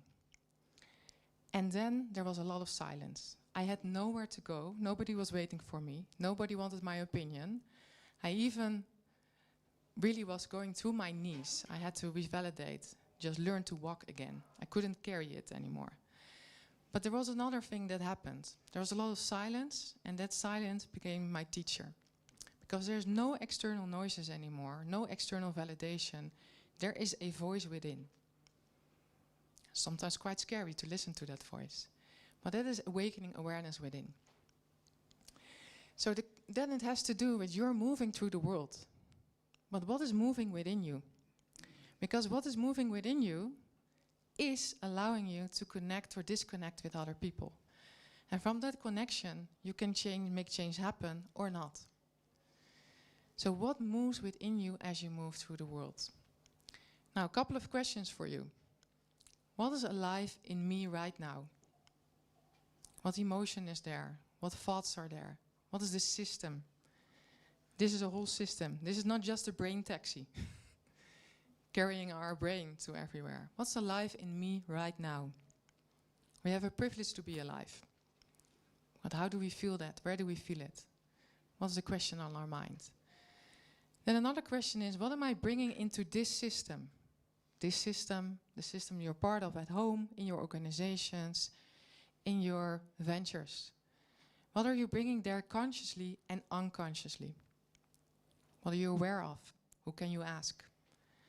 And the third question has to do not with the what, not with the how, not with the why, but who do you want to be here? Who do you want to be here today? How do you want to be remembered?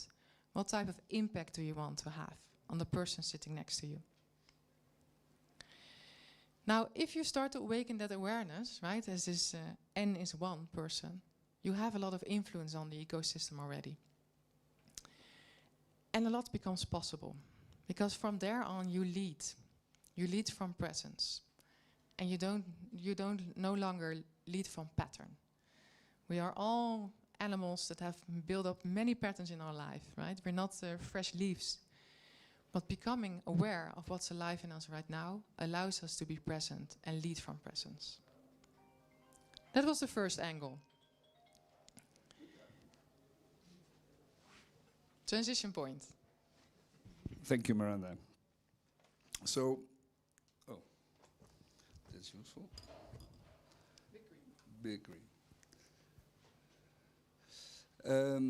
So, Miranda talked about what needs to happen, what we are all about, ourselves, but we are not alone.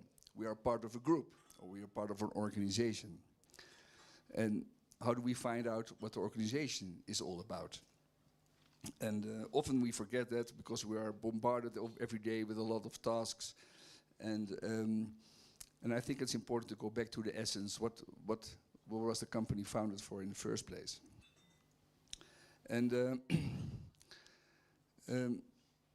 if the founder is still around, then it can be very useful to ask her, what were your dreams? Why did you found this company?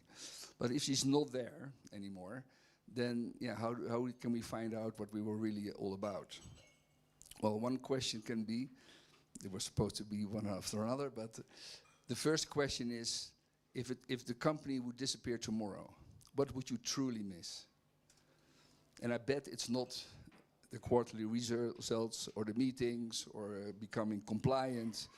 No, it probably is deeper, something inside us, and what are we truly miss? And if you discuss that together and you think it over, you probably can come close to the reason why you started this company. And then you find out, hey, why we find this was the reason, why don't we do certain things anymore? Well, if you find that out, the next question is, well, why don't we start doing them again? And and make a list and start and going back to the basics. But life is full of contradictions. To get to the essence, sometimes you also have to let things go. Things that maybe you thought were very important, or they're always important to you. Maybe they even defined you, but now you find out they are not useful anymore in the new context you find yourself in.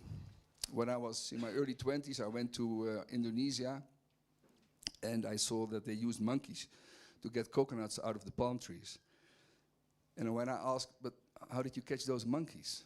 Well, they would take a coconut, empty it, made a very small hole where the monkey could just fit his hand in, put rice inside, and chain the coconut. And then, of course, a very curious monkey would come up, see the rice, puts his hand in, grabs the rice, but then cannot pull his hand out anymore because his fist is too big. And then when the man approaches, he starts screaming and jumping around, but he doesn't let go of the rice because he has learned his whole life, food is important, you don't let go. He can't reevaluate the value of rice. And that it now literally is costing him is his freedom. So the man comes, puts a rope around his neck, and then he lets go, but it's too late. Now, we all understand this metaphor now. What are we holding in our hands, afraid to let go, because we thought it is important to us? We always thought it would define us. But it's not only for the person, it's also for the whole organization. What are we collectively holding in our fists, and what makes us, prohibits us to do the things we are set out to do? So don't be afraid to let go. And and I also believe that we co-create reality. So there are things we can change and there are things we cannot change. But there are things that we want to manifest in this world, and that's why I chose the word through. What needs, what wants to manifest through us. So go back to the origins. Why did we create this company? What were we all about? Reconnect. And then realize what you maybe have to drop, have to let go to be free to do the things you need to do. And then let go. And we allow ourselves to what needs to happen, what we want to happen through us. Helene.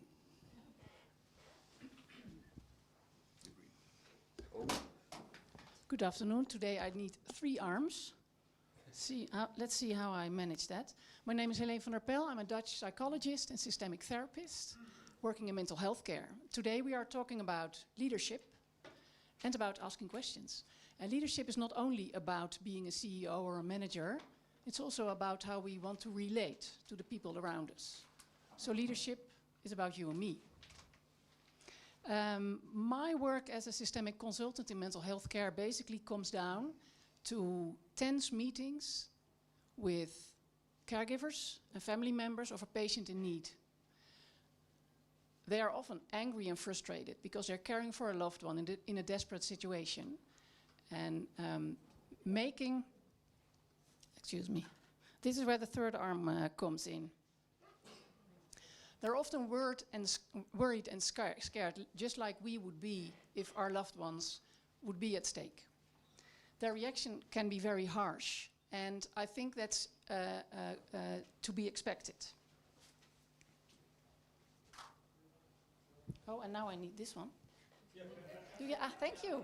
I've got an assistant, my 3rd arm. That's good. Okay. I grew up in a family where there was a lot of conflict. Being the youngest, or maybe being a kid, I was told not to interfere. So sitting at a table where there was a lot of tension is something I was used to. So maybe this is how you raise a systemic therapist. Watching my parents argue, I could often understand the origin of both of their frustrations. Knowing them, I knew what they held dear and what was important to them. I wondered why they didn't ask each other more questions instead of being so quick to react to each other. Because something was important to them both. Conflict grows in the gap between intention and impact. Because let's be honest, we judge ourselves by our intention, but we judge others by their impact. What if we change that? What if empathy enters the room and we make way for curiosity? By the way, we aren't just talking about bickering loved ones. Because do you remember that meeting where your colleague kept on making his point? The debate seemed never to end. Did you want to bang the table and move on? What if curiosity and empathy would have entered the room? What question would have uncovered his intention? And bickering, and that make way for intentions, for sharing intentions and values. I am drawing from the work of Michael White, Australian systemic therapist.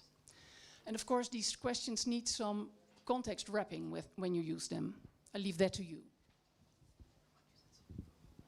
I won't read them aloud, you can read them yourselves. The first question is about essence.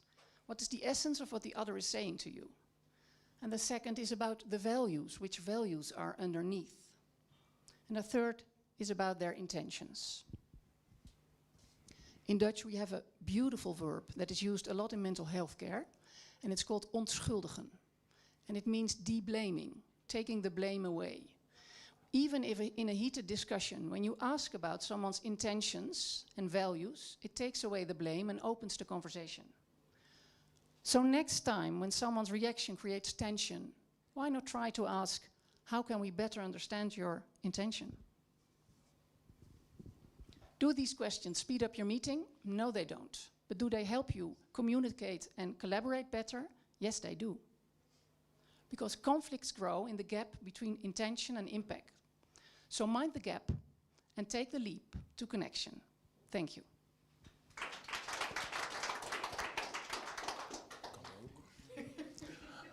Good afternoon, ladies and gentlemen. I will take the opportunity that Miranda will support my idea of timing to work together to reach the common goal.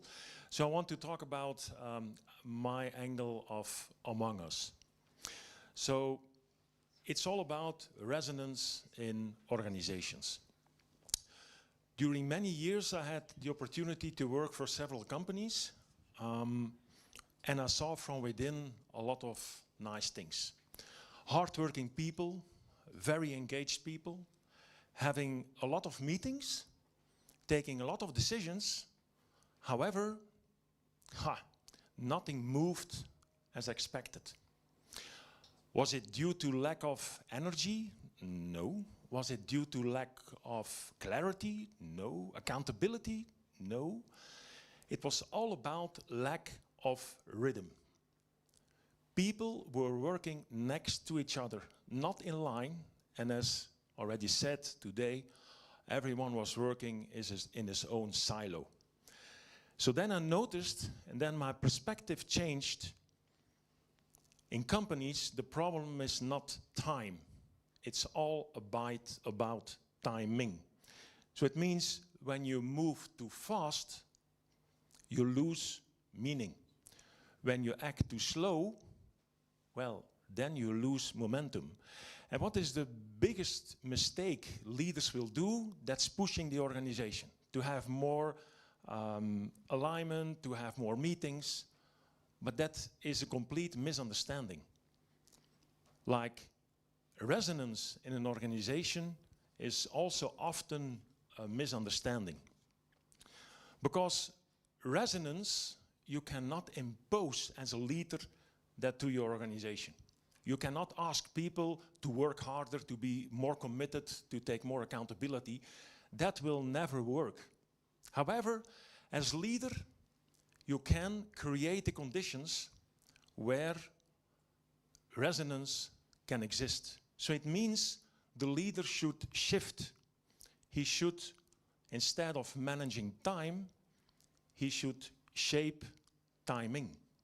Because don't forget, time, that's all about quantity. Timing, it's all about relationship, about what we decide, when we act, when we pause, and how these things are coming together.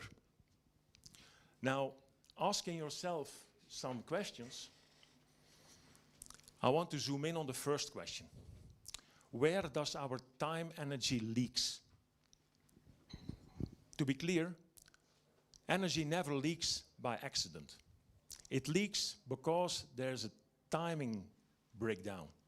Between meetings and decisions, between decisions and actions, and between actions and reflections. People are not disengaged. No, as I said before, they are working in silos. So a manager or a CEO, again, he should not push these things into his organization, but ask himself the question, how can we restore the rhythm in the organization? And once that is done, you get a flow. Everyone is connected. So it means you gain meaning. People know exactly where the organization wants to go, what is the direction, and everyone will contribute. And what is the nicest thing is that individuals having actions, these actions become connected. And then you become momentum. not by pushing them, but the timing will bring all these individual energies together. So you will reach out and you will gain together towards the objectives of the organization. And that is exactly the reason why I founded 5 years ago the company To Do, which is a platform to organize efficient meetings in your organization, but from the early beginning of structuring your organization towards preparing the meeting, running the meeting, and doing the follow-up of the actions, where it's very important that these are always in line. And important also to give insights to the different managers so they can learn with a kind of mirror. So in that way, you can change the behavior or even the culture within your organization. Thank you.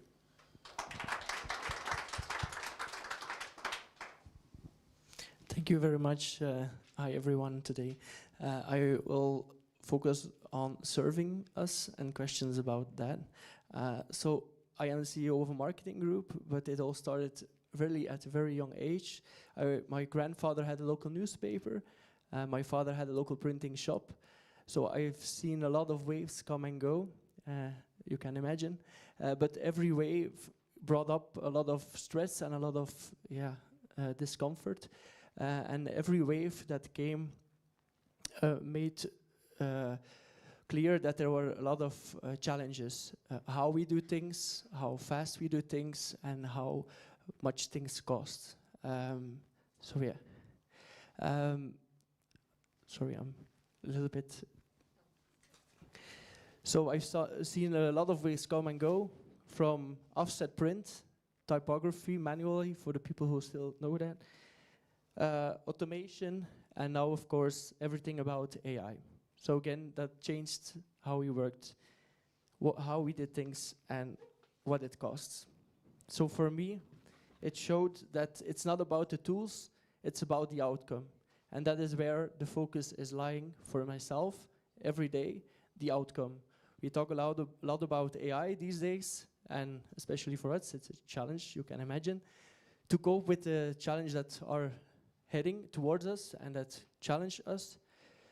But for me, I don't see AI as something that is breaking our system. I see it more as something that is showing where we are not serving anymore. You can imagine creating or generating an image these days, and if you combine it 5 years ago, 10 years ago, it's a gigantic difference. So the image is still the outcome, but the way we create it has changed gigantically. And that is the same with the businesses we work for.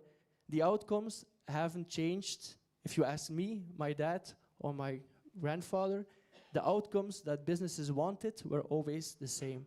But the way we did things gigantically changed. So that is something that I take with me every day, and where I ask myself a lot of questions about, because of course for me it's very important to keep that pace. So I also have 3 questions, and I will zoom in to one. But who is our system serving today? Are we really imagining the outcome that our system is giving output to, like our ecosystem? How do you serve it today? What are we protecting out of habit? Are we shaping things, or are we really asking questions in the profound things, like, is it creating more value, or are we just shaping things that we know and that we already did for 10 years?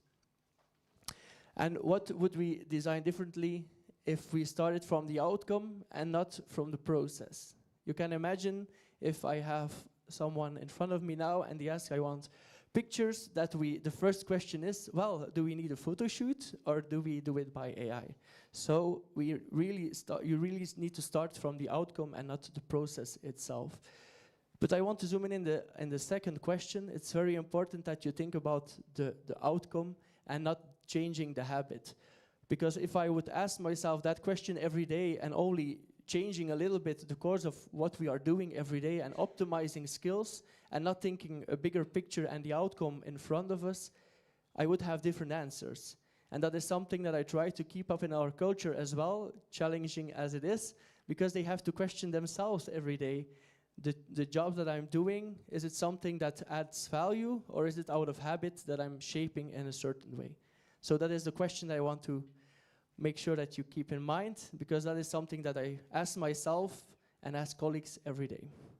So when we ask ourselves those questions, you come up with a system that serves you, that puts innovation and disruption into a kind of a habit and a kind of focus point. It gives you focus and guidance where we need to go. And also, if you embrace speed, you can come up with a system that can evolve as quickly as it should. Because you can imagine our system is very fast changing at the moment. So if we would see those two parts as something that we have time to adapt, we would fail in the upcoming months. And that is something that our ecosystem, but our marketing sector in the broad feels every day. But I take it on as a challenge. And yeah, I hope you do it as well. Really looking at those added value and not only shaping a certain process. Thank you very much.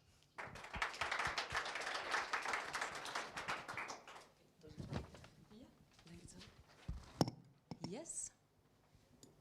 Maybe I'll take this one. Yes. Hello, my name is Ilse Jacques. Maybe you were here just before. I was in the panel with Minister van Diependalen also last minute, so I wasn't prepared, but I think I did pretty fine, so yeah. But people who were here already heard a bit what I'm doing. So I'm a coach, and a top coach is changing behavior, not temporarily, but sustainable. So that's what I'm doing with, let's say, very ambitious business leaders. In Belgium, people call me the secret agent of the 1%, and I'm also Forbes' trusted partner. So, and I'm very ambitious about my work and very passionate. But let me take you into this subject, because ownership, I mentioned it before, ownership is like the starting point. If you want to change behavior, if you want to reach your full potential as a leader, give others the opportunity to do the same within your ecosystem. Taking full ownership is like what I say, the starting point. And I've been talking to so many successful people. I've been helping so many successful people, startups, scale-ups.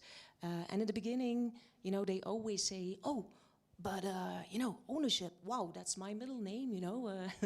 I mean, I'm just an example. I'm another example of ownership in this world, you know, until we go into depth, of course. Because if you create a distinction between what is behavior and what are thoughts and ideas and what is vocabulary when it comes to ownership, you know, when you make the distinction between ownership and victimship, because that's of course the opposite, I've never seen that people I work with say, oh yes, yes, yes, this is just like the proof that I'm just all over ownership. I've always seen that people say, oh my God, there's some little details that I didn't even notice that come to my mind now where I can take more ownership. So, ownership versus victimship, that's the distinctions, right? That's the distinction. Let me say, there are three kinds of people. From out of all my work that I did the last 20 years about this topic, I see three kinds of people. I will make it just a little bit simple, but that's okay. I don't need to bring up some studies here or whatever, that's not relevant. But you see average people, people who live in mediocrity, and that's totally okay, because we need those people in society. But they have a very large commitment when it comes to comfort, when it comes to patterns, when it comes to routines, safety. They live on not such a deep level of consciousness, and that's totally okay. But this is, of course, not for those people. I mean, they won't lie awake at night thinking about how can I take more ownership, how can I create more impact, how can I create more mental health in my company by creating more ownership in my team. No, that's just not their cup of tea. Then you have the highly committed. Highly committed are people who are highly committed. actually. They do have a timeline, they do have goals, and they reach their goals. They don't have a commitment to comfort, but they do have a quality lifestyle, quality living as a goal. And they reach it. Most of the time they reach it, but that's their life goal. And they think about like going on a pension or whatever it is. And then you have the driven ones. The driven ones, they want to keep growing all of their life. Intellectually, on a relationship basis, personally. They don't even think about going on a pension, stopping, doing what they're doing. They're thinking more about mentoring. Of course they want freedom, of course they want out of the operations or whatever it is. But those are the people who create a new floor from every ceiling, you know. And I can work with highly committed people or driven people. Most of my clients are driven, to be honest. And those are the people who like ownership, because they know it sets them free, it sets them at the steering wheel. Because when you talk about full ownership, total ownership, in the beginning people think, oh my God, that should be like a hard life or something like that. Sometimes people ask me in the beginning, my God, do I really need to take responsibility for everything now? You know, do I need to blame myself? No, that's something totally different, you know, has nothing to do with ownership. But ownership means that where you can influence or impact, that you do it. Where you can live your full potential, you know, that you take your full potential, that's ownership. And it's mental freedom, you know, so for highly committed people or driven people, in the beginning it's a bit hard maybe, because you need to change that habit, you need to change internal world dialogues that lead to victimship. But it's a gift. I mean, it's really mental freedom. And don't we all want mental freedom? Yeah? So, maybe you can go back, Miranda, sorry. I think I wrote something there. Yeah, so every leader in their organization holds potential. That's really my belief. Holds potential energy, the capability to act with full ownership, yet it often lies dormant, trapped by habits, silos, like we said, and fear of accountability. Yeah? So my 3 questions for you are the following. Which decisions do you truly own? When it comes to ownership, we can also talk about owning success. You know, so many people have a lot of success, but they don't own it. Yeah? They feel like they got lucky, or they feel like they're chasing something that they will never reach. You know, so own just everything in your life, also your decisions, you know. So which decisions do you truly own? And which do you let others or circumstances control? Somebody who's in victimship is led by circumstances and other people. Where can you take control back? Maybe a good question too. Second of all, second question, where does responsibility end in your organization, and can ownership extend beyond your team or your personal comfort zone? And those are questions, of course, where you can think about for like 4 hours. But okay, last one. So where could you step up today and take full ownership where you've been avoiding that? Could be in your relationship, in your marriage. I don't know. Could be when it comes to your children. Could be when it comes to your team. Even your best, I don't know, engineer in your company that is performing so well that you actually don't take any time for him or her. I don't know. So the last question should bring you to action. I hope so. Because without, we can have a lot of insights, but without action, I mean, they're just worth nothing, to be honest. It's just like a bit of mentally pleasure or something like that. So I hope the last question brings you to action. Thank you.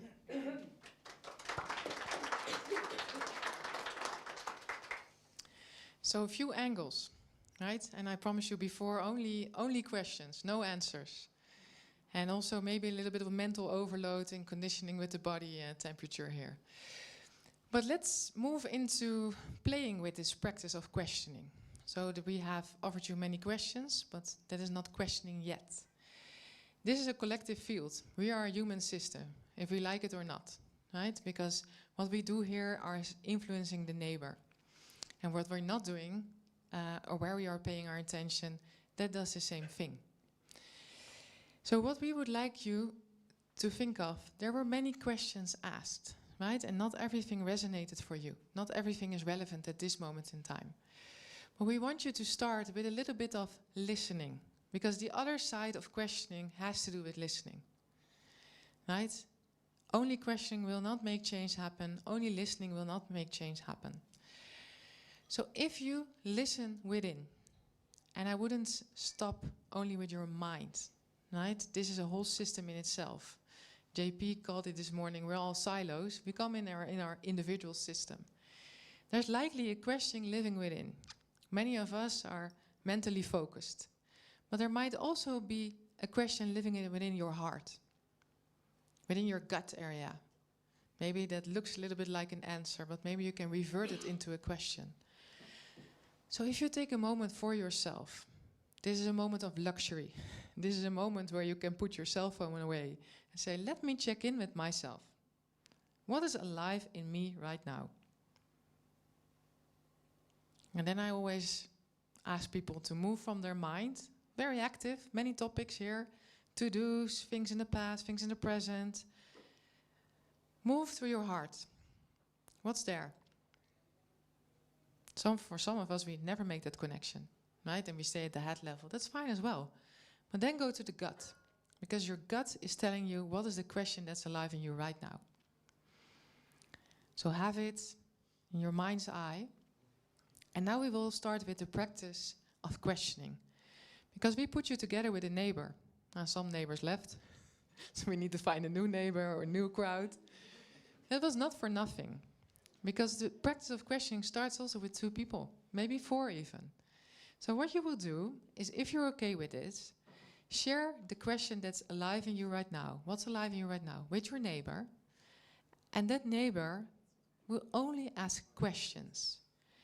Now there's a little caveat for people who are smart, motivated, ambitious. This is not what you think you need to say. This is what actually will help the other person. Now some people are leaving now, it's getting a bit too personal. So try it out with your neighbor, have a conversation, and do it one by one.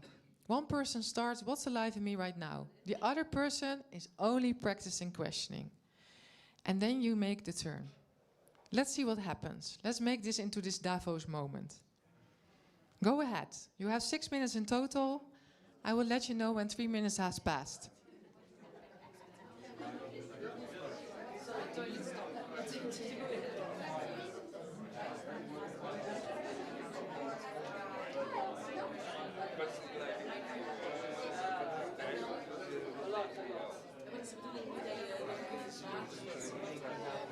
Ja, we hebben nog die QR-code met die meter.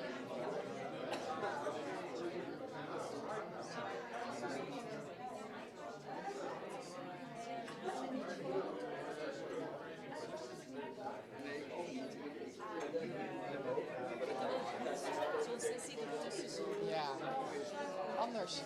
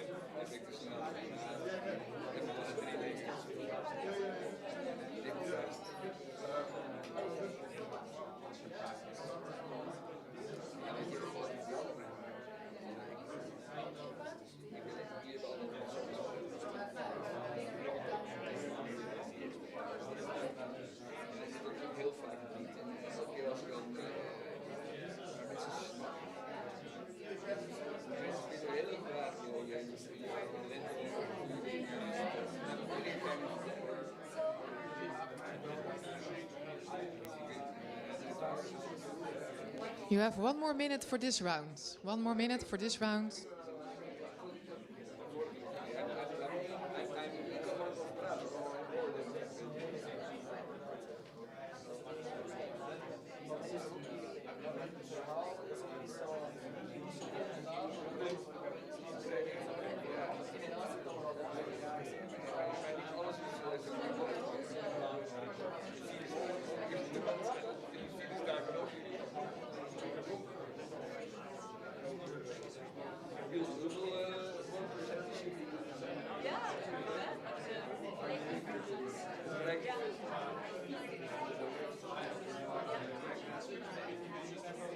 Okay, make sure you return the favor so the other person also gets an opportunity.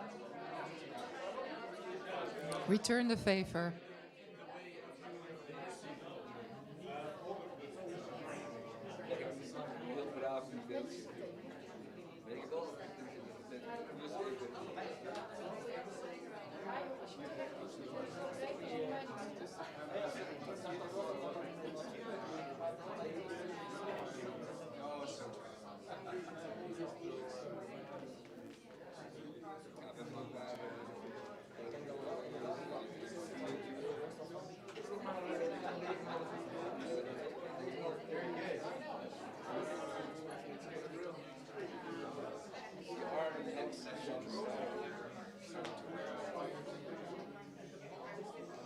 Okay, let's close this round.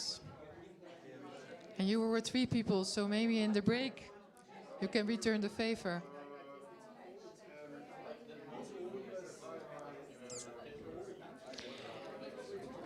Okay, so to close the session, because this session will end at 4:15, so we're right on time.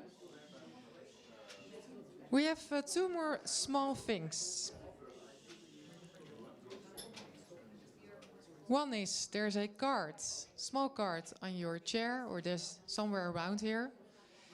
There's a little survey in there with the question to engage with us. Right, so to maybe share with us what's a question on your mind, what's alive in you, how do you want to follow up, etc.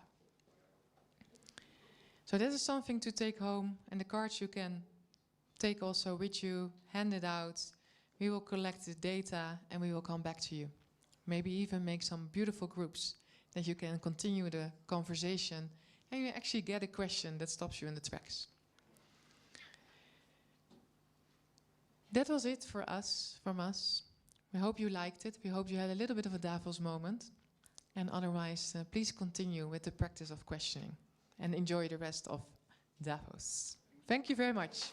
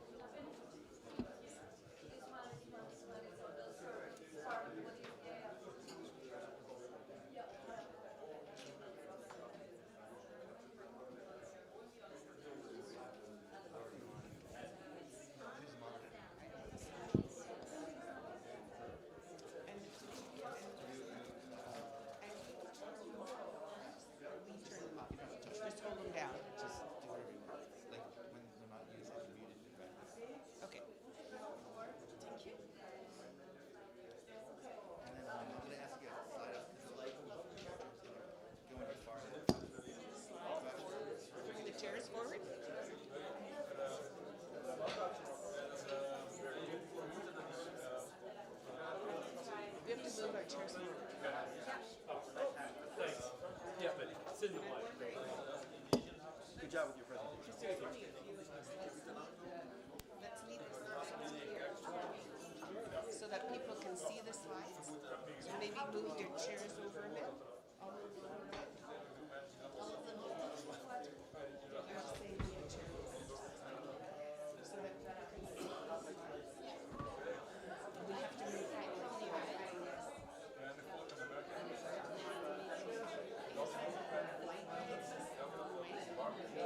So we had to move forward. And this is the clicker.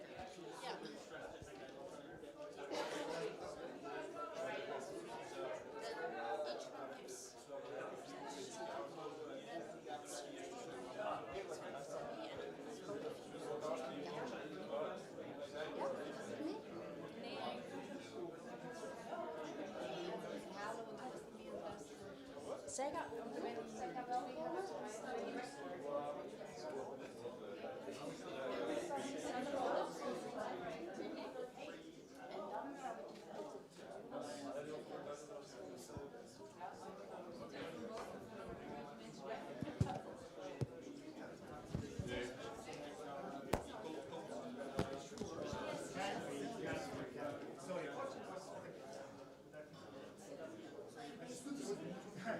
I hope it can still stay.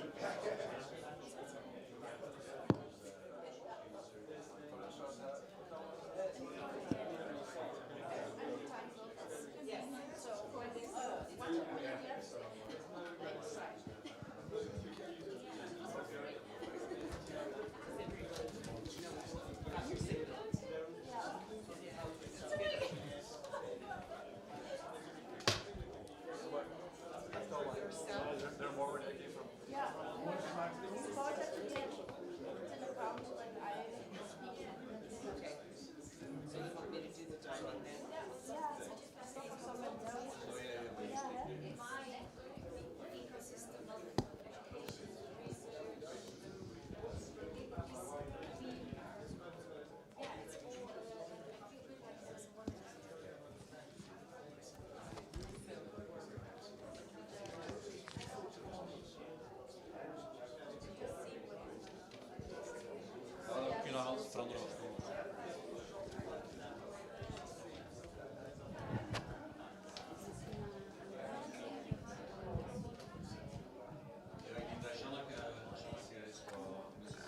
Test.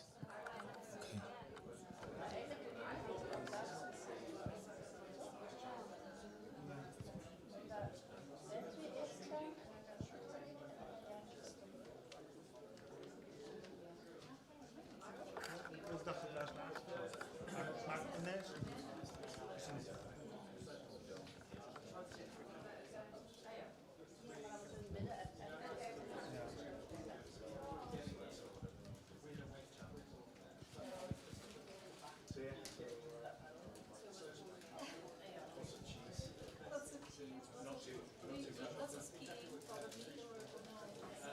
Fill up water. You were getting to that.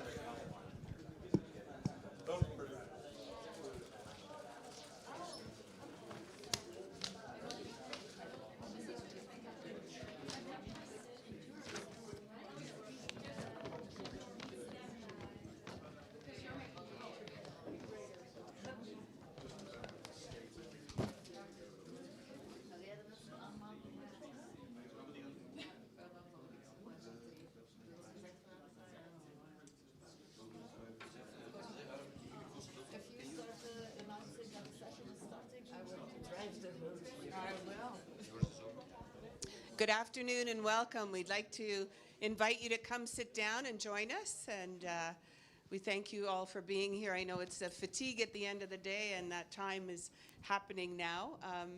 We are the group that is the system stabilizer. So to start for a moment, just put your feet on the ground. Take a deep breath from above. Take a deep breath from your feet and up through the top. We had just a great session with the leadership group, and now our group is looking at stabilizing the systems.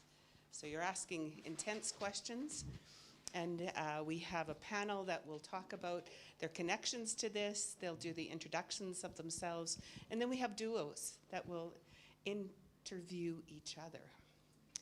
And we have an activity for you as well. So if you have a tablet, a phone, a writing paper, you can bring that out, and we'll tell you a sneak preview of what that's going to be shortly. So first, how we connect with this. So I am Connie Alsop, drconniealsop.com. I have the World's Register. I've been an entrepreneur since I was 10 years old. I started charging people for things that I was doing for them and thinking, oh, I could make money. This is good. But serial entrepreneur and also educator background, and also currently the World's Registrar, and I'm a co-editor of a journal that we just published this week. So it's business case, real business cases, and we've talked about several of those today, where it's writing down stories about companies, challenges, successes, AI introductions, what's going right, what's not changing, what's needing changing, change management. So I work on that with, recently we've published 30 papers on this. So it's a real look at intense business challenge and success, and so that's my exciting part. I'll turn it over to Christopher. Good afternoon, also from my part. Thank you for joining us. My name is Christoph Kemkes. I am a father of 5. I am a husband and I am a son. But I'm also the co-founder and director of Atmos. And what we do is we measure the atmosphere within an organization. The things that you can't really grab. Trusts. Stress in the system. Belief, aspirations, disbelief, distrusts. All these human elements that we don't have KPIs for. So that's what we inject into the system. So it's a new kind of intelligence, and that's why we are a part of the system stabilizers. Sinte? Yeah. Hello. So I'm Sinte Lemmes. Actually, my main job is that I'm a systemic therapist. So I do psychotherapy with families, with couples, with individuals. So this is my first job. I'm also a trainer of psychotherapy for sexologists in Belgium. And I'm in governance of the Belgian Family Therapy Association and the European Family Therapy Association. What else do I do? Together with Robert, we founded an organization, Metalog. It's like a systemic knowledge center. And I'm also involved in psychedelic assisted therapy since a couple of years. It's a new emerging psychotherapy practice coming up, I think, in everywhere in Europe. But yeah, what else can I say? I'm involved in a lot of collectives like Systemic Voices for Peace, Social Justice. So that's what I do. I liked the quote, but I want to read it because I think the title of our session is, it comes from a quote, and the whole quote is, when a complex system is far from equilibrium, small islands of coherence in a sea of chaos have the capacity to shift the entire system to a higher order. This is systems theory, and this comes from Ilya Prigogine. I hope I pronounce it good. It's a Nobel Prize winner who is from Belgium. And I think this quote is very current, because there's a lot to do about Nobel Prize winning, if you earn it or if you can give it as a present. And there's a lot to do about islands, because we have Greenland and we have coherence. I think the beautiful thing about the whole political situation in Greenland is that the European countries become allies and come together in solidarity. So this is linked for me to the quote. Yeah. Era? All right, good afternoon, everyone. My name is Ermelinda Haidari, shortly Era, as most of people know me. So You can call me that as well. Originally, I'm Albanian. I've lived for over 20 years since lastly in Belgium, and just recently moved to Zurich, Switzerland. And it's because of this background, and I'm sharing this for a reason, because it's pretty much connected to what I do and the mission behind it. So I have founded an NGO which aims to connect different ecosystems, especially underrated ones, but also to bring people together that wouldn't normally have the pathways to come together. The organization Alban Global focuses on increasing connection between different ecosystems, but also with an emphasis on generating and enhancing access, more specifically to capital. So we connect founders to investors, but also investors to other types of investors. That is, I think, the introduction for as far as I go. My name is Robert van Hennik. I am a father, a partner. I live in Utrecht in the Netherlands. I have a PhD in about collaborative learning communities. We'll talk a little bit about it, and also about feedback-informed learning. I love this theme, stabilizing. I think that a lot of the conversations today are about change, but change means nothing when it's not embedded in patterns or narratives or culture. So change is one thing, but to slow it down and to make it possible to embed it in patterns, narratives, culture, that's important. And I hope we can talk about that a little bit later. I also think, and that's also a bit for me connected with this theme, that we talk a lot today about success and personal agency and ownership. I don't own anything, to be honest. All my knowledge is part of conversations in my communities. So I don't own anything. And I'm very aware that when we talk about personal agency and small governments and not too many rules, we talk because we are quite successful in life. But I, as a therapist, I'm a systemic therapist. I work with families, but also with organizations, governmental organizations. I know a lot of people who are not successful in life, but they are refugees, they're in prisons, they have traumas, they are not allowed to work. Not everybody is successful because of your own agency, and that's also very important. I'm very aware that we include voices here, but we exclude a lot of other voices also here in these conversations in Davos. Yeah. So we had slides here just to connect to a person that was the system shift connecting, the theory. Sorry, I have a mic. Yes, thank you.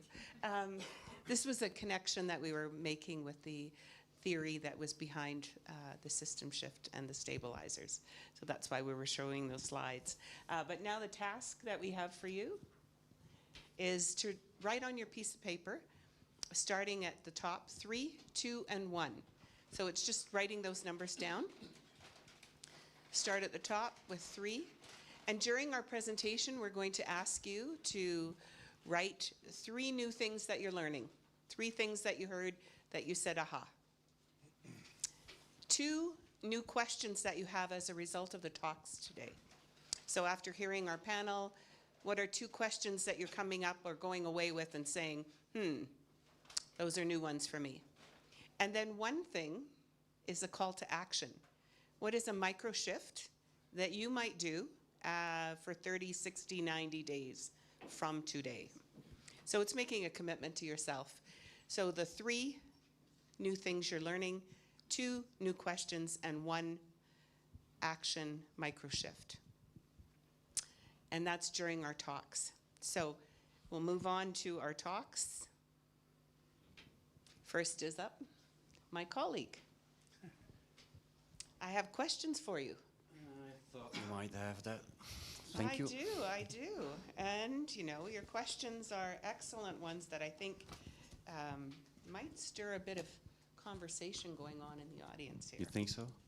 I think so. Maybe they Okay. might take one of your questions and write them down. Okay. Where does coherence emerge when traditional forms of control reach their limits? Good question. Well, let me start by, just as Cinta did, using a quote. It's from a column I read last week. It's from Peter Hinzen. He's a world-renowned keynote speaker, international keynote speaker. He's an entrepreneur, tech, innovation, author of several management books. So if the guy speaks, you listen. So he wrote a column last week in the Belgian Financial Times. And what he said was, well, we have to stop optimizing machine organizations. What we desperately need is organizations that feel, learn, and move. So take that in. Organizations that feel, learn, and move. I thought that was coming from him as an entrepreneur, as a tech guy. I found that really interesting and intriguing because there is no simple answer to that. So how can our organizations start feeling, start learning, and start moving when we have built them to control or to optimize processes, operations? So we haven't built really organizations that are able to feel. So there we have maybe a major issue. But before I answer that question, let me, take one step back, meaning what is actually coherence? So coherence is sharing direction. It is sharing a vision. It is the different parts of a system that reinforce one another. That is what coherence is. It's the system that, it makes sense that you are in the system. So it's about sense making. In the past, making coherence was all about control and prediction. But in a complex world as we are in today, that is no longer enough. It's no longer good enough. So coherence shifted, and it became actually shared sensing.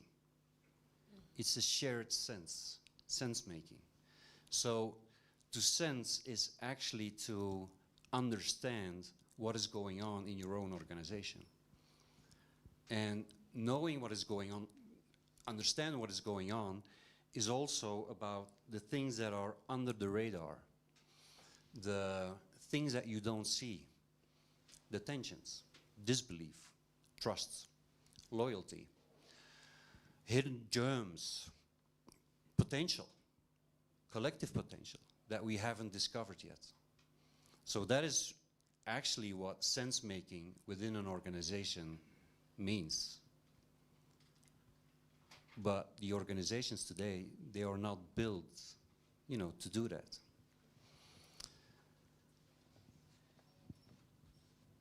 The problem is, when we control things, the sense making goes underground. It becomes invisible to us.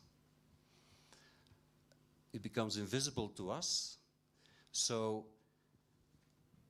the sense making becomes actually relational intelligence. And that's a new kind of intelligence that we have put away far too long. We have invested for many years, and we have invested many bucks or euros in optimizing processes. But we have neglected our relations with one another. Where you and I meet, where we meet. So, and that's what Atmos does. So we measure what is actually not measurable today. Disbelief, the trusts, the tension. Why do we things? It's our intentions. You know, why do we do what we do? So that becomes really important. So as soon as an organization is really honest and looks at itself on that level, many things can change. So if you ask, where does coherence emerge when control actually reaches its limits? Well, it's in the sense making, and it's in the relational intelligence within organizations. If that makes sense. Well, I think it does. Okay. And I'm curious about how you show that to your clients, that you've actually measured the vibe. I know our group started doing recordings of our meetings and found out we didn't like our voices, that they were not being very nice to each other. And AI was recording that. Is that how you're recording things? No. What we actually do, we don't do any surveys. Okay. So we don't do the classical way. We just ask two questions. What gives you energy? What brings you energy? And what is costing you energy? And the people of an organization there they have access to a digital platform. For 5 weeks, we open it. People are entitled to give feedback on what is holding them back or what is pushing them. So red and green flags. And it happens anonymously, so people can really open up and share what they really want to share. So it gives you so much new kind of data, which otherwise nobody is interested in. Well, we're interested in, but we don't really take time to or put effort in it. So in a way, we use the words of the organization. So we don't ask questions. It's not biased. We use the language of the organization itself. Sometimes it's very angry, it's very emotional, it's very rational, it's very reasonable. So, and that's the interesting point. So then you get to measure if people are capable of shifting emotion into nuance or not. So, and what does this say, or what does this mean in regard to the tension within an organization? Well, I'll leave that to the audience to ponder, Okay. because that's a very good question to think about. And maybe they'll write that down as one of their questions. Maybe. And they might hunt you down to find out. Okay, I'm ready. So I am Connie Alsop, and we have questions that I'll share some responses to as well. I work as the world's registrar for 13 years, my own startup company, taking contracts, working to change organizations or launch organizations. I partner with CEOs or boards and bring to life some of their visions and dreams, but also challenge them along the way and write consulting papers that are published. So we have some questions. Christopher, you'll ponder a question for me, and I'll pepper it with some stories. Okay. You ready? Maybe. Okay. Ready or not? Here I come. Okay. As the World Registrar, how are you helping leaders see and name the underlying paradigms that their institutions are serving? And what evidence shows that those paradigms are shifting from extraction and control towards stewardship and reciprocity? Well, one of the projects I was working with a CEO on was taking their company and looking at how are they using their mission and vision, and they put together that they're a benefit corporation. And so the question was, how are your decisions being made in alignment with that? Do your shareholders know that? Do you share that with staff, like at your staff meetings? How are those conversations happening in alignment? Like, do you have a tagline that you think about at your meetings, or the mission? Benefit corporation means some in the US right now, there's certification. You see it a symbol of a B Lab. It's People, Planet, and Profit, which has been around for 25, 30 years. We call it ESG, which is a fancy new names for it. But it's really important to think, are we considering profit because we need to be sustainable, but are we also considering environment and the people? How are we looking at the people and creating environments? Much like what you're talking about, conditions that people want to get up and come to work every day and really be invested in what you're doing in the company. So that was one of the papers, one of the consulting papers I was able to work with someone on.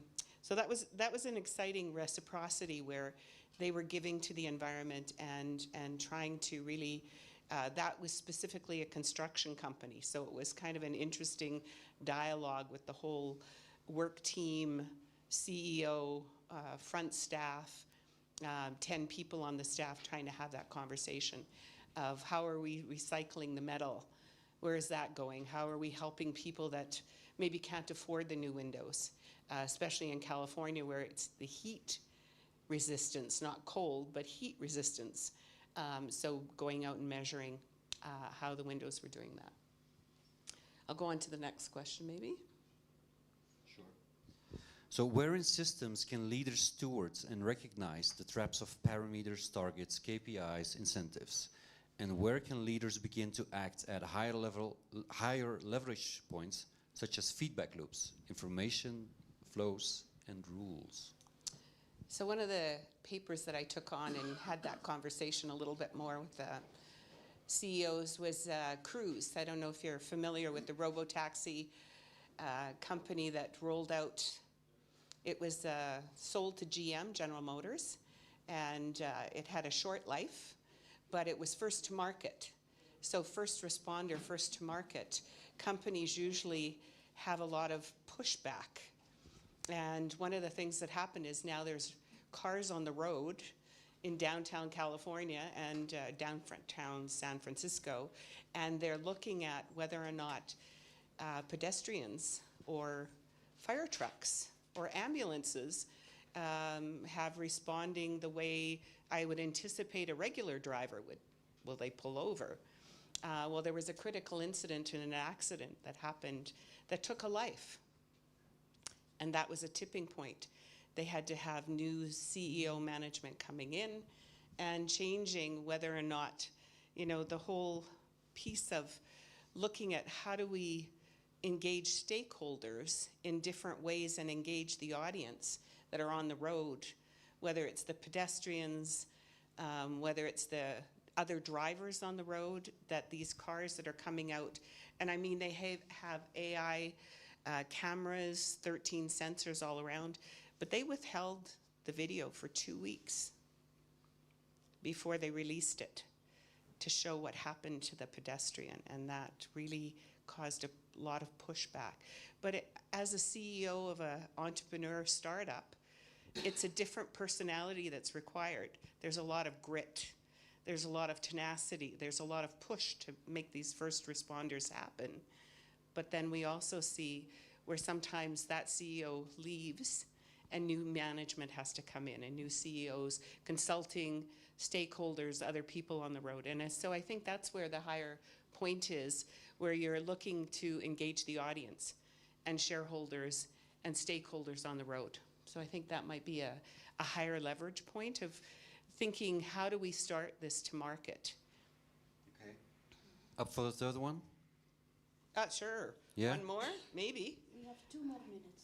2 more minutes, there we go. It's a very long question, so I have to speak very fast. Well, then summarize.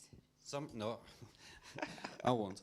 Okay, from the vantage point of the world's registrar, the first act of stewardess is to help leaders see where they are stuck in what Donald Meadows would call parameter tuning, endless adjustment of targets, KPIs, and incentives, without altering the behavior of the system itself. The telltale signs are familiar.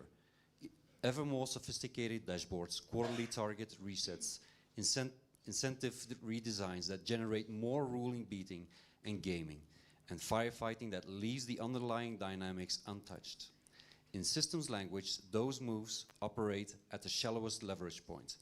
They may buy time, but they rarely change the story or trajectory of the system. So where can leaders act at higher leverage points? One of the things that I recently have coming out in April is a conversation that I'm having with two of the CEOs that are of a software company. They're lighting design, and they're being used as the industry standard for lighting design. And it's a Canadian-based company where I live in Victoria, British Columbia, on an island far away. But it's an opportunity to look at, as founders of companies, sometimes we find we get stuck in that it's hard to envision handing that over to someone. And so what we're looking at is 7 different models of succession planning. How can you handle your company and maintain the integrity or the legacy of the company? And so that's one of the things that we're having conversations about, is how do you release that and sharing your company to the next group. You have a lot of other things to explain, I think. Yeah, that's fine. On to you. Yeah. Ira. Yeah, maybe we should change places for a short while. It's up to you, Robert. I Hello. ask you first questions now. Oh, I thought I was first. Okay, that's fine. That's fine. Okay. It's very linear to think of one. Okay, Robert. Together with me, you're the founder of Metalog, a systemic knowledge center. But can you explain a little bit more about how you work with learning communities? Yes, so Metalog is a network of knowledge, and we invite professionals with very different backgrounds to be part of Metalog. And we believe that when we work with very complex questions, and I will give some examples, we cannot solve that or find an answer or a response from just one perspective. I think that we believe that when we have to work with complex questions, we need more perspectives all the time. So something we do with Metalog is that we create learning communities with many different professionals with very different backgrounds to work together around a question. And the most important thing is that to ask a group together, to work together in a moment of crisis, for example, is very easy. But how do you keep them committed? How do they stay connected? Because no one can solve it alone. Maybe we can solve it together. So what we try to do with Metalog is to create those collaborative learning communities with many people, and also strange. So we invite, for example, even when we work, I worked with very criminal families, and there were people from, there were law enforcement workers, and there were healthcare people, and you have the people from justice and people from the welfare, and some people would say we need repression, and others would say we need care. And the important thing is that we need both, so we need both the perspectives, but we also invite people who are not, who you not expect, for example, a gardener or an artist or an architect, because if you work with very different people, you are challenged in your thinking and explaining what you think. So we make collaborative learning communities around very complex questions. We talk about transcontextual learning, so we try to learn from those different perspectives. And what we try to make is to create zones for unforeseen connections and for islands of coherence. And the last one is that we hope to create feedback-informed practices. So we think that with complex challenges and problems, you cannot make a fixed plan. Because if I want to go to that chair and I'm standing here, but I take 2 steps, then maybe the world is different. So maybe I want to walk somewhere else. So very important for us is a very beautiful quote: we make the path walking it. So we work with the whole group, with stakeholders, people from the government, people from justice, healthcare workers, and we have a fluid plan, and we take steps and we evaluate it. We look to, is happening what we expect or not? Can we change? How are we collaborating together? And together we make the path walking it. Feedback informed. Thank you. That's Metalog. Okay, so another question for you. Why do you think it's important to focus on stabilizing systems and not only on change? Yes, I said a little bit in my introduction already. I think there's a lot of a lot of focus on change, but change doesn't mean so much if we not can embed it. I also believe that, and maybe we can talk a little bit about systemic theory or Donello Meadows, who is the big inspiration for this shift. But I really believe that if systems are only thinking about change, that in systemic theory we talk about patterns of reinforcement and patterns of stabilization. And when there are only patterns of reinforcement, the system will fall apart. Gregory Bateson, one of our founding thinkers, said, and maybe this is a bit risky to say because the Prime Minister of Belgium praised capitalism, but Gregory Bateson said, I only know two systems that only want to grow. It's capitalism and cancer. And we know what will happen. So I think change alone is not good enough. We also have to slow down. We also have to protect what is valuable. And I think we live in very difficult times right now. Are we already there? I can give him one more question. One, okay. So I want to end this, and then I will live in very difficult times right now, and I think that this idea of escalation, acceleration is a risk. So sometimes we say you have itch and you scratch, but the more you scratch, the itch will get bigger. Or we say. Parents bring their children to school with the car because it's very dangerous, because parents bring the children to school with a car. So the solution makes the problem worse. And I think when we talk about capitalism, like organizations also present here in Davos, like BlackRock, they are very active in my town, in Utrecht. They buy a lot of houses for a lot of money. They rent them for a lot of money to people who are expats who live there shortly, and our children cannot buy houses in our town. This is what Donella Meadows would call an insufficient feedback loop. So if you try to earn money, you have to take care of the source, and then you restore the feedback loop. And we can learn that from Donella Meadows. Okay. Can I ask one more question? Yes. Okay. Yeah. But you were already talking about it. So what can we learn from systemic theory and from Donella Meadows and her book? Yeah. Because it's our common ground of our project here. I think it's important in the difficult times where we live with the ecocides and a growing gap between the poor, the have and the have-nots, and distrust against governments and racism that is growing everywhere in the world. I think that what we need is stabilization and to take care for what is precious. So also to think about goods, to create sufficient feedback loops, so that we have our, for example, also another like Amazon, Jeff Bezos, Varoufakis writes about it. Only 1% of all the money they make go back to the workers and to the society. That's an insufficient feedback loop. So I think one thing that is important in every discussion here in Davos is we should tax the rich. That's a sufficient feedback loop. And I think that's big, but when I make it small, when we work with those groups, those collaborative learning communities, it's important that we make something, but that we also are very careful and take care of the environment that we use. Together we produce the environment that permits our actualizations, our being alive, our way of living together. To take care of those sources and to be responsible for that is very important. And we can do that by creating sufficient feedback loops. And we can learn that from systemic theory.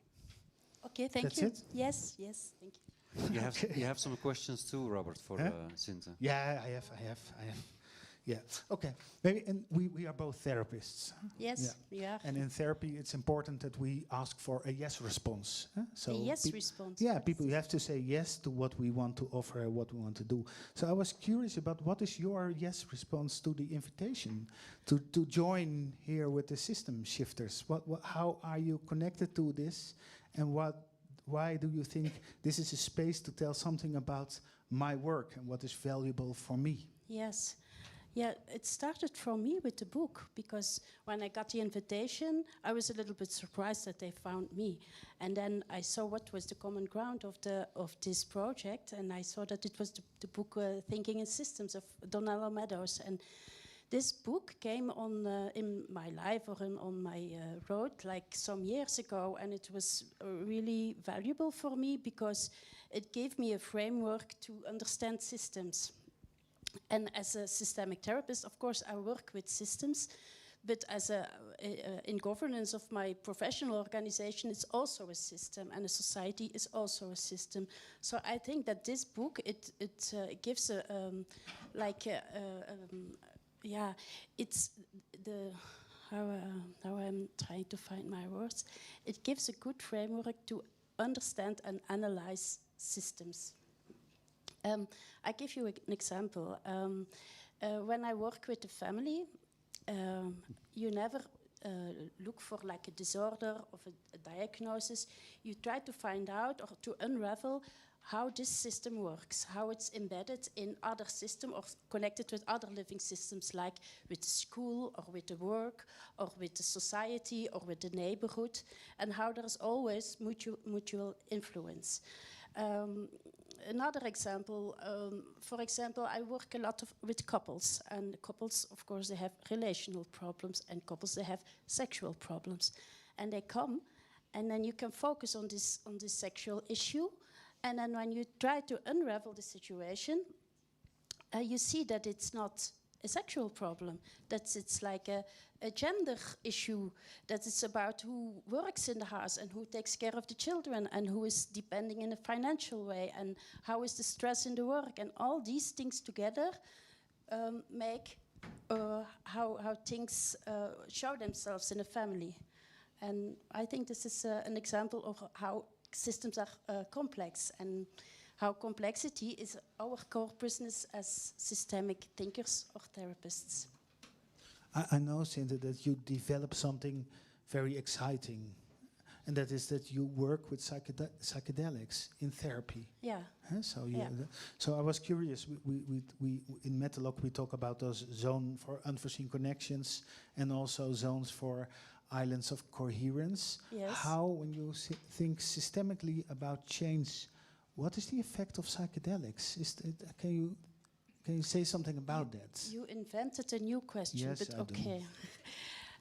The last one. You should ask. Is the last one? Okay. Do you want another one? No, Okay. no, I like this one. I was thinking like how to explain how to work with psychedelics. When they give me the leverage point of the system stabilizer, I was confused actually. In the beginning I thought like, why I'm a system stabilizer, I'm not a paradigm changer or something else. But the more I tried to understand how this leverage points plays in my work, it became more clear. And when I have to explain something about psychedelics, you know, people when they come always with a question or something that they want to understand better about their life. But they're also scared, like how will it be, and will I not be too anxious, or what will come up, and what if I become too sad? But it's about information that is already in your system and that shows up. I think there is a nice metaphor, I think, that I want to use. I don't know if you know these toys, these little balls with snow. There's a landscape inside, and you make like this, and then all the snow goes and it falls down. I think you can compare it like that when your brain has already beliefs, and maybe you have a link between love and violence, or friendship and betrayal, or I don't know what, work and to prove myself. These systems are in our heads, and what psychedelics do is that they throw up the snow, and other links come and show up. And then people ask me, but how do you know what would be a better link? And I don't know. There is something magic in it, but it works. And I tell you one more thing, because I was just in lunchtime, I was visiting like the other houses, and I was in the house of Ukraine, yeah, the Ukrainian, and they were talking about war and about healthcare. And I was thinking, like, there is so good research about working with psychedelics with veterans. You can work with groups, you can bring them together. There is the experience and there is the group who will work and who will do something with being together and sharing things. I think it's a very promising field. Yeah, and I hope that it will. It's evolving. It's more and more countries are starting to try out things, and I have to stop. Okay, Thank you. Thank you. Thank you both, Robert and Sinte. Over to the last woman standing. Shall we? No, it's okay. want to That's change? okay. I can have a You pretty see her. clear look at Era from here. So, last woman standing, Era. I've got 3 questions for you. It's my comfort zone, so Yeah? bring it. Okay. So, what turns out not to be stability when systems begin to wobble? All right. So, well, I maybe shall start by giving a bit more context about my work and why I call myself an ecosystem builder.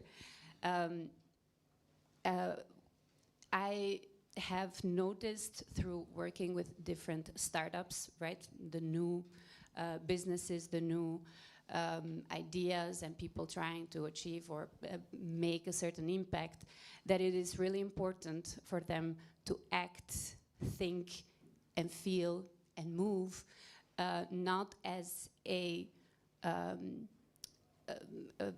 rigid organization, entity, but be connected, right? So we all know that the world has changed drastically. It is continuously changing. And the idea is that if we start designing organizations, startup, building them from the principles of being an ecosystem, that would already make us enough adaptable to be able to survive and thrive. So I think it is important to make the difference when we talk about stabilizing, all right? What is something that is stable, that we do not mistake it for rigidity, right? So we've talked a lot about how in Europe we have too many rules. We are in Switzerland. I mean, people that know the context, like Swiss people love rules. And there's a lot to say for having rules and following them. But the question is, when does this become something that pulls us back or inhibits us to actually get to somewhere where we want to go? So that is the first distinction that I like to make. And so it's not about being rigid, but how do you bring stability when there is wobbling, right? And in my experience and belief or opinion, I think there's 2 important values that I consider myself to be values behind at least the work and the way how we organize our work. It is, first of all, it has to start with our own selves, so the individual. We talk about systems, but at the end of the day, systems should always be in function of humans, people. You mentioned earlier that we shouldn't be thinking of thinking machines or mechanical machines, and and in my perspective, it's about being, first of all, authentic, having really clear on where you stand and what values are you representing. And if you start from there, that is the feeling part, right? So you mentioned feel, move, learn, and move. I'll come to the 2 other ones, but the first one would indeed be to yeah, to be able to have the agency to be authentic, right? So have a clear view that whatever is your main focus, main point. And the second one, I call them the 3 A's. But the second one, which is also very important, is adaptability. So we talk about wobbling, we talk about change. How can we make sure that by design we are enough adaptable, so whatever happens, based on the like in line with our authentic values and beliefs and purpose and missions, how can we adapt to the environment? And thirdly, to conclude it, it would be how can we, based on that, then take action that brings us closer to the impact. Okay, thank you very much. I would like to add actually a bit of your third question. I would like to make the connection with what you said about authenticity. So who or what determines within a system what is considered sound judgment or sense making? Who or what? Well, I think obviously it always depends, right? But what we often miss is that decisions very often are not made from the center. This is the idea of an ecosystem, right? So it's a moving thing. It's something that that moves and adapts. And what would make it most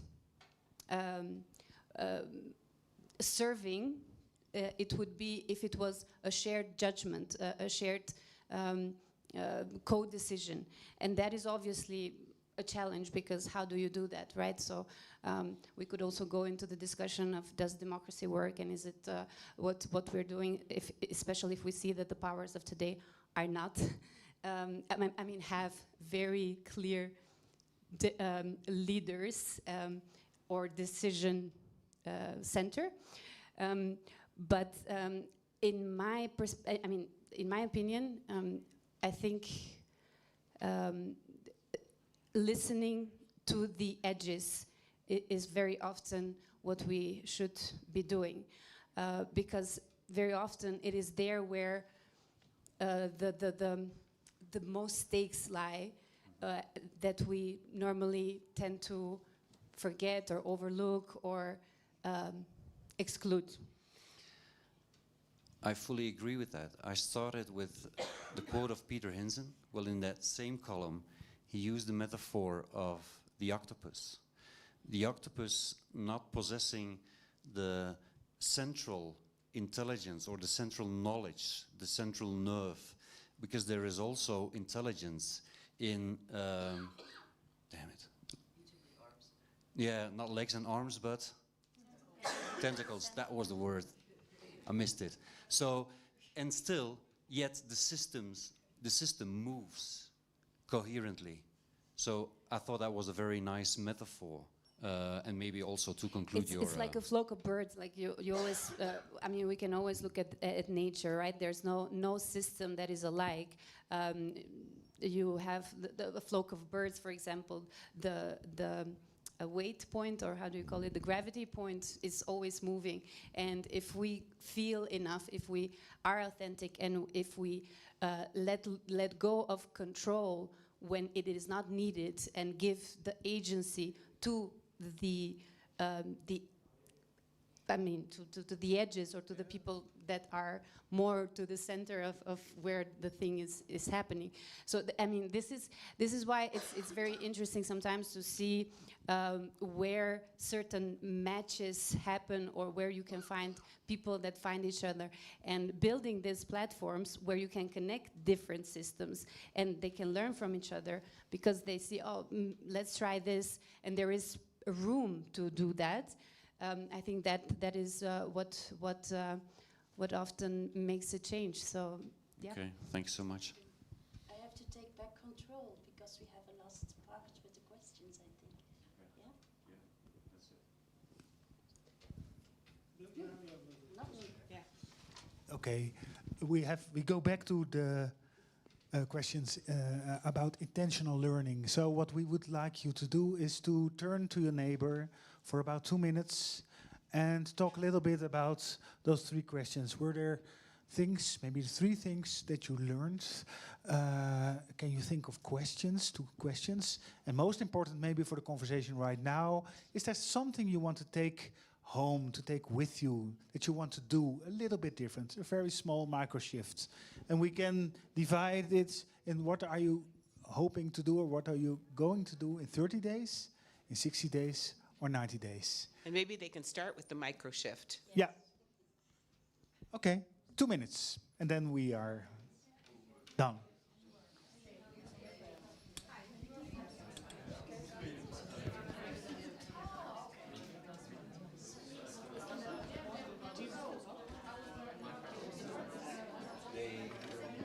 Before us, they show the book. Yeah, so every time we need to show it. Excuse me? I feel like every time we need to show it. I'll give it to you if you want to talk about it.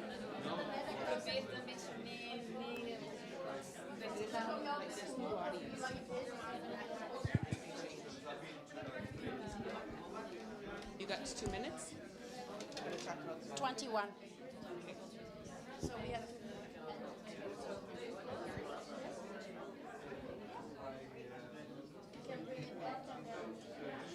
It's good that you begon over the edges. It was good that you started about the edges.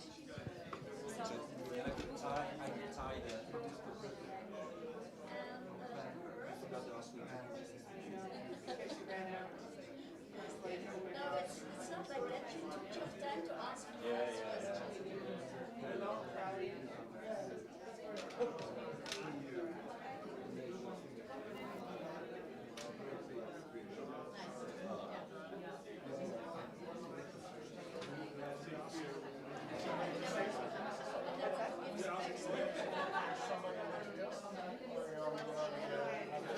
Feels like it.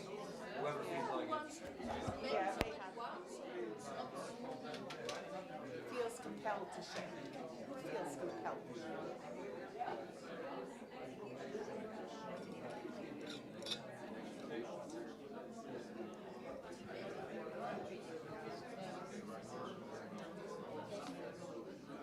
Yes? Who feels compelled to share?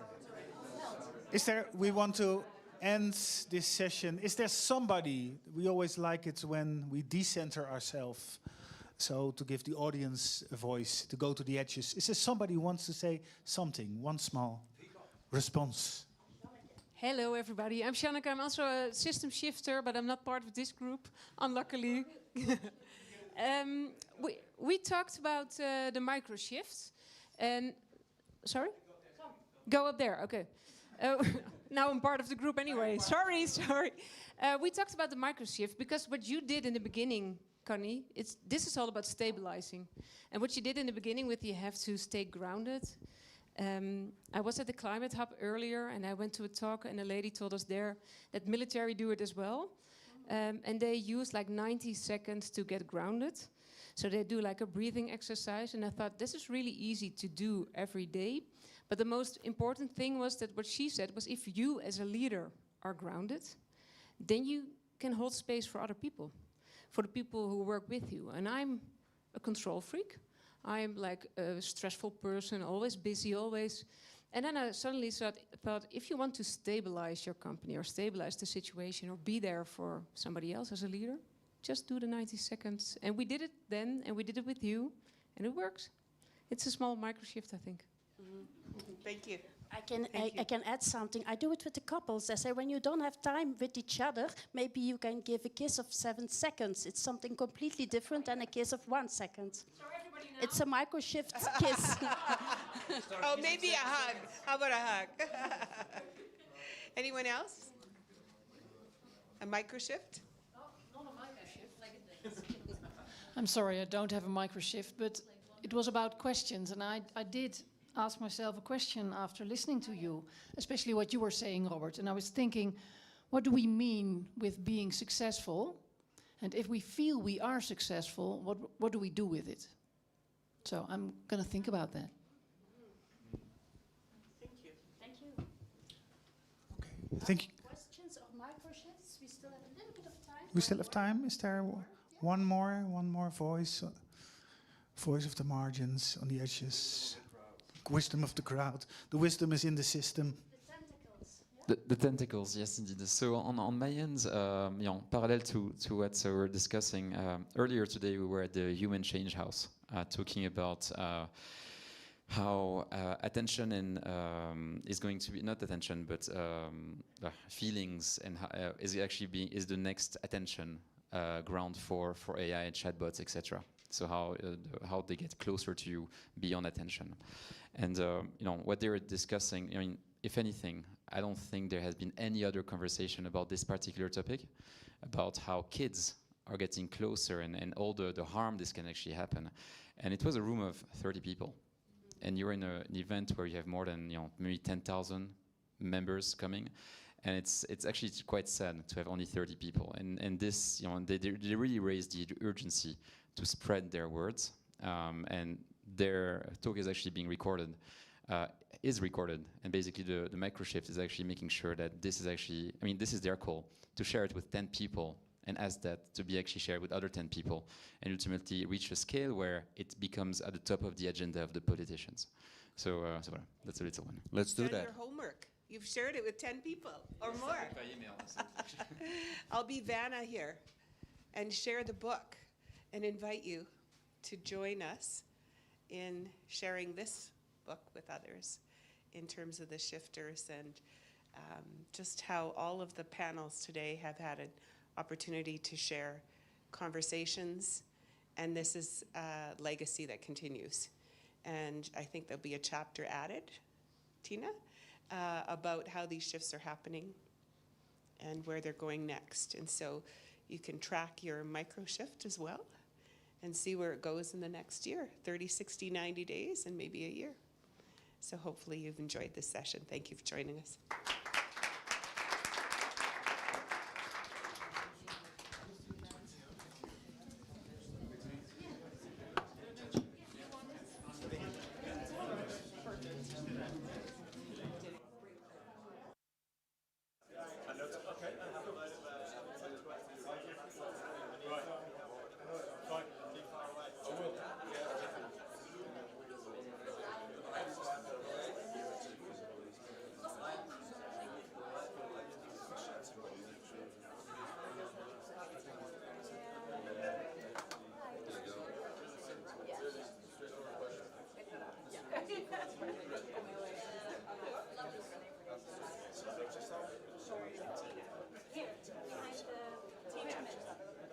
Brilliant. Right. Okay.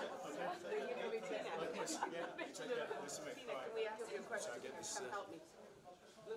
Why? Hi. I have to ask JP. He was here and he left. Yes, no. No.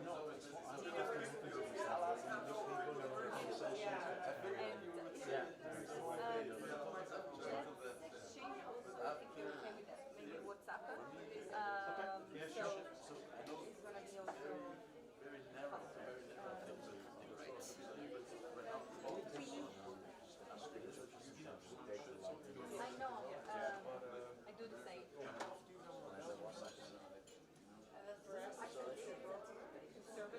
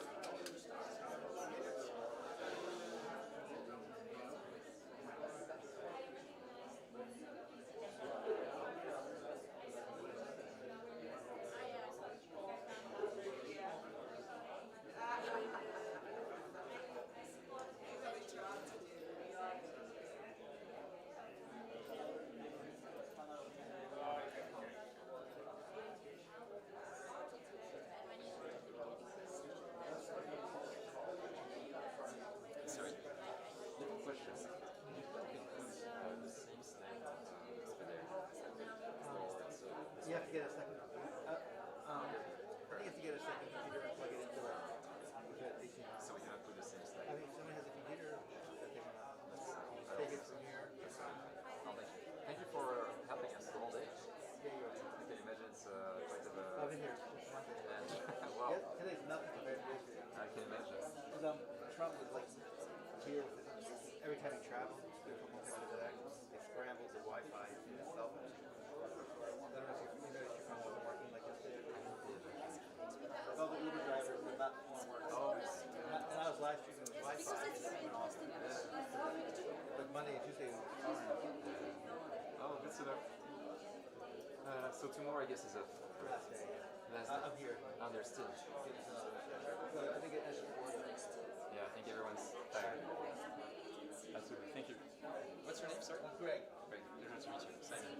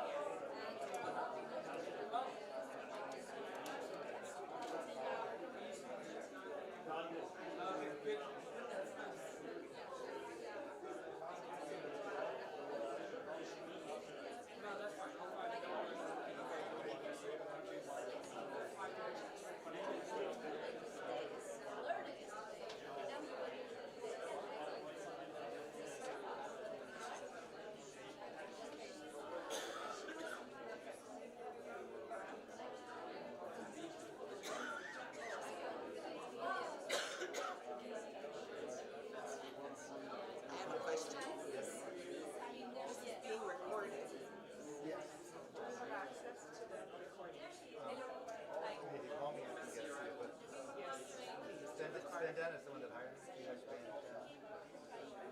I can give you my cell phone.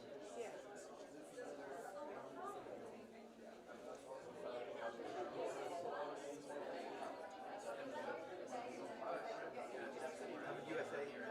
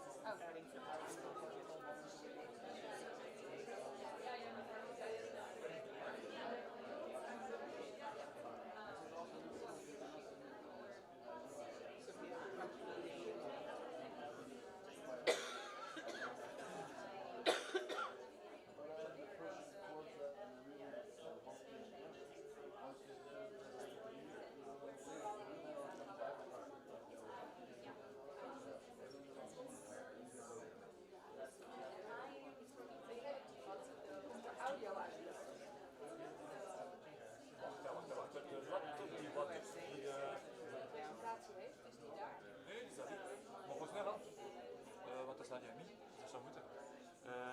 Is het een audio in? Ja, een klein stukje maar. Ik zal het zo even vragen. Ah, ga je trouwens? Oké. Ja, mijn is bezig. Ja, ja. Maar, Dat is heel veel gemaakt.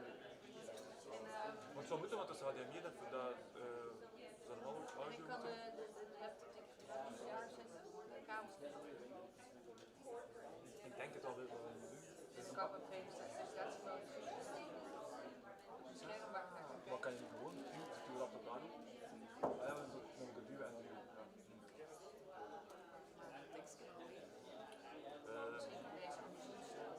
Het was dus inderdaad de host was Tina.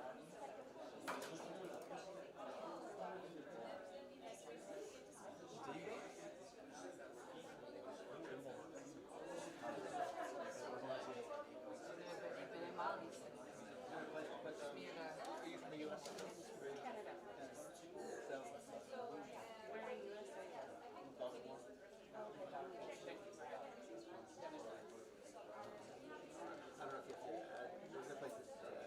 Oké, met u mee?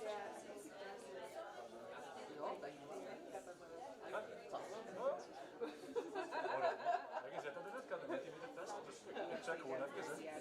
Stof. Ja. Nou, het feest.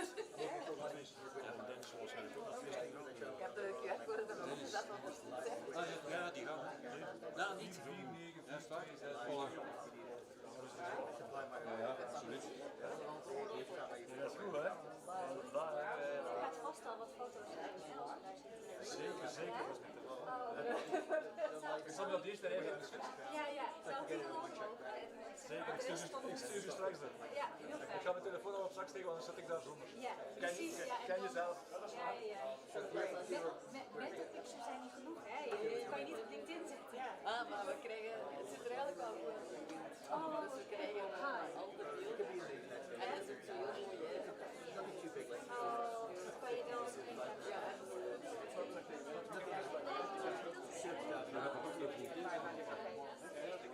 Ja, iedereen is dat wat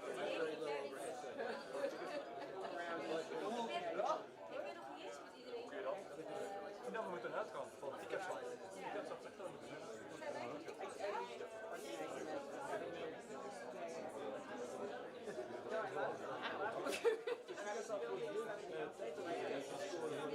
ja? Ik dacht dat maar wel altijd kan. Ja, oké. Ja, ik had er iets van. Ik zal naar deze rijden. Good luck, man. Yeah, and I present on and there is, we have one short film for you. Oh, is that so good? Does it have time? Or should I see? Is it okay if you connect your laptop back here and give you a Preferably I share. how much time is it? And we have one microphone. We have time.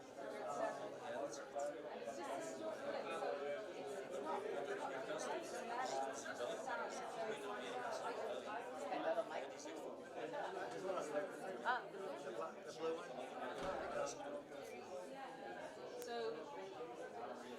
if I have, can you there as well? Well, it'll take like 10 minutes to set up. I was set up like that earlier the first 2 days, but I had to keep running up a million times. So, put it here.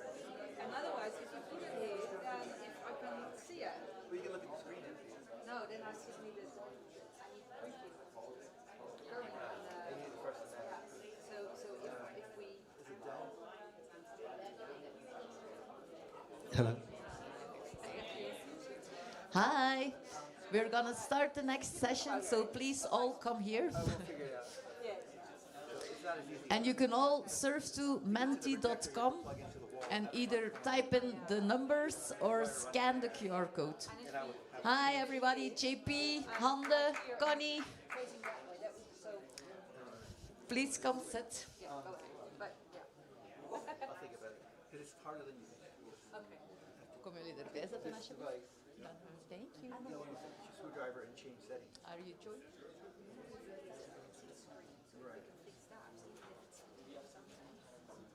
Kom Werner. We gaan beginnen. Are you joining? Something to eat and yes. Okay, perfect. Welcome. Okay.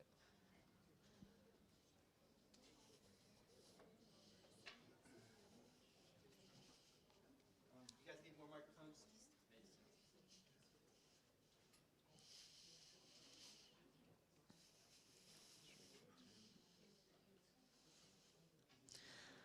Hi, everyone. Thank you for joining the collaboration session and welcome. Everyone here is a system shifter, so we are very happy to have you here. It's a big day for us all. The first day of the rest of our lives together, I think. Please all scan the QR code or go to menti.com because it's going to be very interactive. It's not just listening with us, of course. It's all about the collaboration. We are now a group of individuals and then we will leave today as a collective. Hey. Of course, to make this happen, we have to first get to know each other a little bit better, which is why we have the Menti.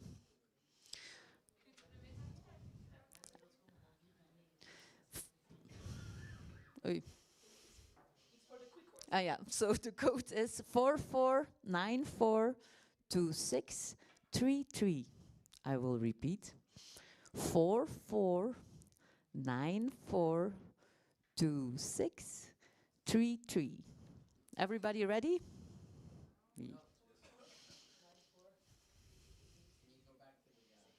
The QR code.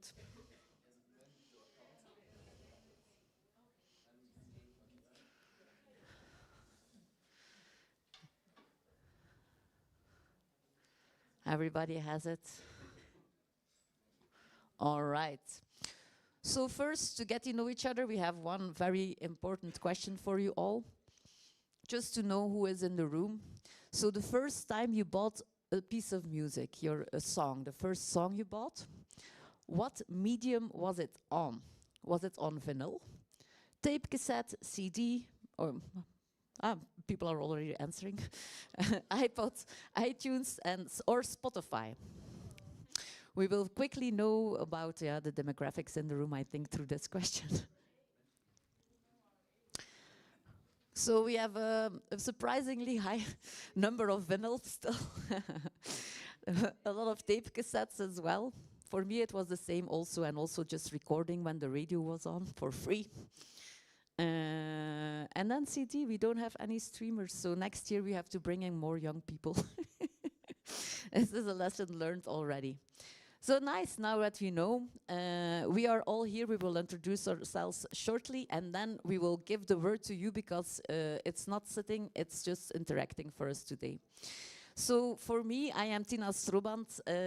For me, the system shifters is what I like to do in life. I want to unite all the change makers in the world and then give them a methodology to work together, because collaboration is not easy, as you know. But luckily, we have Donella Meadows, who I'm a big fangirl of. She came up with a system with 12 leverage points. If you go to one of these leverage points, you can actually really change the world for the better. So now the hypothesis is, if you think of one micro shift you want to do, and you bring together 12 people, so 12 allies that are working on the same shift system, the same micro shift, but from a slightly different angle, we can really change the world very, very quickly. So if you like this idea, please get in touch. Thank you, Tina. Voilà, so on my end, and glad to see that we still have a full room despite the time, and good luck for the next group. This is a very long day. You're brave. But on my end, so my name is Simon Aboud. I'm half Belgian, half Lebanese. I'm an architect by trade, and for the past 10 years, I've actually moved out of architecture and moved into corporate strategy for multinationals.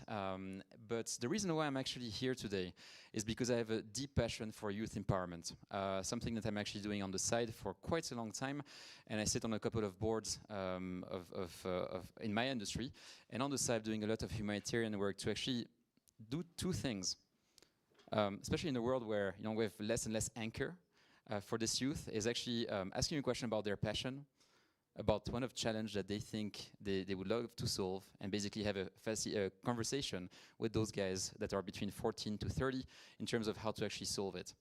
And yeah, looking forward to engaging today. And as Tina mentioned, we're going to have workshops coming up very soon. Up to you, Artemis. Am I the next one? Or? So good afternoon from my part as well. It's the first time that I'm in Davos, and I've been really looking forward to meeting you all here today. My name is Artemis Kubala. I'm the founder of Speaking Bug, and I'm also one of the members of We Are Impact Collective. I help make complex conversations more human, more inclusive, and more meaningful, especially in places where power, policy, and impact intersect.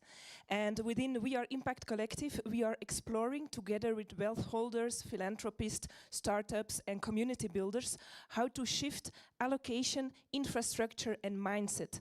Because, and as the Canadian Prime Minister yesterday said in his speech, cooperation can really be a pain in the ass, but it's also the only one thing that gives us the capacity to build something better, something stronger, and something more just. So let's keep that spirit in what we're going to do together the upcoming hour. I think it's... Oh yeah, so yeah. Yes, thank you. Hello, I'm Saïda Sakari. I'm from the King Bowden Foundation. It's a foundation active in the philanthropy sector. So I really love this event because it starts and it ends with what I'm doing every day in my work. It's working on system shifting, and we lead or we organize initiatives for philanthropists. So they have a fund. So we have now, I think 1,600 funds within KBF where we support and advise philanthropists. And so it's with them that we try to develop new initiatives within systems that are broken. I can tell it like this. For example, the future of care, as we know, the demographical changes and how we are working now, it's not going to succeed, so we have to shift that system. And so what we do is try to support microshift, really some interventions, effective interventions, and new initiatives, innovations that can shift a whole system. And so I think there are different initiatives within KBF that are working at the same level on child poverty, for example, housing. And so it's always starting from microshift, but also bringing the right people together. It's really important. And one thing that leads me is the user centricity. We call that the user centricity, but it's about participation and how to improve services and needs, because that's in many systems a problem. So how to start from user centricity? It's really important one. Yes. Hello, everyone. Very happy to be here. And for me, Davos has been a success already with all the interesting conversations I've had so far. I work in higher education, and my shift, microshift, bigger shift, has to do with inequality and inequity in higher education, exclusion. For this, I developed the mixed model, which is an educational framework that helps facilitate and design more inclusive education, with as a goal more equitable learning environments as well. I'm also program manager of value-based education, and not a lot of universities in the Netherlands have one of those. I work at the Vrije Universiteit Amsterdam, VU University Amsterdam. And what it means is that I believe that education is never neutral, it's never objective. There are always values lying underneath, and I think it's important to make those explicit in order to really engage with different perspectives. I think that higher education, or education in general, is one of the last places where you can actually encounter someone who thinks radically different than you. And it's also a playground to learn how to engage with those different perspectives, how to constructively disagree, and how to move forward from there and build on each other's perspectives instead of polarizing even more. Okay. All right, so it's enough about us. We've got around 25 minutes, 35 minutes, to actually dive into a guided workshop. We've got some kind of a framework. We're going to divide us into 5 groups of, I think will be around 4 to 5 people. And the idea here is to really go through, first, we can actually learn more about you guys. Now, conscious we might know a lot about you, but I think it's really great to break the ice if necessary. Then we actually move into agreeing on a challenge. So as you actually present yourself, name and the microshift you actually focus on. So for the ones that are new to this panel, microshift is a big cause that you're after. And then ultimately agreeing as a group on the microshift you'd like to take as a case study. And then moving into the 25 minutes of solving this challenge, microshift. And basically here, we'll talk about first identifying roadblocks. From those roadblocks, what could be potential solutions, and ultimately, as a group, what are the key takeaways that you'd like to share at the very end?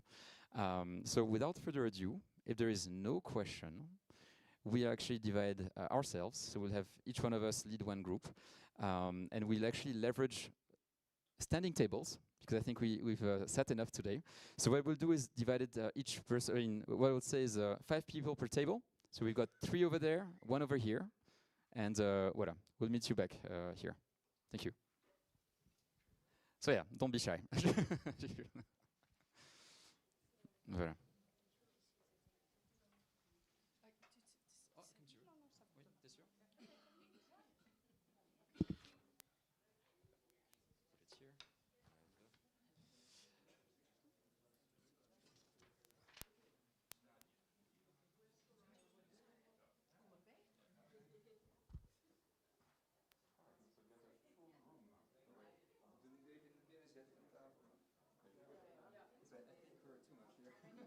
There are 3 tables over there. Three, this is one. This is one. I Yeah. thought you wrote that. It's totally fine.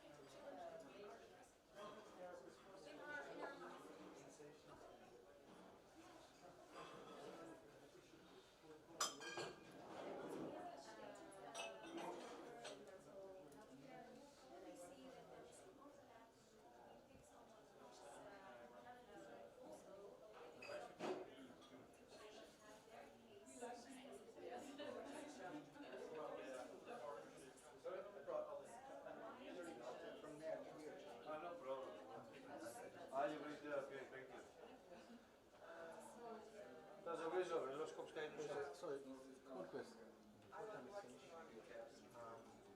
There's one more session. I think it ends at 6 or 6:30. Oh, yeah, I can find out right now.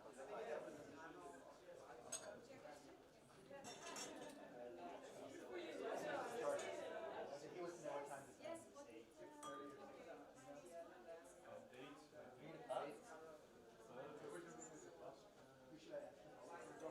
8. Who should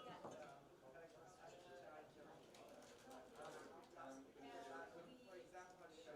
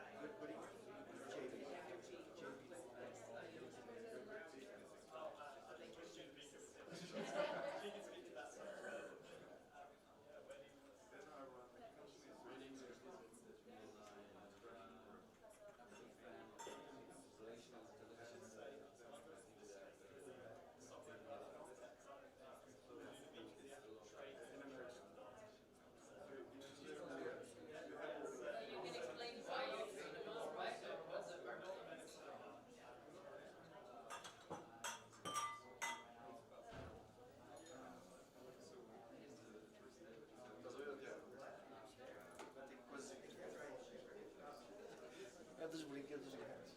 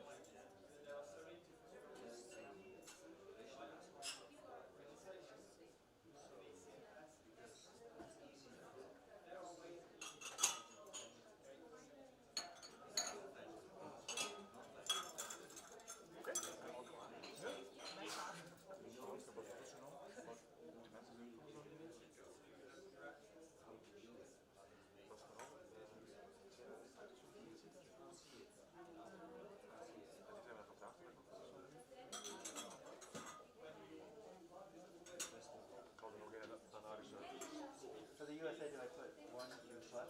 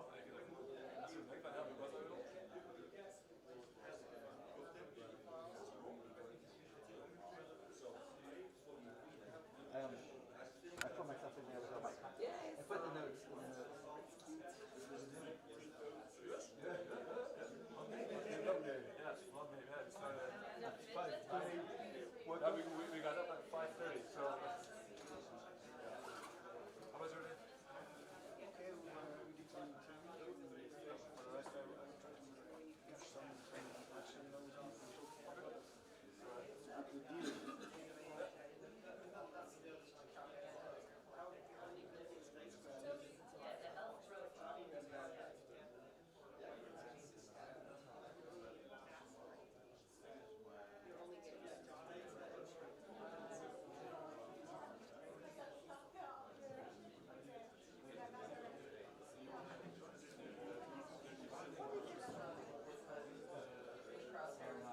there this last homework?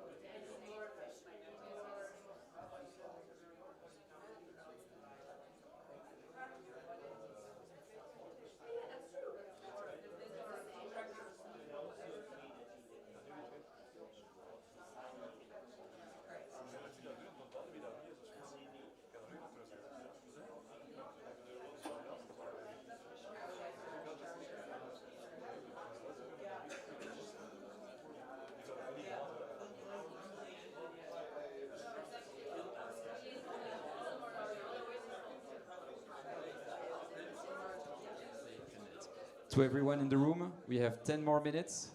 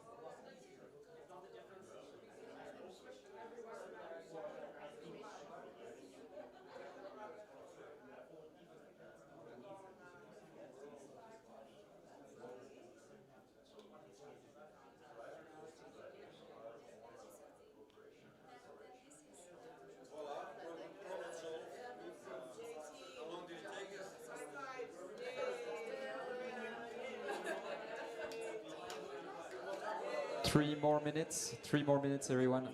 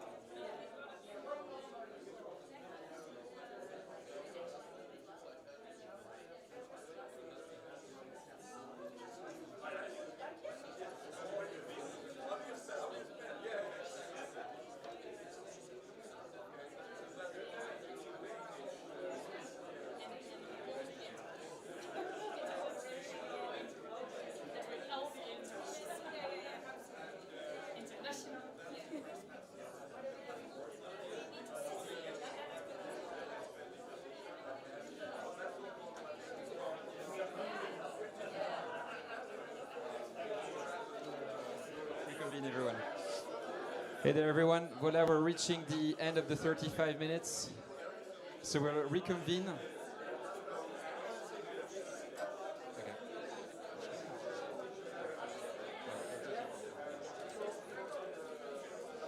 Well, everyone, we're coming back to close the session with a few final words.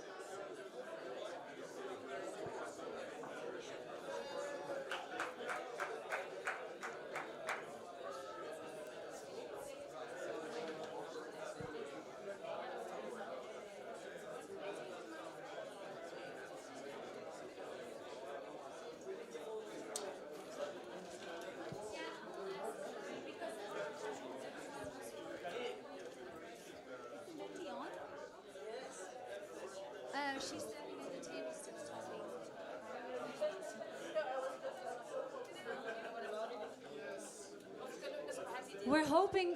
We're hoping everyone will join us in the room again.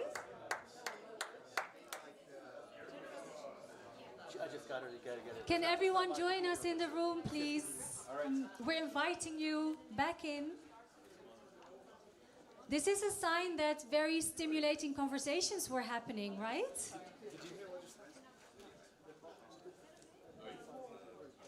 Yeah. Is it the same code? Is it the same code for the takeaways? Yeah. I hope everyone took a moment to fill out your individual takeaways from the conversation just now.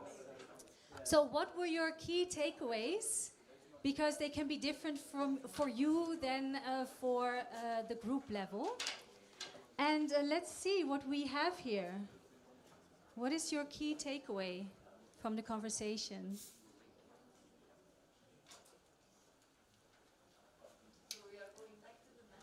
Started before.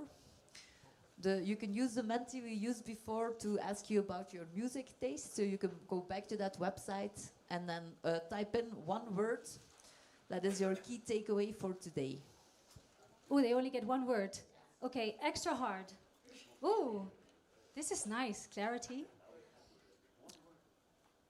While you're doing this, I also am curious what the different facilitators at each table thought were on a group level. What were the takeaways if you think of the conversations that you had?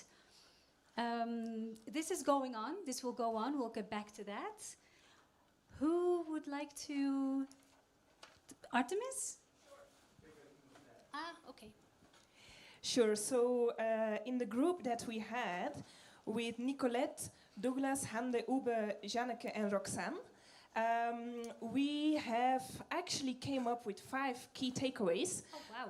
But before diverging into those, we also had some side quest discussions. For example, is truth something really objective? Do we want to stimulate diversity just for the sake of diversity? I will leave you to think about those. But our key takeaways are that, and actually we were working around the issue of understanding people better. And we say that first it starts with listening. We need to keep an open approach. We need always to act out of consciousness. And we have to have a unified purpose. And the bigger the partnership is, the more elaborate that communication on the unified purpose needs to be. Yep. And clarity was already mentioned, and we made of that clarity over compromise. Beautiful. I already hear also a lot of overlap with our discussion, but let's go to someone else. Saida?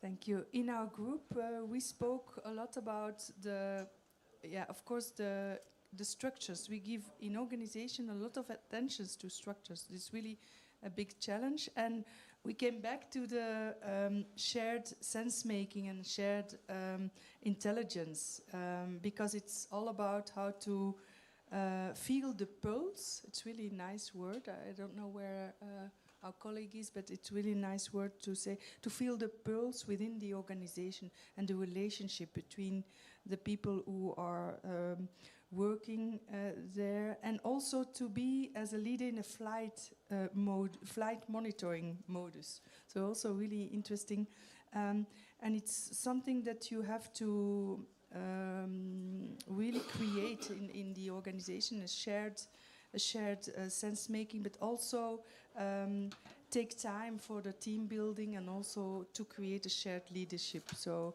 it's all about the culture, but also to be really engaged with people to optimize the pulse of the organization. Beautiful, thank you. We're still seeing some words happening on the screen. Tina, Simon?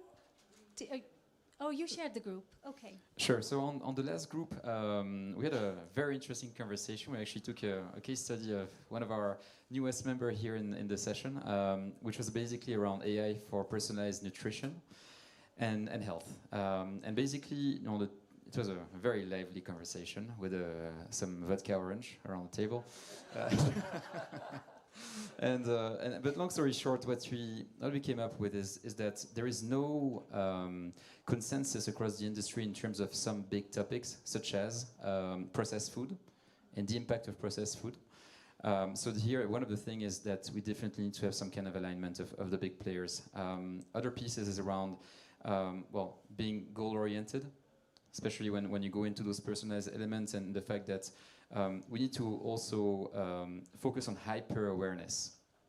Hyper-awareness being, sometimes you just go to a nutritionist to just solve a problem that is apparent, but rarely do you have actually solutions which is actually going deeper and asking questions. So why do you actually do this? And for every single time asking the question why, around 5 dimensions. One was around, emotional. The other one was around. Actually, I wasn't able to capture the 5, but but basically getting this multidimensional approach to nutrition. Voilà. Thank you. I think before I go on, there's a word there, seagulls. I know what it is about, but do you know what it is about? Yeah, who would like to explain? Because did you put it in? No? Who put it? Yeah. Who put it in? Who wants to? Oh, mystery. I didn't. It just happened from the crowd. What we talked about was a certain type of management called seagull management, which is basically, it means having the manager fly in, shit on everything, and then fly out again. And that was not part of the solution, so it was not a takeaway, but we did discuss it. It was an insight, yes. And there were some takeaways. We had a very lively discussion. We did not dive into one case in particular because there were many parallels actually between the different challenges. Some challenges being concrete versions of a more general challenge of someone else. So we talked about actually all challenges. And some takeaways, because you can never capture all, right, is to keep an attitude of curiosity towards the other, towards another opinion, towards another perspective. We got to practice that at our table as well, because there were diverging perspectives and opinions. So we had a live class in that. Spending time creating shared spaces, literal shared spaces, so physical shared spaces as well.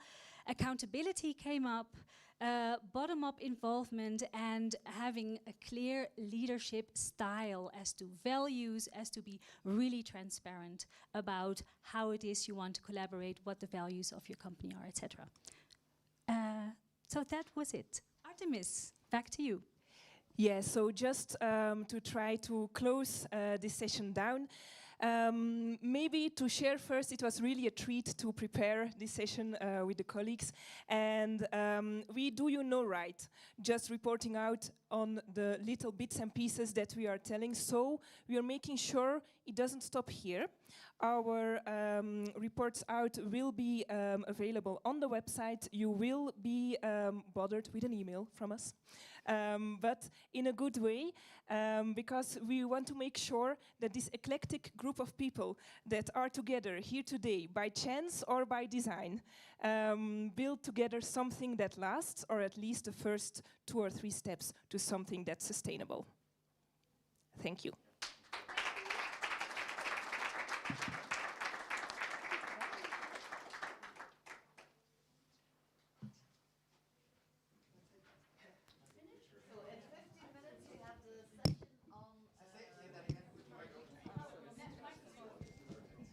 On 15 minutes, we have our final session, so please stay. Oh, nice. You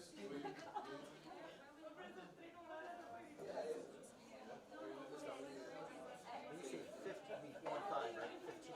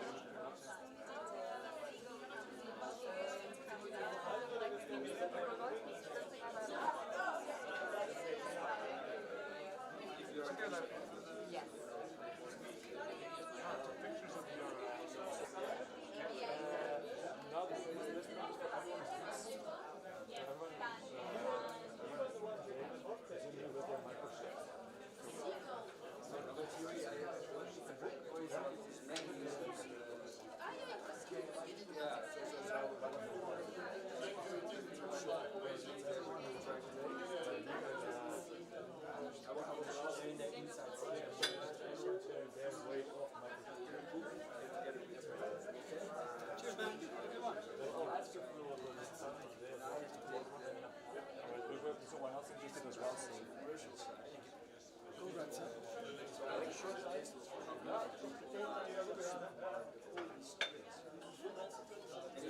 You are aware of those streets, are you more fluid?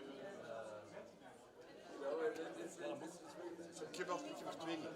Ja, voor de tijd. Ik had dat ook kunnen weten, maar ik ben even aan het kijken dat iedereen de crew uit elkaar komt. En dat valt niet praat.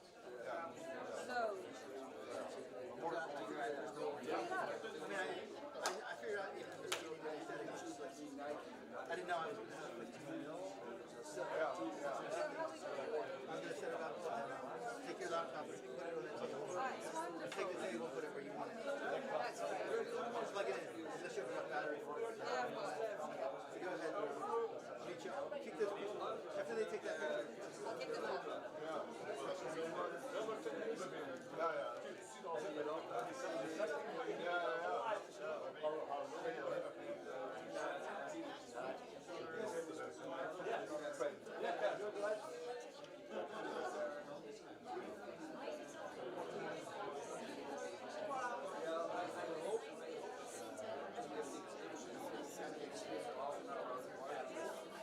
Something really special.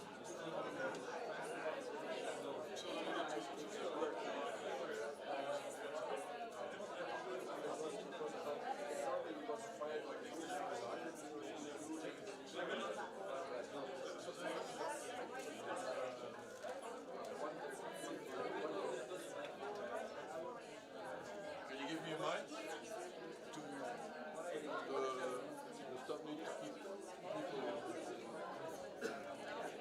Half an hour, he said, well, this is something magical, new, Please, last panel. And we'll. You're missing two. No, it's now. It's 6:45, no? Jitske? Is het 7 uur of 6:15 jullie panel?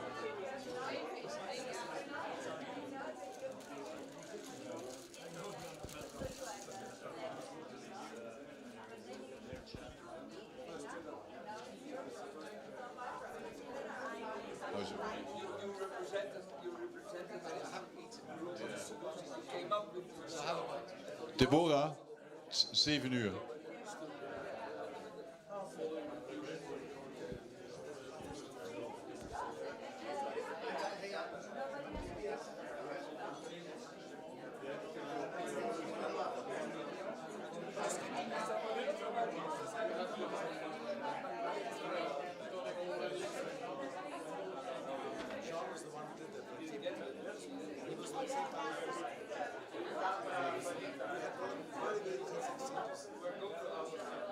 We're not selling it today, we're going to have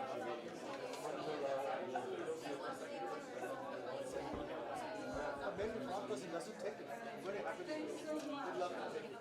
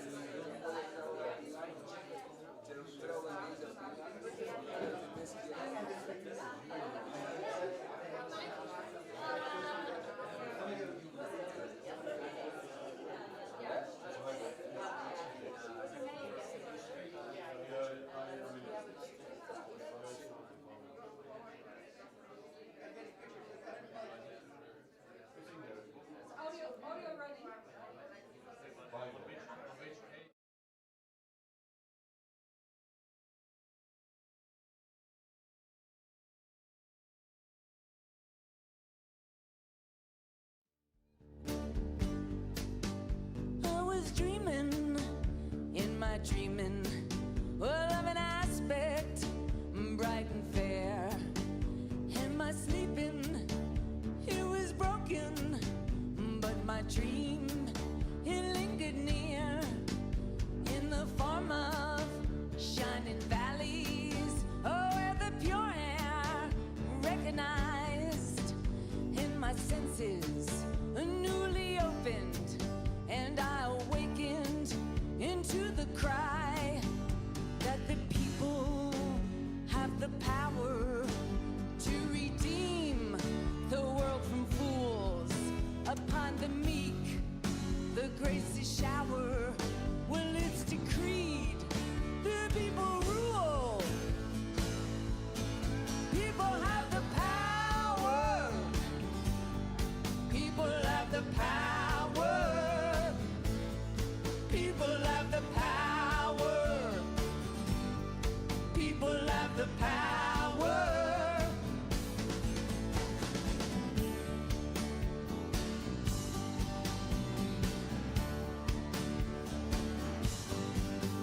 Vengeful aspects became suspect and bending low as if to hear.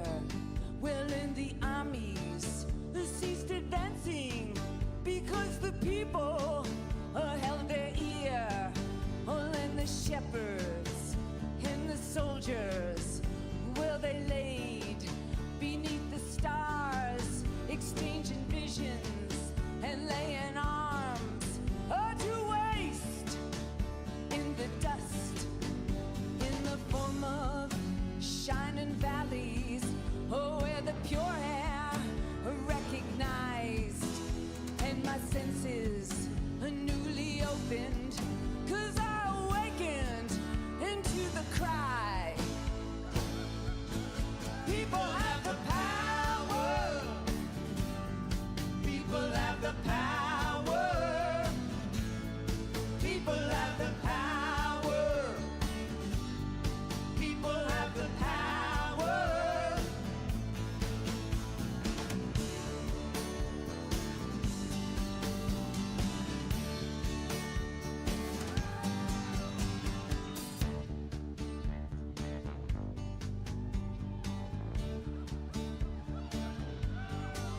Where there were deserts, I saw fountains, and like cream, the waters rise, and we strolled there together, with none to laugh nor criticize.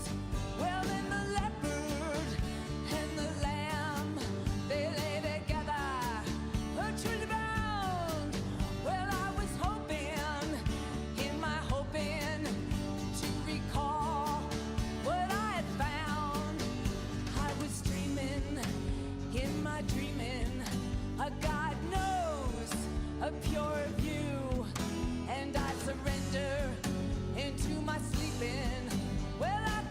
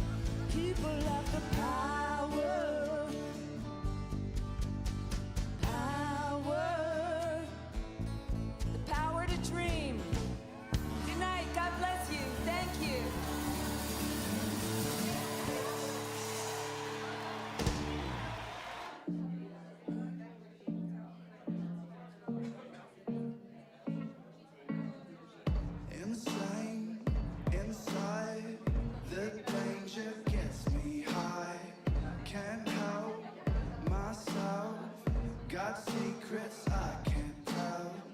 I love the smell of gasoline. I light the match to taste the heat. I've always liked to play with fire.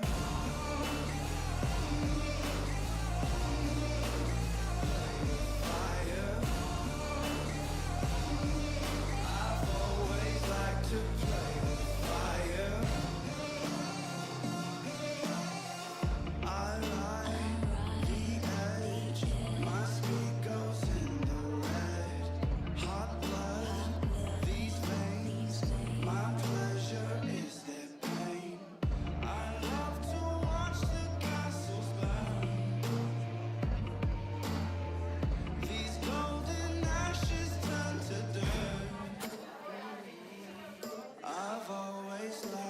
Play with fire.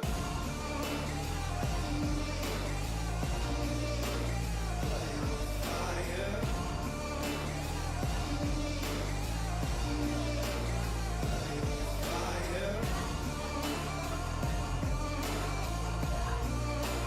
Fire, fire.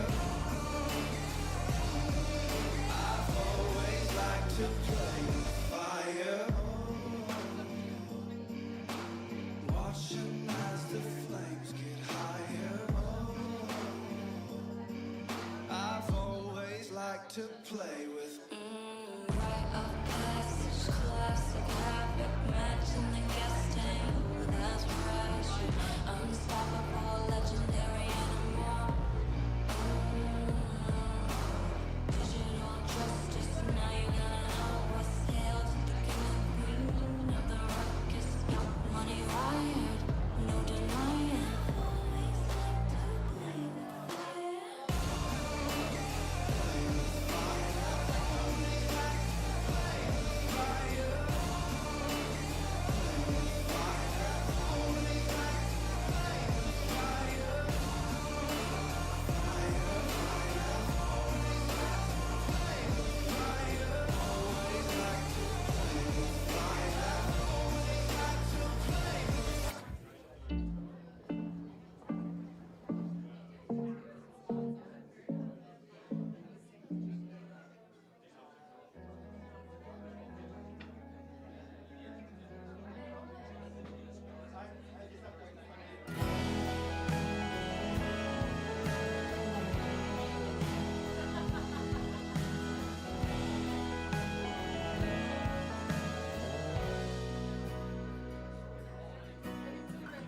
She looked out the window and said the world's on fire.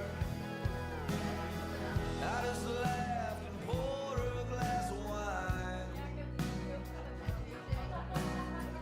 We just stared at the TV, trying to find some meaning, hoping that we'd wake up from this dream sometime tomorrow. Well, the night came and went, not a damn thing had changed. That's when I saw a tear fall from her eyes. She said, what are we gonna do? What's this world coming to? For the first time in my whole life, I stood there speechless.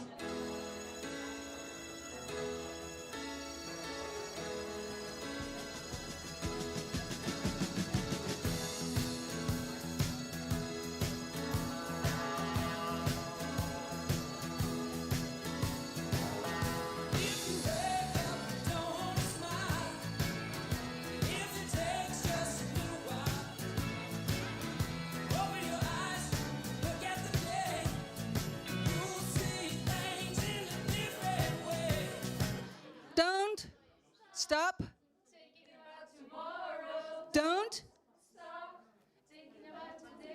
Okay, so you're all ready. Please take a seat, preferably up front, because that's nicer for us and therefore for all of us. Yeah, the last session of today, it's a long day, isn't it? Who feels a little bit tired? May I see show of hands? Yeah, who really feels like going for a drink? Yeah, who feels like, oh, but I gotta be here because otherwise it's not nice for the last team. I'm just here for loyalty. Yeah, we have the same feeling. So knowing all that, we can have we take two decisions. Otherwise, we stop and go for a drink, or we have the session. So who says, let's not do it, go for a drink?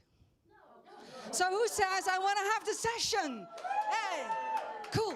So, with a drink. So then the question is, why are you here? So if you're here because of us, that's really nice and we appreciate that. But maybe there's something more. Maybe there's something in the title which has to do with panic and promise. I'm not sure if you live in the same world as that we live. We live in a world, our team, where some things are going on. Do you live in that same type of world where something with climate change, with safety, wars? You live in the same kind of world. And so should we panic around it? Or should we have hope? And that's the main question for now. And we'll explore it in different ways. It will be interactive. It won't be just us talking. The subtitle was also that you'll experience the positive power of polarization. I know that, I'm sure you heard the word polarization in the world, right? There's been polarization. Is it bad or good? Usually bad, but without polarization, there won't be any innovation. So we need it. So we better know how to use polarization in a good way. And that's why you're here for, even if you didn't know up front. So then the question is, knowing all that, why are you here? You have 30 seconds to talk with the person next to you. Knowing all this, why are you here? And please think beyond, I'm here because I'm tired, I'm waiting for the drinks. Just why are you here? Just 30 seconds.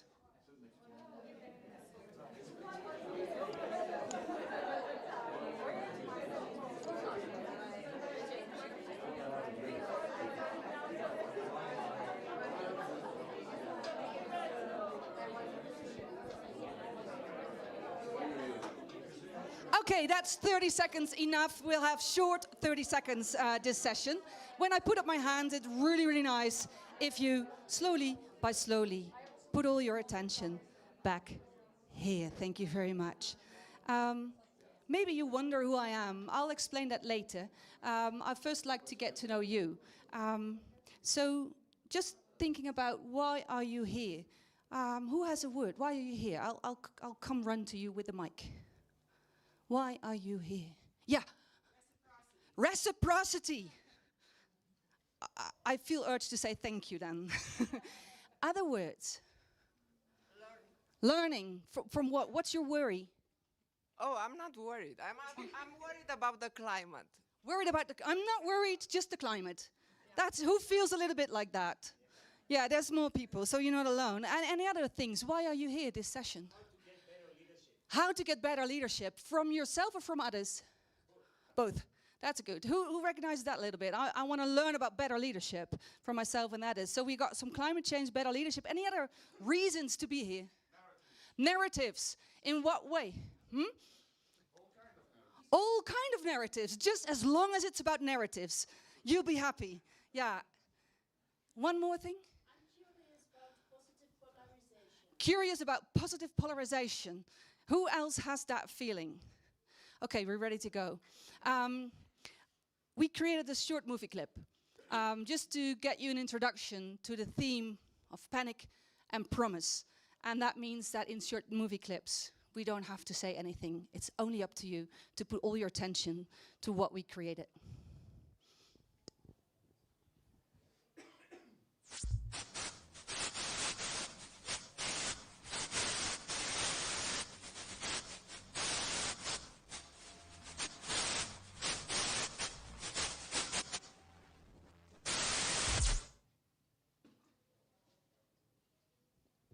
So how do we shift?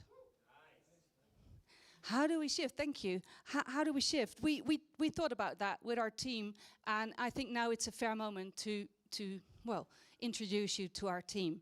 And the first person is no one less than Janneke. And yeah, just a moment where you kind of...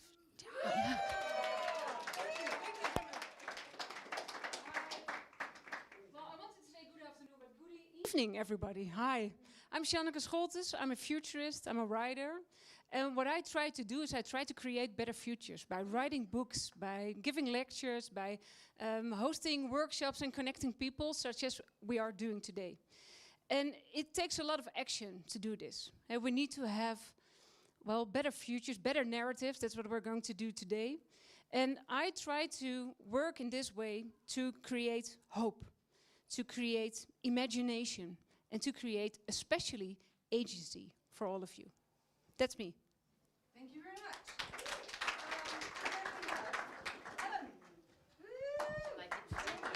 Hey, good evening, everybody. So I'm Ellen van den Bergen. I'm the CEO of a social profit organization in Flanders, which is called Public. And this organization aims to make leisure time, so culture, sports, youth work, accessible to everybody, especially people in poverty, because they have a lot of barriers to come to that. And we all know that leisure time is so important for our well-being, but also for giving this to society. As a commercial engineer, I like to be on the crossroads of data, technology, marketing, sales, and I deliberately chose to do that in a social profit environment because I believe in the strength of social profit for the whole of society. Hi, I'm Deborah. I'm a professor at the Delft University of Technology, focused on the impact of emerging technologies. I'm also part of our national program for quantum research, quantum computers and stuff like that. And I speak and write about the impact of emerging technologies, mostly AI and quantum, on society. And by nature, I'm a technology optimist. I tend to see the positive side of technology. But around 8 years ago, I started shifting. And I went through a small identity crisis. And now I got to a point where I value both the promising side of it as the warning side of it, because we also need to take some actions on some fronts. So I'm very curious and looking forward to the discussion today with you to see where you are and how we can make things shift. Thank you.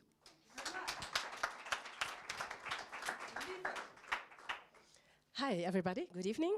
My name is Lieve Krobea. I work as a policymaker for the Department of Healthcare in Flanders. And I'm really passionate about mental health care.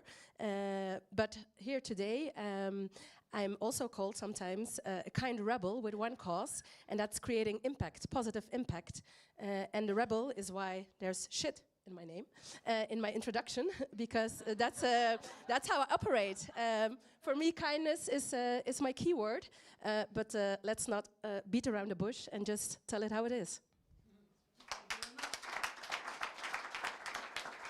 I'm Jitske. I'm an anthropologist and I apply the knowledge and skills of anthropology into the business world, therefore calling myself a corporate anthropologist. I write books. My latest book is Tricky Times, which has liminality, the moment of betwixt and between, the moment where we know that we need to let go of the old, but not yet know what the new will be. That tricky moment, that's what the book is about, and that's my work, is around that. How do we create change? Because we shape this world together. The world, you know, the cultures we have, they don't fall from the sky. We create them together. So I'll lay out the ground a little bit on how people then shape those narratives and how those narratives then shape the history of the future, and then we have a conversation. So I'll give you a crash course anthropology. Are there any anthropologists around? Cool, you get a crash course. Because many people have no clue what anthropology is, and some have some clue but think it's the quickest route to unemployment. Yeah. It's not. It's very, very important, because what I try to understand is how people shape cultures and how cultures shape people. And cultures don't fall from the sky, we create them together. How do we do that? Every group in the world does it. So a group gets together and they have to find answers to universal questions. Every group across the globe has this question: what to do with leadership? What is respect? How do we create an innovative culture? How do we deal with the differences between men and women, between old and new, everything? That's so universal questions, and the answers we find to that are cultures. Nothing has meaning of itself, we have to create the meaning together. And in that creating meaning together, we create narratives. You could say that culture is a collective fantasy we started to believe as truth. Yeah. So then the question is, how do we create those cultures? Because when we know that process, we can influence it. Because the narratives that we believe in, our belief systems, they drive our behaviors. So if we want to shift things, we want different behaviors, we can look at the behaviors, but also on our belief systems. So people shape those cultures shape people, and because we have different views, we will have different opinions. And that means that sometimes we can call this creativity or conflict. It depends on your framework. And we have different views, and that's where it happens. So cultures are shaped in two main processes, and I think that's my quest in life, that we all should do our upper best to improve those two processes, because it's interaction and decision making, that's all. The only thing we need to do is to make sure that we can listen to all voices, the different ones, the silent ones, the loud ones, so we create solid interaction processes. And then the next question is, who will decide what? And that's the power balance. And that's where it gets tricky, because we can have definition power. It's a wonderful concept in anthropology, the power to define the world, the power to say this is good and bad, true and false, right and wrong. And if we have that power, we have influence in how we shape the world, and therefore we have influence on where to spend the money on and what not. Now, the ones who are very good in the answers of a certain culture, the ones who are very good in the behavior we believe is the best, those are usually the leaders. If we go through shift and change, those leaders need to change. But guess what? If I need to change in something which doesn't benefit me, or the behavior I'm not very good at, I'd probably say it's not such a good idea. There's no transformation without shifts in power. And how do they come about? In interaction and decision making. That's it. So then the question is, who can decide what? What kind of interaction? So we need to have interactions. And in organizations, we have tons of interactions. And mainly very bad ones. I don't know, are you familiar with the concept which is called meetings? Yeah. and online meetings. Oh, even worse, right? Yeah, so we need to optimize those. And you could say, if we focus on interaction, there's two types of interaction: transactional interaction, transformational interaction. Transactional interaction is a type of interaction where you organize what's already been organized. I call it bullet point meetings. They're great, make them efficient, but nothing will change through bullet point meetings. Therefore, we need transformational conversations. Conversations where I can change my mind, I can transform my ideas, maybe even my emotions. I tend to call them campfire conversations. Because at a campfire, you know how it works. That's where the storytelling happens. That's where you open your heart, your mind, and the other does the same. Where you allow yourself to change your mind when the conversation gives leads to it. So that's what we do. We need to have more campfire conversations. That will change the world, and we will start with that today. Yeah, because it's so important that we understand how we shape our narratives, and it goes by conversation, word by word. And why is it so important? We define 3 fields in which narratives are of vital importance, and that's where we need to be really, really clear that how we shape our narratives and cultures. And the first area is leadership. Why is it so important that everyone in a position of leadership has a clear view on the impact of narratives? Yes, I'm going to tell you. Leaders of countries, of corporations, of your own life, everybody here is a leader, has to make decisions time after time, crisis after crisis. And yet, we rarely ask the most fundamental question: from which inner compass are you leading? Do you believe in a world that we live in a world under threat, or in a state of crisis, maybe constant crisis, such as people... Hey, you were clicking. Yeah, sorry.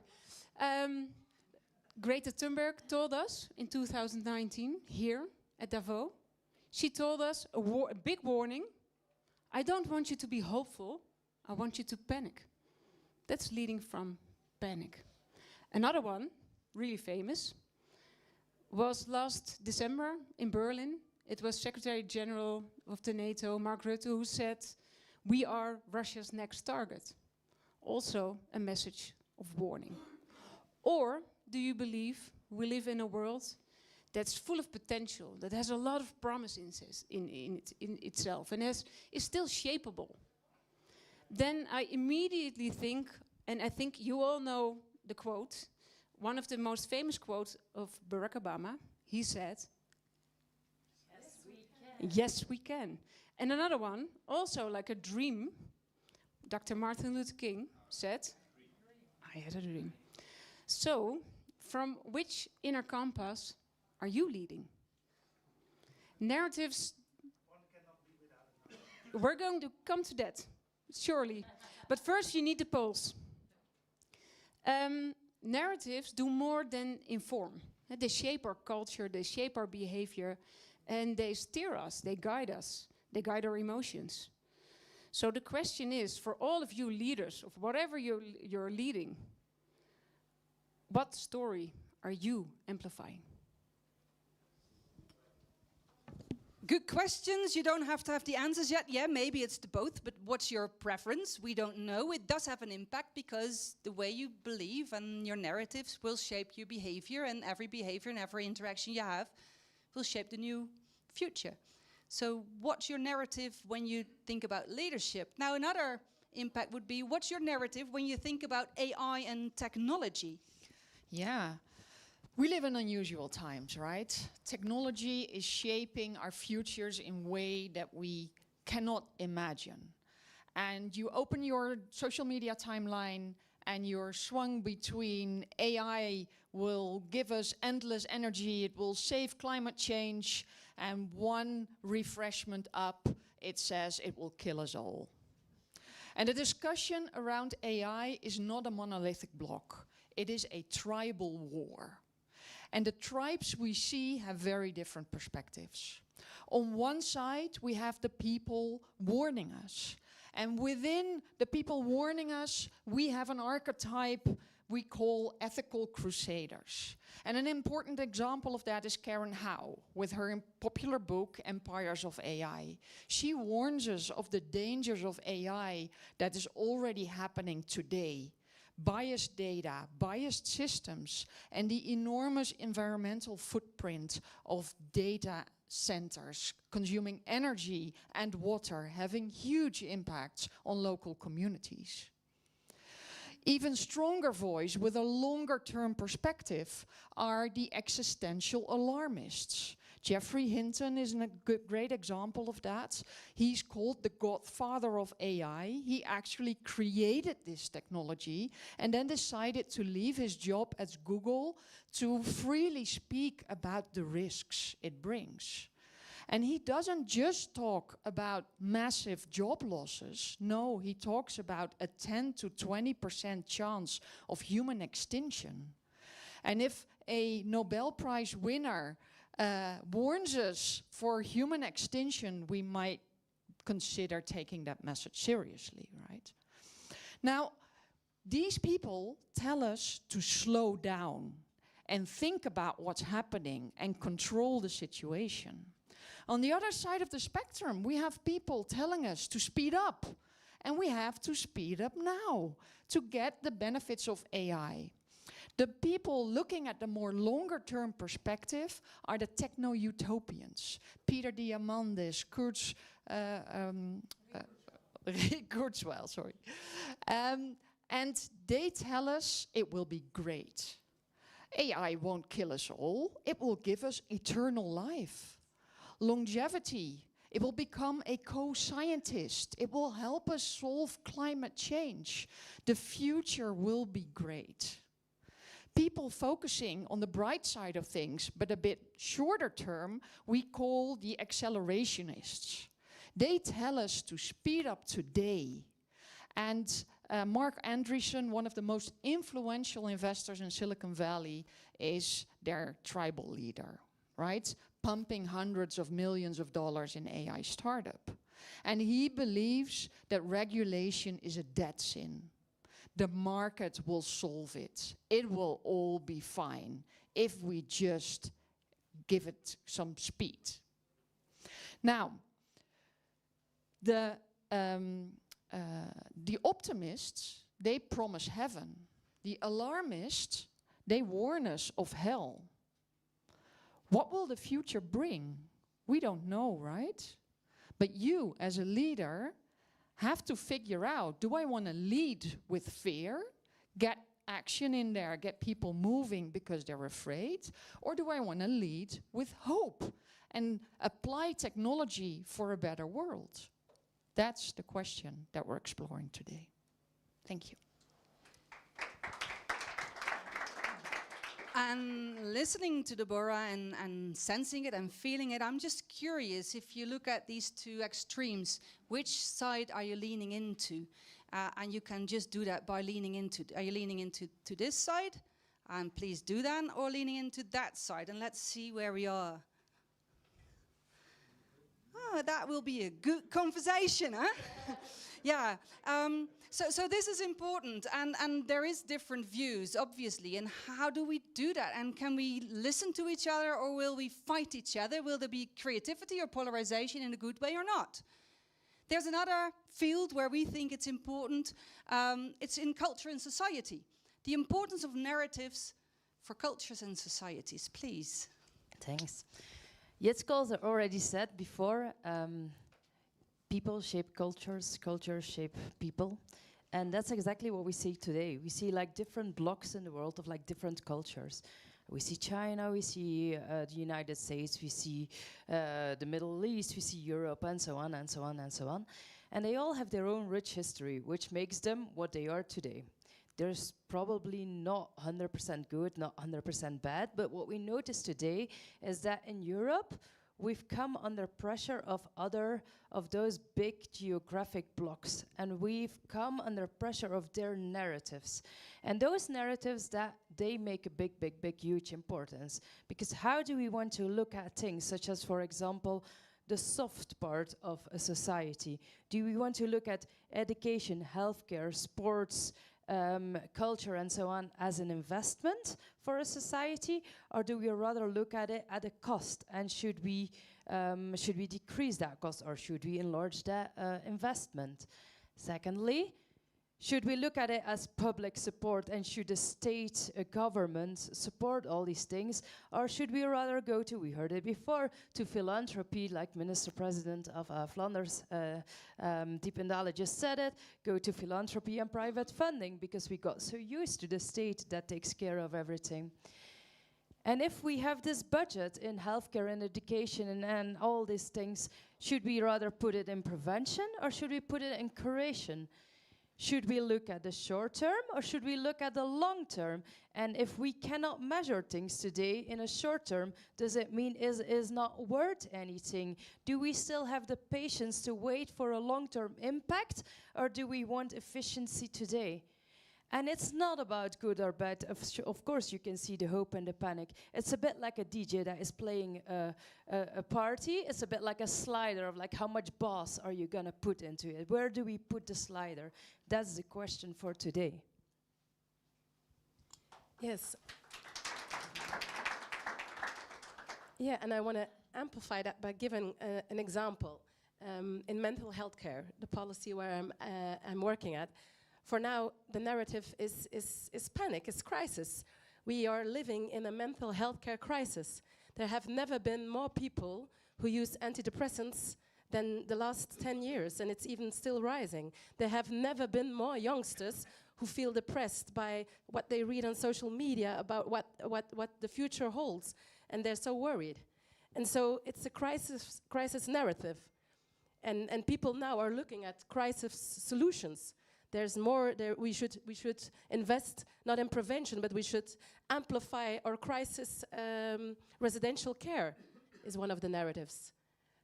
But for me, I'm an optimist. So what if you change the narrative? Because the way we talk about things is the way we look at things. That's what Jitske just told me. So what if we could imagine a world in which we don't talk about a mental health crisis, but as a situation in which there has never been more people who want to stop feeling bad, who are not just feeling bad, but who want to stop feeling bad, and who are actually only now finding the courage to say they are feeling bad, and who want to solve them, and who want to feel better.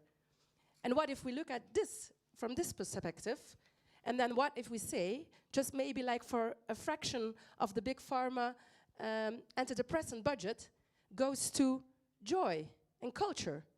And what about if we change the narrative to social prescribing for people who feel bad and injecting joy into their lives instead of pills? If we change the narrative, is my idea still foolish and naive, or is it maybe a smart solution? Well, yeah. Nothing has meaning of itself. We have to create the meaning together. Together we define what's good and bad, right, wrong, and true and false. Together we shape a narrative, the things we believe in, and from that we drive our behaviors, and we solidify that in the system and the process and the procedures in the world. That's where we shape cultures, and then it becomes reality. So what do we do if we want to change that reality? And what do we do with all the impact? Because then there's this liminal moment, this moment in time and space where we can take a new decision. And that's called transformation. Then the question is, what is the power balance? Do we listen to all voices or only the loudest ones? Or the ones with the most money? Or the ones with broadcasting? Or the correct algorithms to influence everyone? So as human beings, we create the world together. And in doing that, we have interactions and therefore we have conflicts. And therefore we have different opinions. And therefore there will be forms of polarization because I have a view, you have a view. Before we know it, we disagree. So how do we deal with that? That means that we have to optimize our interaction and decision-making processes, and we'll start with it today. So we need to have campfire conversations. The type of conversations where you're willing to put in your mind, your heart, and you actually have a true conversation, and you're willing to change your mind and heart if the conversation leads to it. That's it. Then we transform, step by step, word by word, interaction by interaction, decision by decision. So we'll have a campfire conversation. We'll use a method from the Lewis Deep Democracy. Myrna Lewis is the founder of Lewis Deep Democracy, and it's a way to listen to all voices and take inclusive decisions.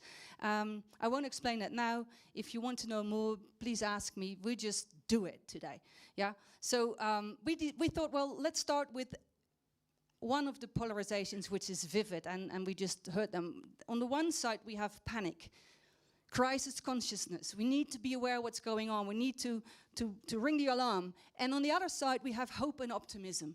And you heard different voices around that. And just to make it crisp and clear, because you will have a conversation around this, and I'll explain how we'll do it, because it will be different than what you're used to. But first, we need to be very clear what we're talking about. So our team created, the first word clouds, but then in real life for you. So here I have hope and optimism. And here we have, well, panic. This is panic. Look at that. Panic.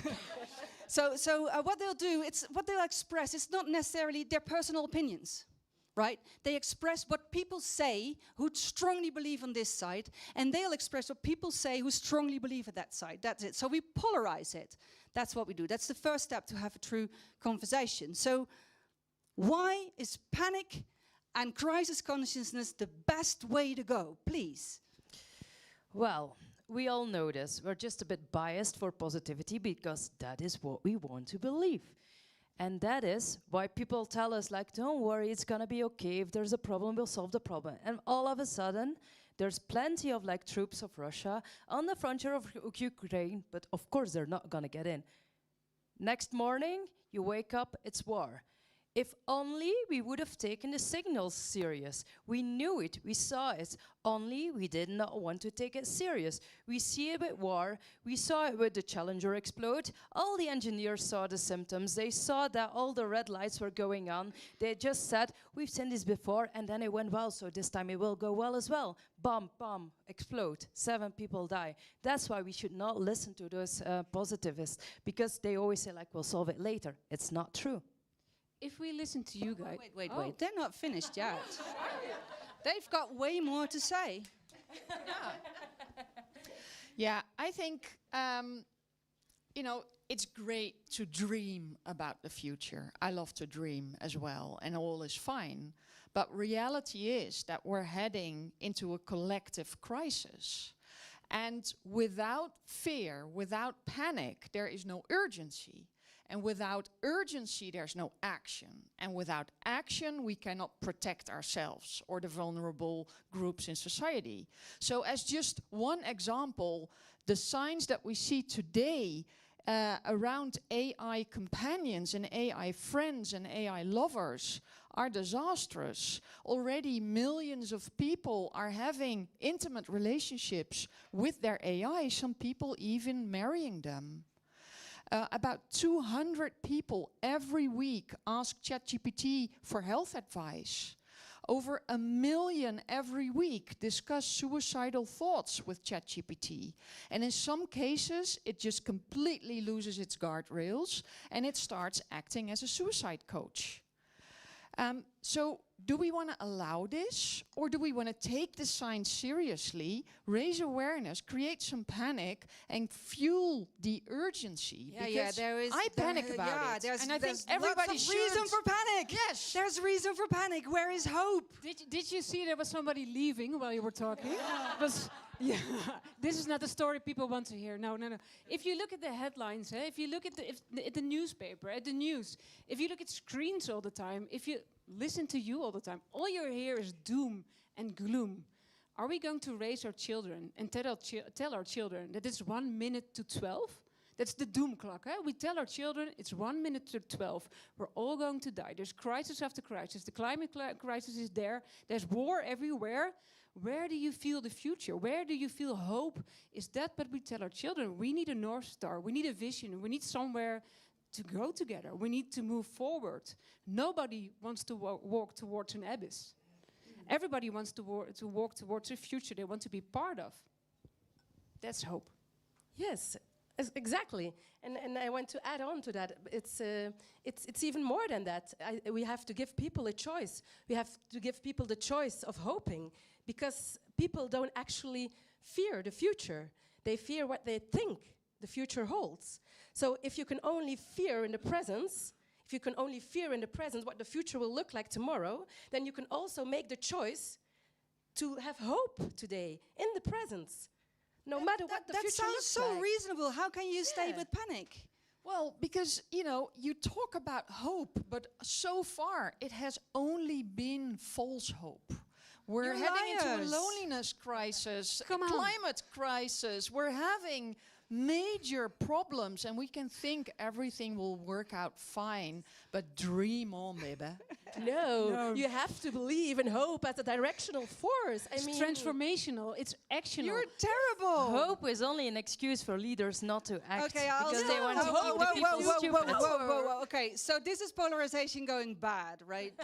We've got many examples of this. So we reshape this type of conversation in a different way, and I'll let you do it. So you'll experience positive polarization because it's good to look at the extremes, but then we need to find where we can learn from both sides. We do it in 3 steps, and I'll explain step by step. So I'll explain the first step, where you can polarize to the best you can in threesomes, not in 4, because it's not just, we don't have time for that. Make threesomes. So, groups of 3. And what you do is the following.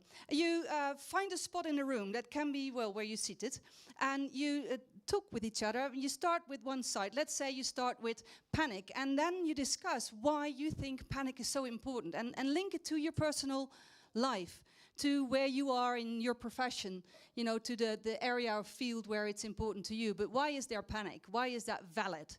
Once you, after like 1, 2, 3 minutes, you move literally, physically to another spot in the room. And there you move to the other side. And there you explore everything about why is hope in your context so important? Why is optimism important? In all, you got 4 to 5 minutes. So you know that after about 2 minutes, you got to shift to the other side, and that will mean we create chaos, and that will mean you start talking to each other, and that will mean it will be very hard for us to break in again. And that will mean that if you see me do like this, you're silent. And you give me back the attention, and I want to practice that before we go in chaos. So first, you can talk to each other now, just make lots of noise and... Yeah, okay, great. You fast learners. So make sure, in threesomes, explore, first panic, then hope, make it 2 places literally in the room, and in about 5 minutes I'll call you back. Go ahead.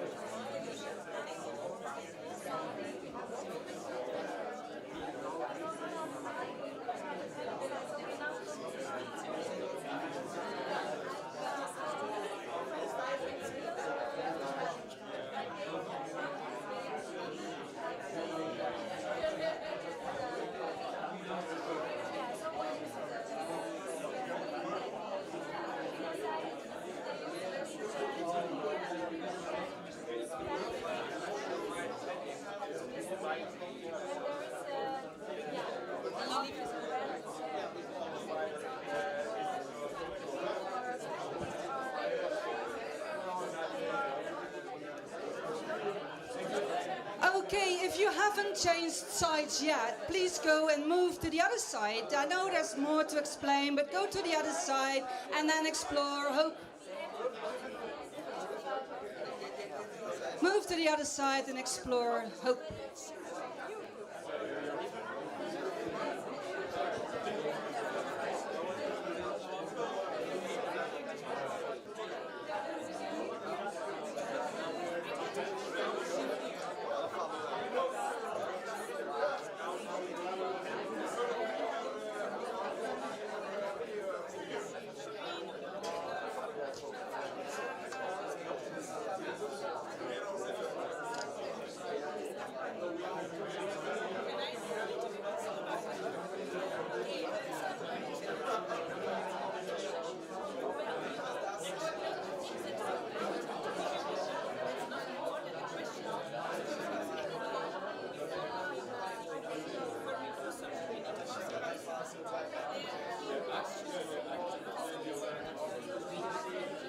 Okay, and if you see me, then that's your moment where you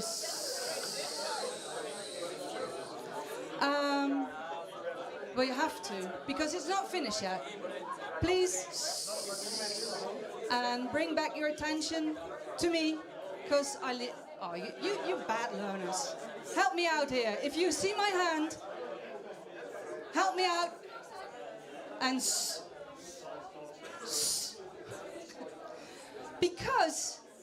because what you notice is once we human beings go into interaction with each other and we're willing to listen, we can't stop. So if we demolish these bullet point meetings and we have true conversation, but this is just the first step of the conversation you had with these 3 people. So you go back in the group after I explained it, because this is step 1. But now, what I'd like you to do is to think about the conversation you just had. And from one side, statements will be made. Things are said from one side, and things are said from the other side, by you and by others. And many of the things being said, they're just, they were said. And some things really hit home. And those are the comments, or the topics, or the questions, or the experiences people put forward, but really hit home. And sometimes that can mean it right in the heart, at soul level, like, bah! And sometimes it's more like, oh yeah, it's something I need to remember. So there's different levels of hitting home. If you're now listening to me and think, well, nothing, really nothing, then the question is, where were you in the conversation? You spent 5 minutes of your life energy with others about this very vital question, and if nothing hit home, you didn't have a conversation. So then go back to the conversation while I talk. and rewind it, because there will be something there. And it might be something you said yourself or the other, doesn't matter. But what hit home about all the things being said? It can be that something hit home. Let's say that someone says, well, I feel very stressful. And you say, God, I really feel for you. And then what hit home, I can say, I'm really sorry for you that you're so stressful. That's not the type of thing I mean. The question is, why is it for you so important? What's true for you? If that hit you, if you realize that's important to you, why? Because maybe you say, well, I realize how stressful I am, for example.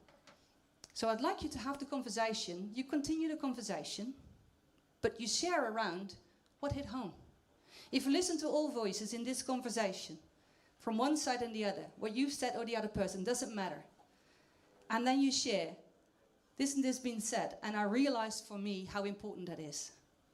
For me, that's really, really true. And that's vital in the way I look at things. And you'll notice that you can have a conversation for 15 minutes or more. You'll have 3. And later on you can continue. But go back and try not to have a dialogue too much. Just share and dump. You listen to each other. So what hit home for you? Why is important? What for you and what for you? And then you'll notice that 3 minutes is pretty long. Go ahead.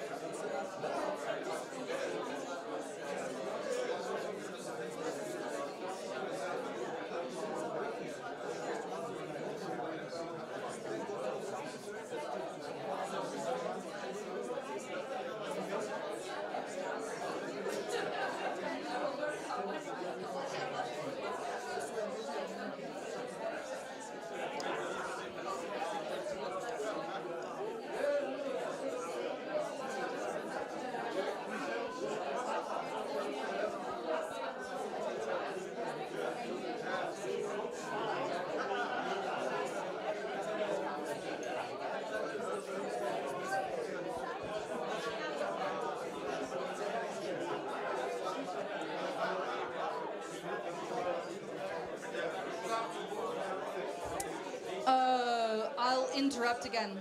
How terrible is that? If you see me, this is your moment to hush. Thank you. Shh. So maybe you notice that you can go on with the conversation, and if so, make sure you exchange phone numbers, and you do. But just briefly, did you notice a difference between the first and the second round? And what's the difference? Basically, I knew less. Sorry. What I realized was, even after the conversation, that I knew actually less than what I knew before. So you realize how complicated it is. Yes. Yeah. You knew, and another, someone said? Common ground. Common ground. The first or second one? Second one, more common ground. Other views and experiences. Yes, my conversation partner just left.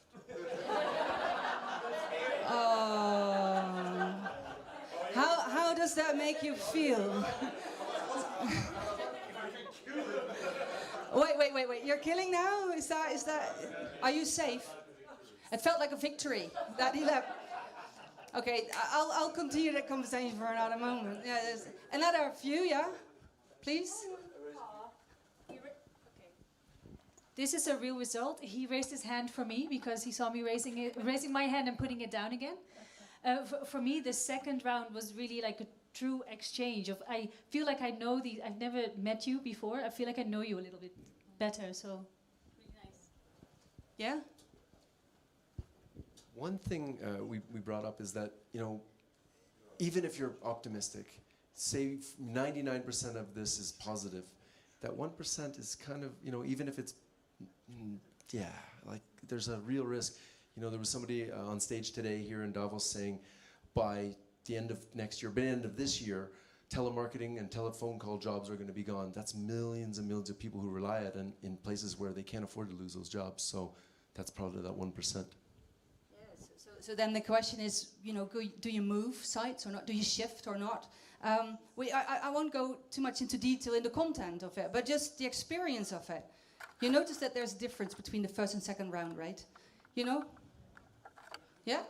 Okay, one more. Well, what actually hit home for me is that it's so easy to switch between the two, and that it's quite convincing, both of it. So it's in your own hands whether you're negative or positive. So there was not so much difference between the one and the two. Yeah, between the two sides, you mean? Yeah. What I meant is between the two moments in the conversation. So we get back to the content. What you see is if you do a conversation like this, you can't go to the second round without having the first one. Because you can't start with, oh, what really hits home in this polarization. You can't. You have to have this first conversation.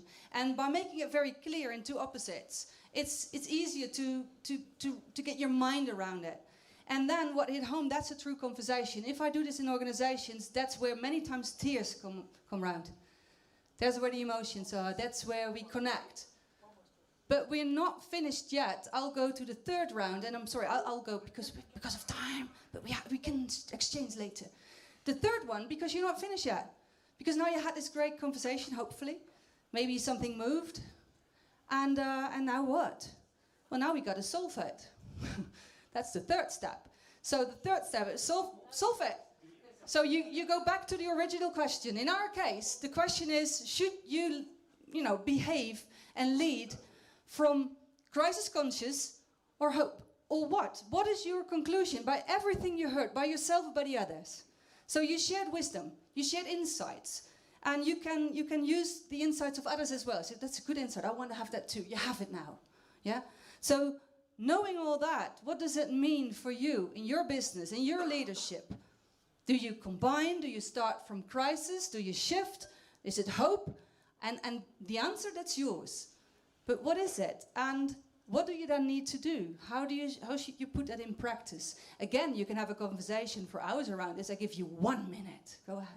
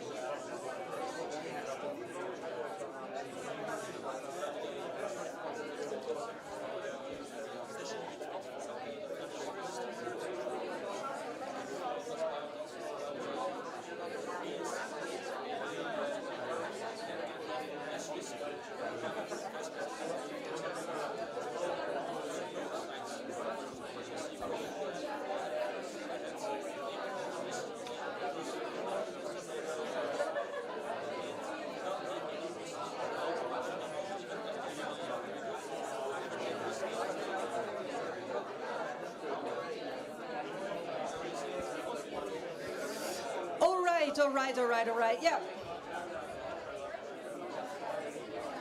Yeah, you trained now, so you know when I do like this, it's a desperate moment to get all your attention back.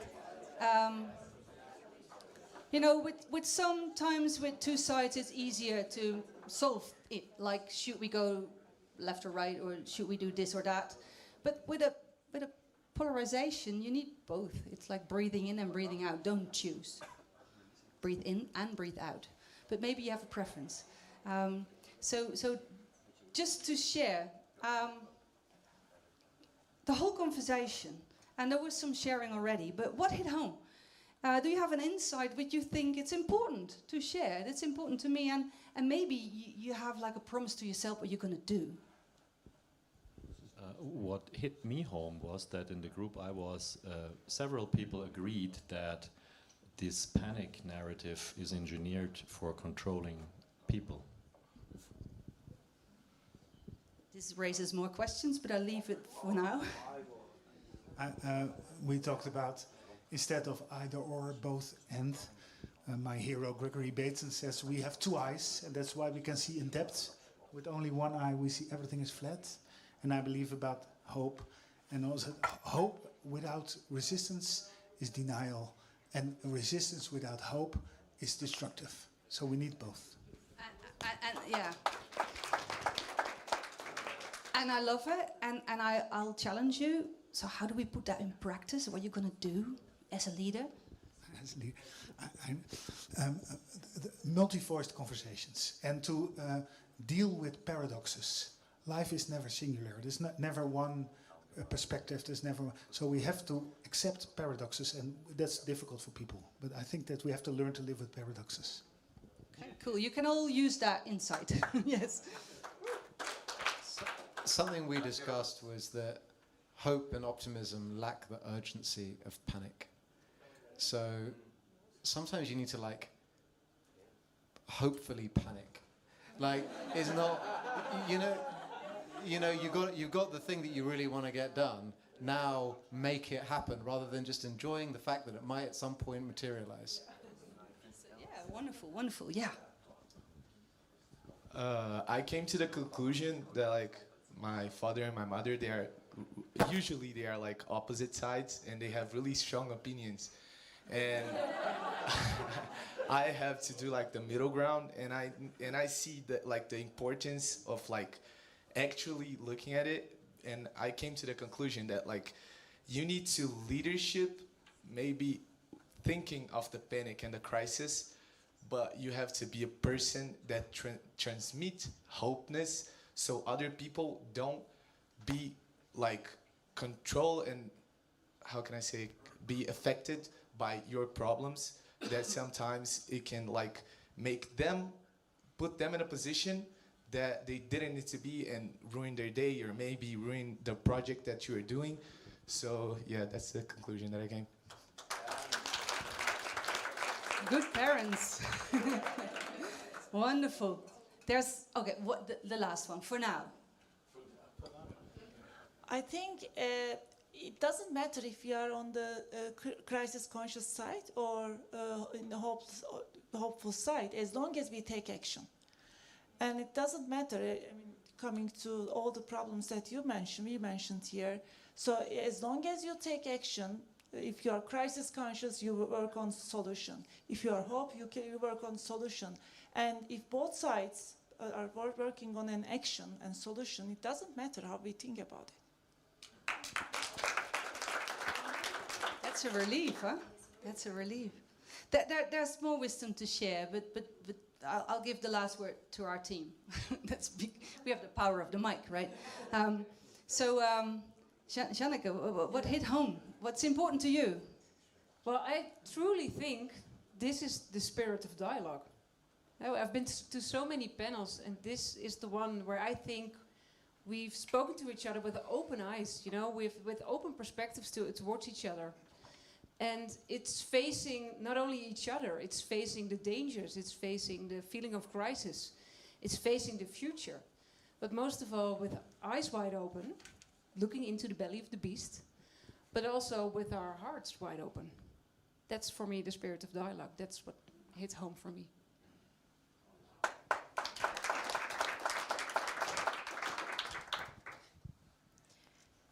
I was actually surprised of something I said myself. It was not scripted before.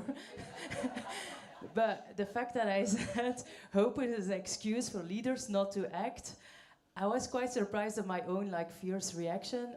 And I wish all the leaders in this room the courage to be able to stand on both sides, to listen to both sides, and then to trust their own gut and to go against the flow of the majority, to change the world a little bit, and to go for hope if it's needed, because everybody's in a negative mood, and to go for a bit of alarmism, to get the action into it if everybody is just a bit too dreamy. Yeah, what hit home for me is actually your ability to shift perspectives in just a matter of a few minutes, and I think that in itself is hopeful. I spent most of my time in Davos in two places, and one purely AI optimists, building stuff, the future will be great, an entire building full of it, and the other building, very critical, very alarmists, only warnings. And what struck me is that the people in both buildings were already convinced of the messages that they were going to hear. So the alarmists warning for the dangers ahead were preaching to people who all were already on board. And the other ones go to the other building, right? So I think all my hope is on you. Being able to shift perspectives and understand both sides and use your leadership, leverage your leadership to actually understand both sides and make some decisions for the better. That's it.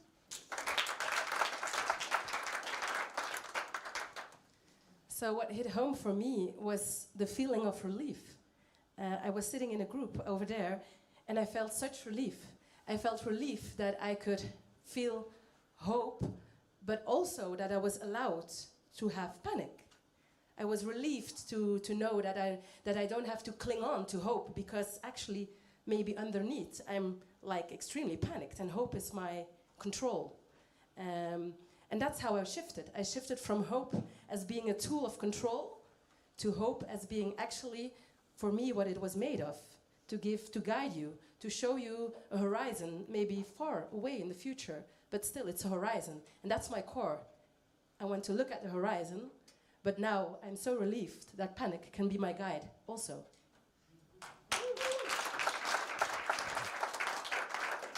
What hit home to me is how beautiful it is if we have true conversations, and that we can discuss tough topics with a smile, laugh, and maybe cry at the same time, but from that connect to each other, and that's really what I wish for the world.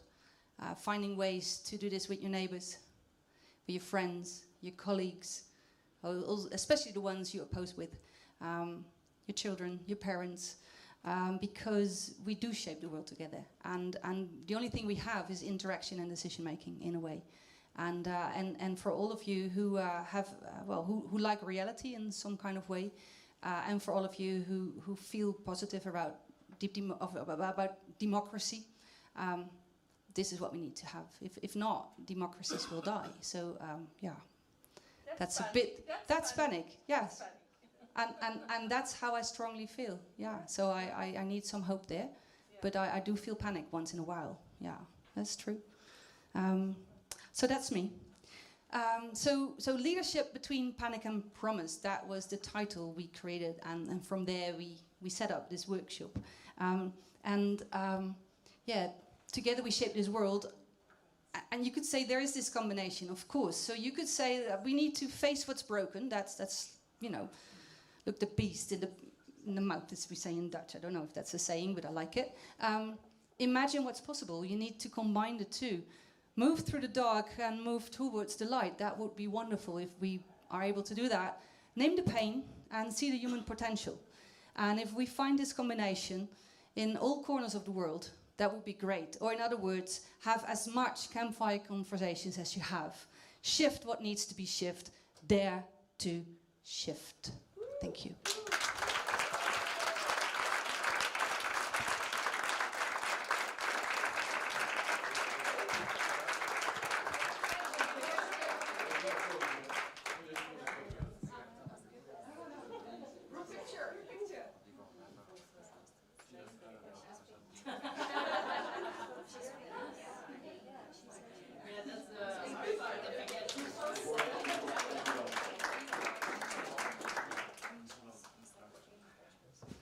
right, I wanted to say something about closing what the day is. I like to leave this on. Can I leave this on? Dare to shift? I love it, so thank you.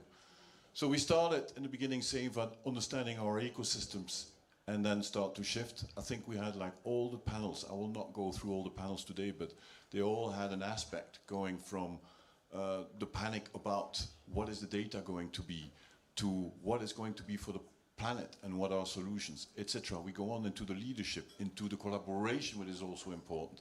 So we went through everything to the leadership. So we went through everything. And I think at the end, I heard somebody say, I don't know who it was, open heart. It was you, I think. So this is something also that I think is very important. It's open-hearted, and also we need to accept that we're starting to live or realize in a new world. That's something also because of technology. Something is happening, and you can go to the left or to the right side, but something is happening. And because of this, you can act, and I think as an entrepreneur, I try to act with awareness, so that means that we want to be transparent, we want to say what we're doing, we're trying to open up, but not everybody is doing that because there are other stakes at work. So, and that's why we need to understand that we go beyond the silos and try to work horizontally. But I'm not going to talk any longer because everybody is, I think, half dead. So half dead, I said, because there's still a party to come. So after this, and then I will ask some people to come forward. But after this, we're having a drink at the Belgian house. And if you want to eat something, the kitchen is open here. So eat a sandwich. But there will be also, there's a little kitchen in the Belgian house. So if you want fries and stuff like that, I think that will be available as well. So there's that. And after that, we're going to Davos Dorf. So most of us will go with the train. It's one stop. Unless he stops at the ice station as well, but normally it's one stop. And there in the Montana bar, there's a party that starts. You can have two choices. If you completely did and you want to go home, you can take the last train at 10. Or if you still go into your second breath, you can go with the bus at 1:30. The bus leaves at 1:30. So if you're not on it, you sleep somewhere in the mountains. So I'm just saying that. All right, I would like to ask Tina to come forward. So yes. So this was not possible with Tina, without Tina, sorry. So thank you.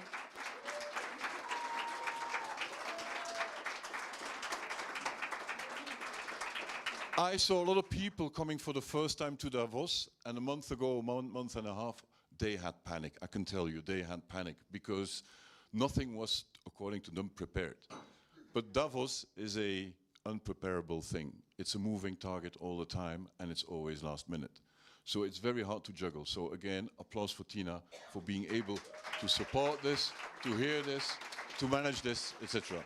So I think that needs true leadership. So thank you for that.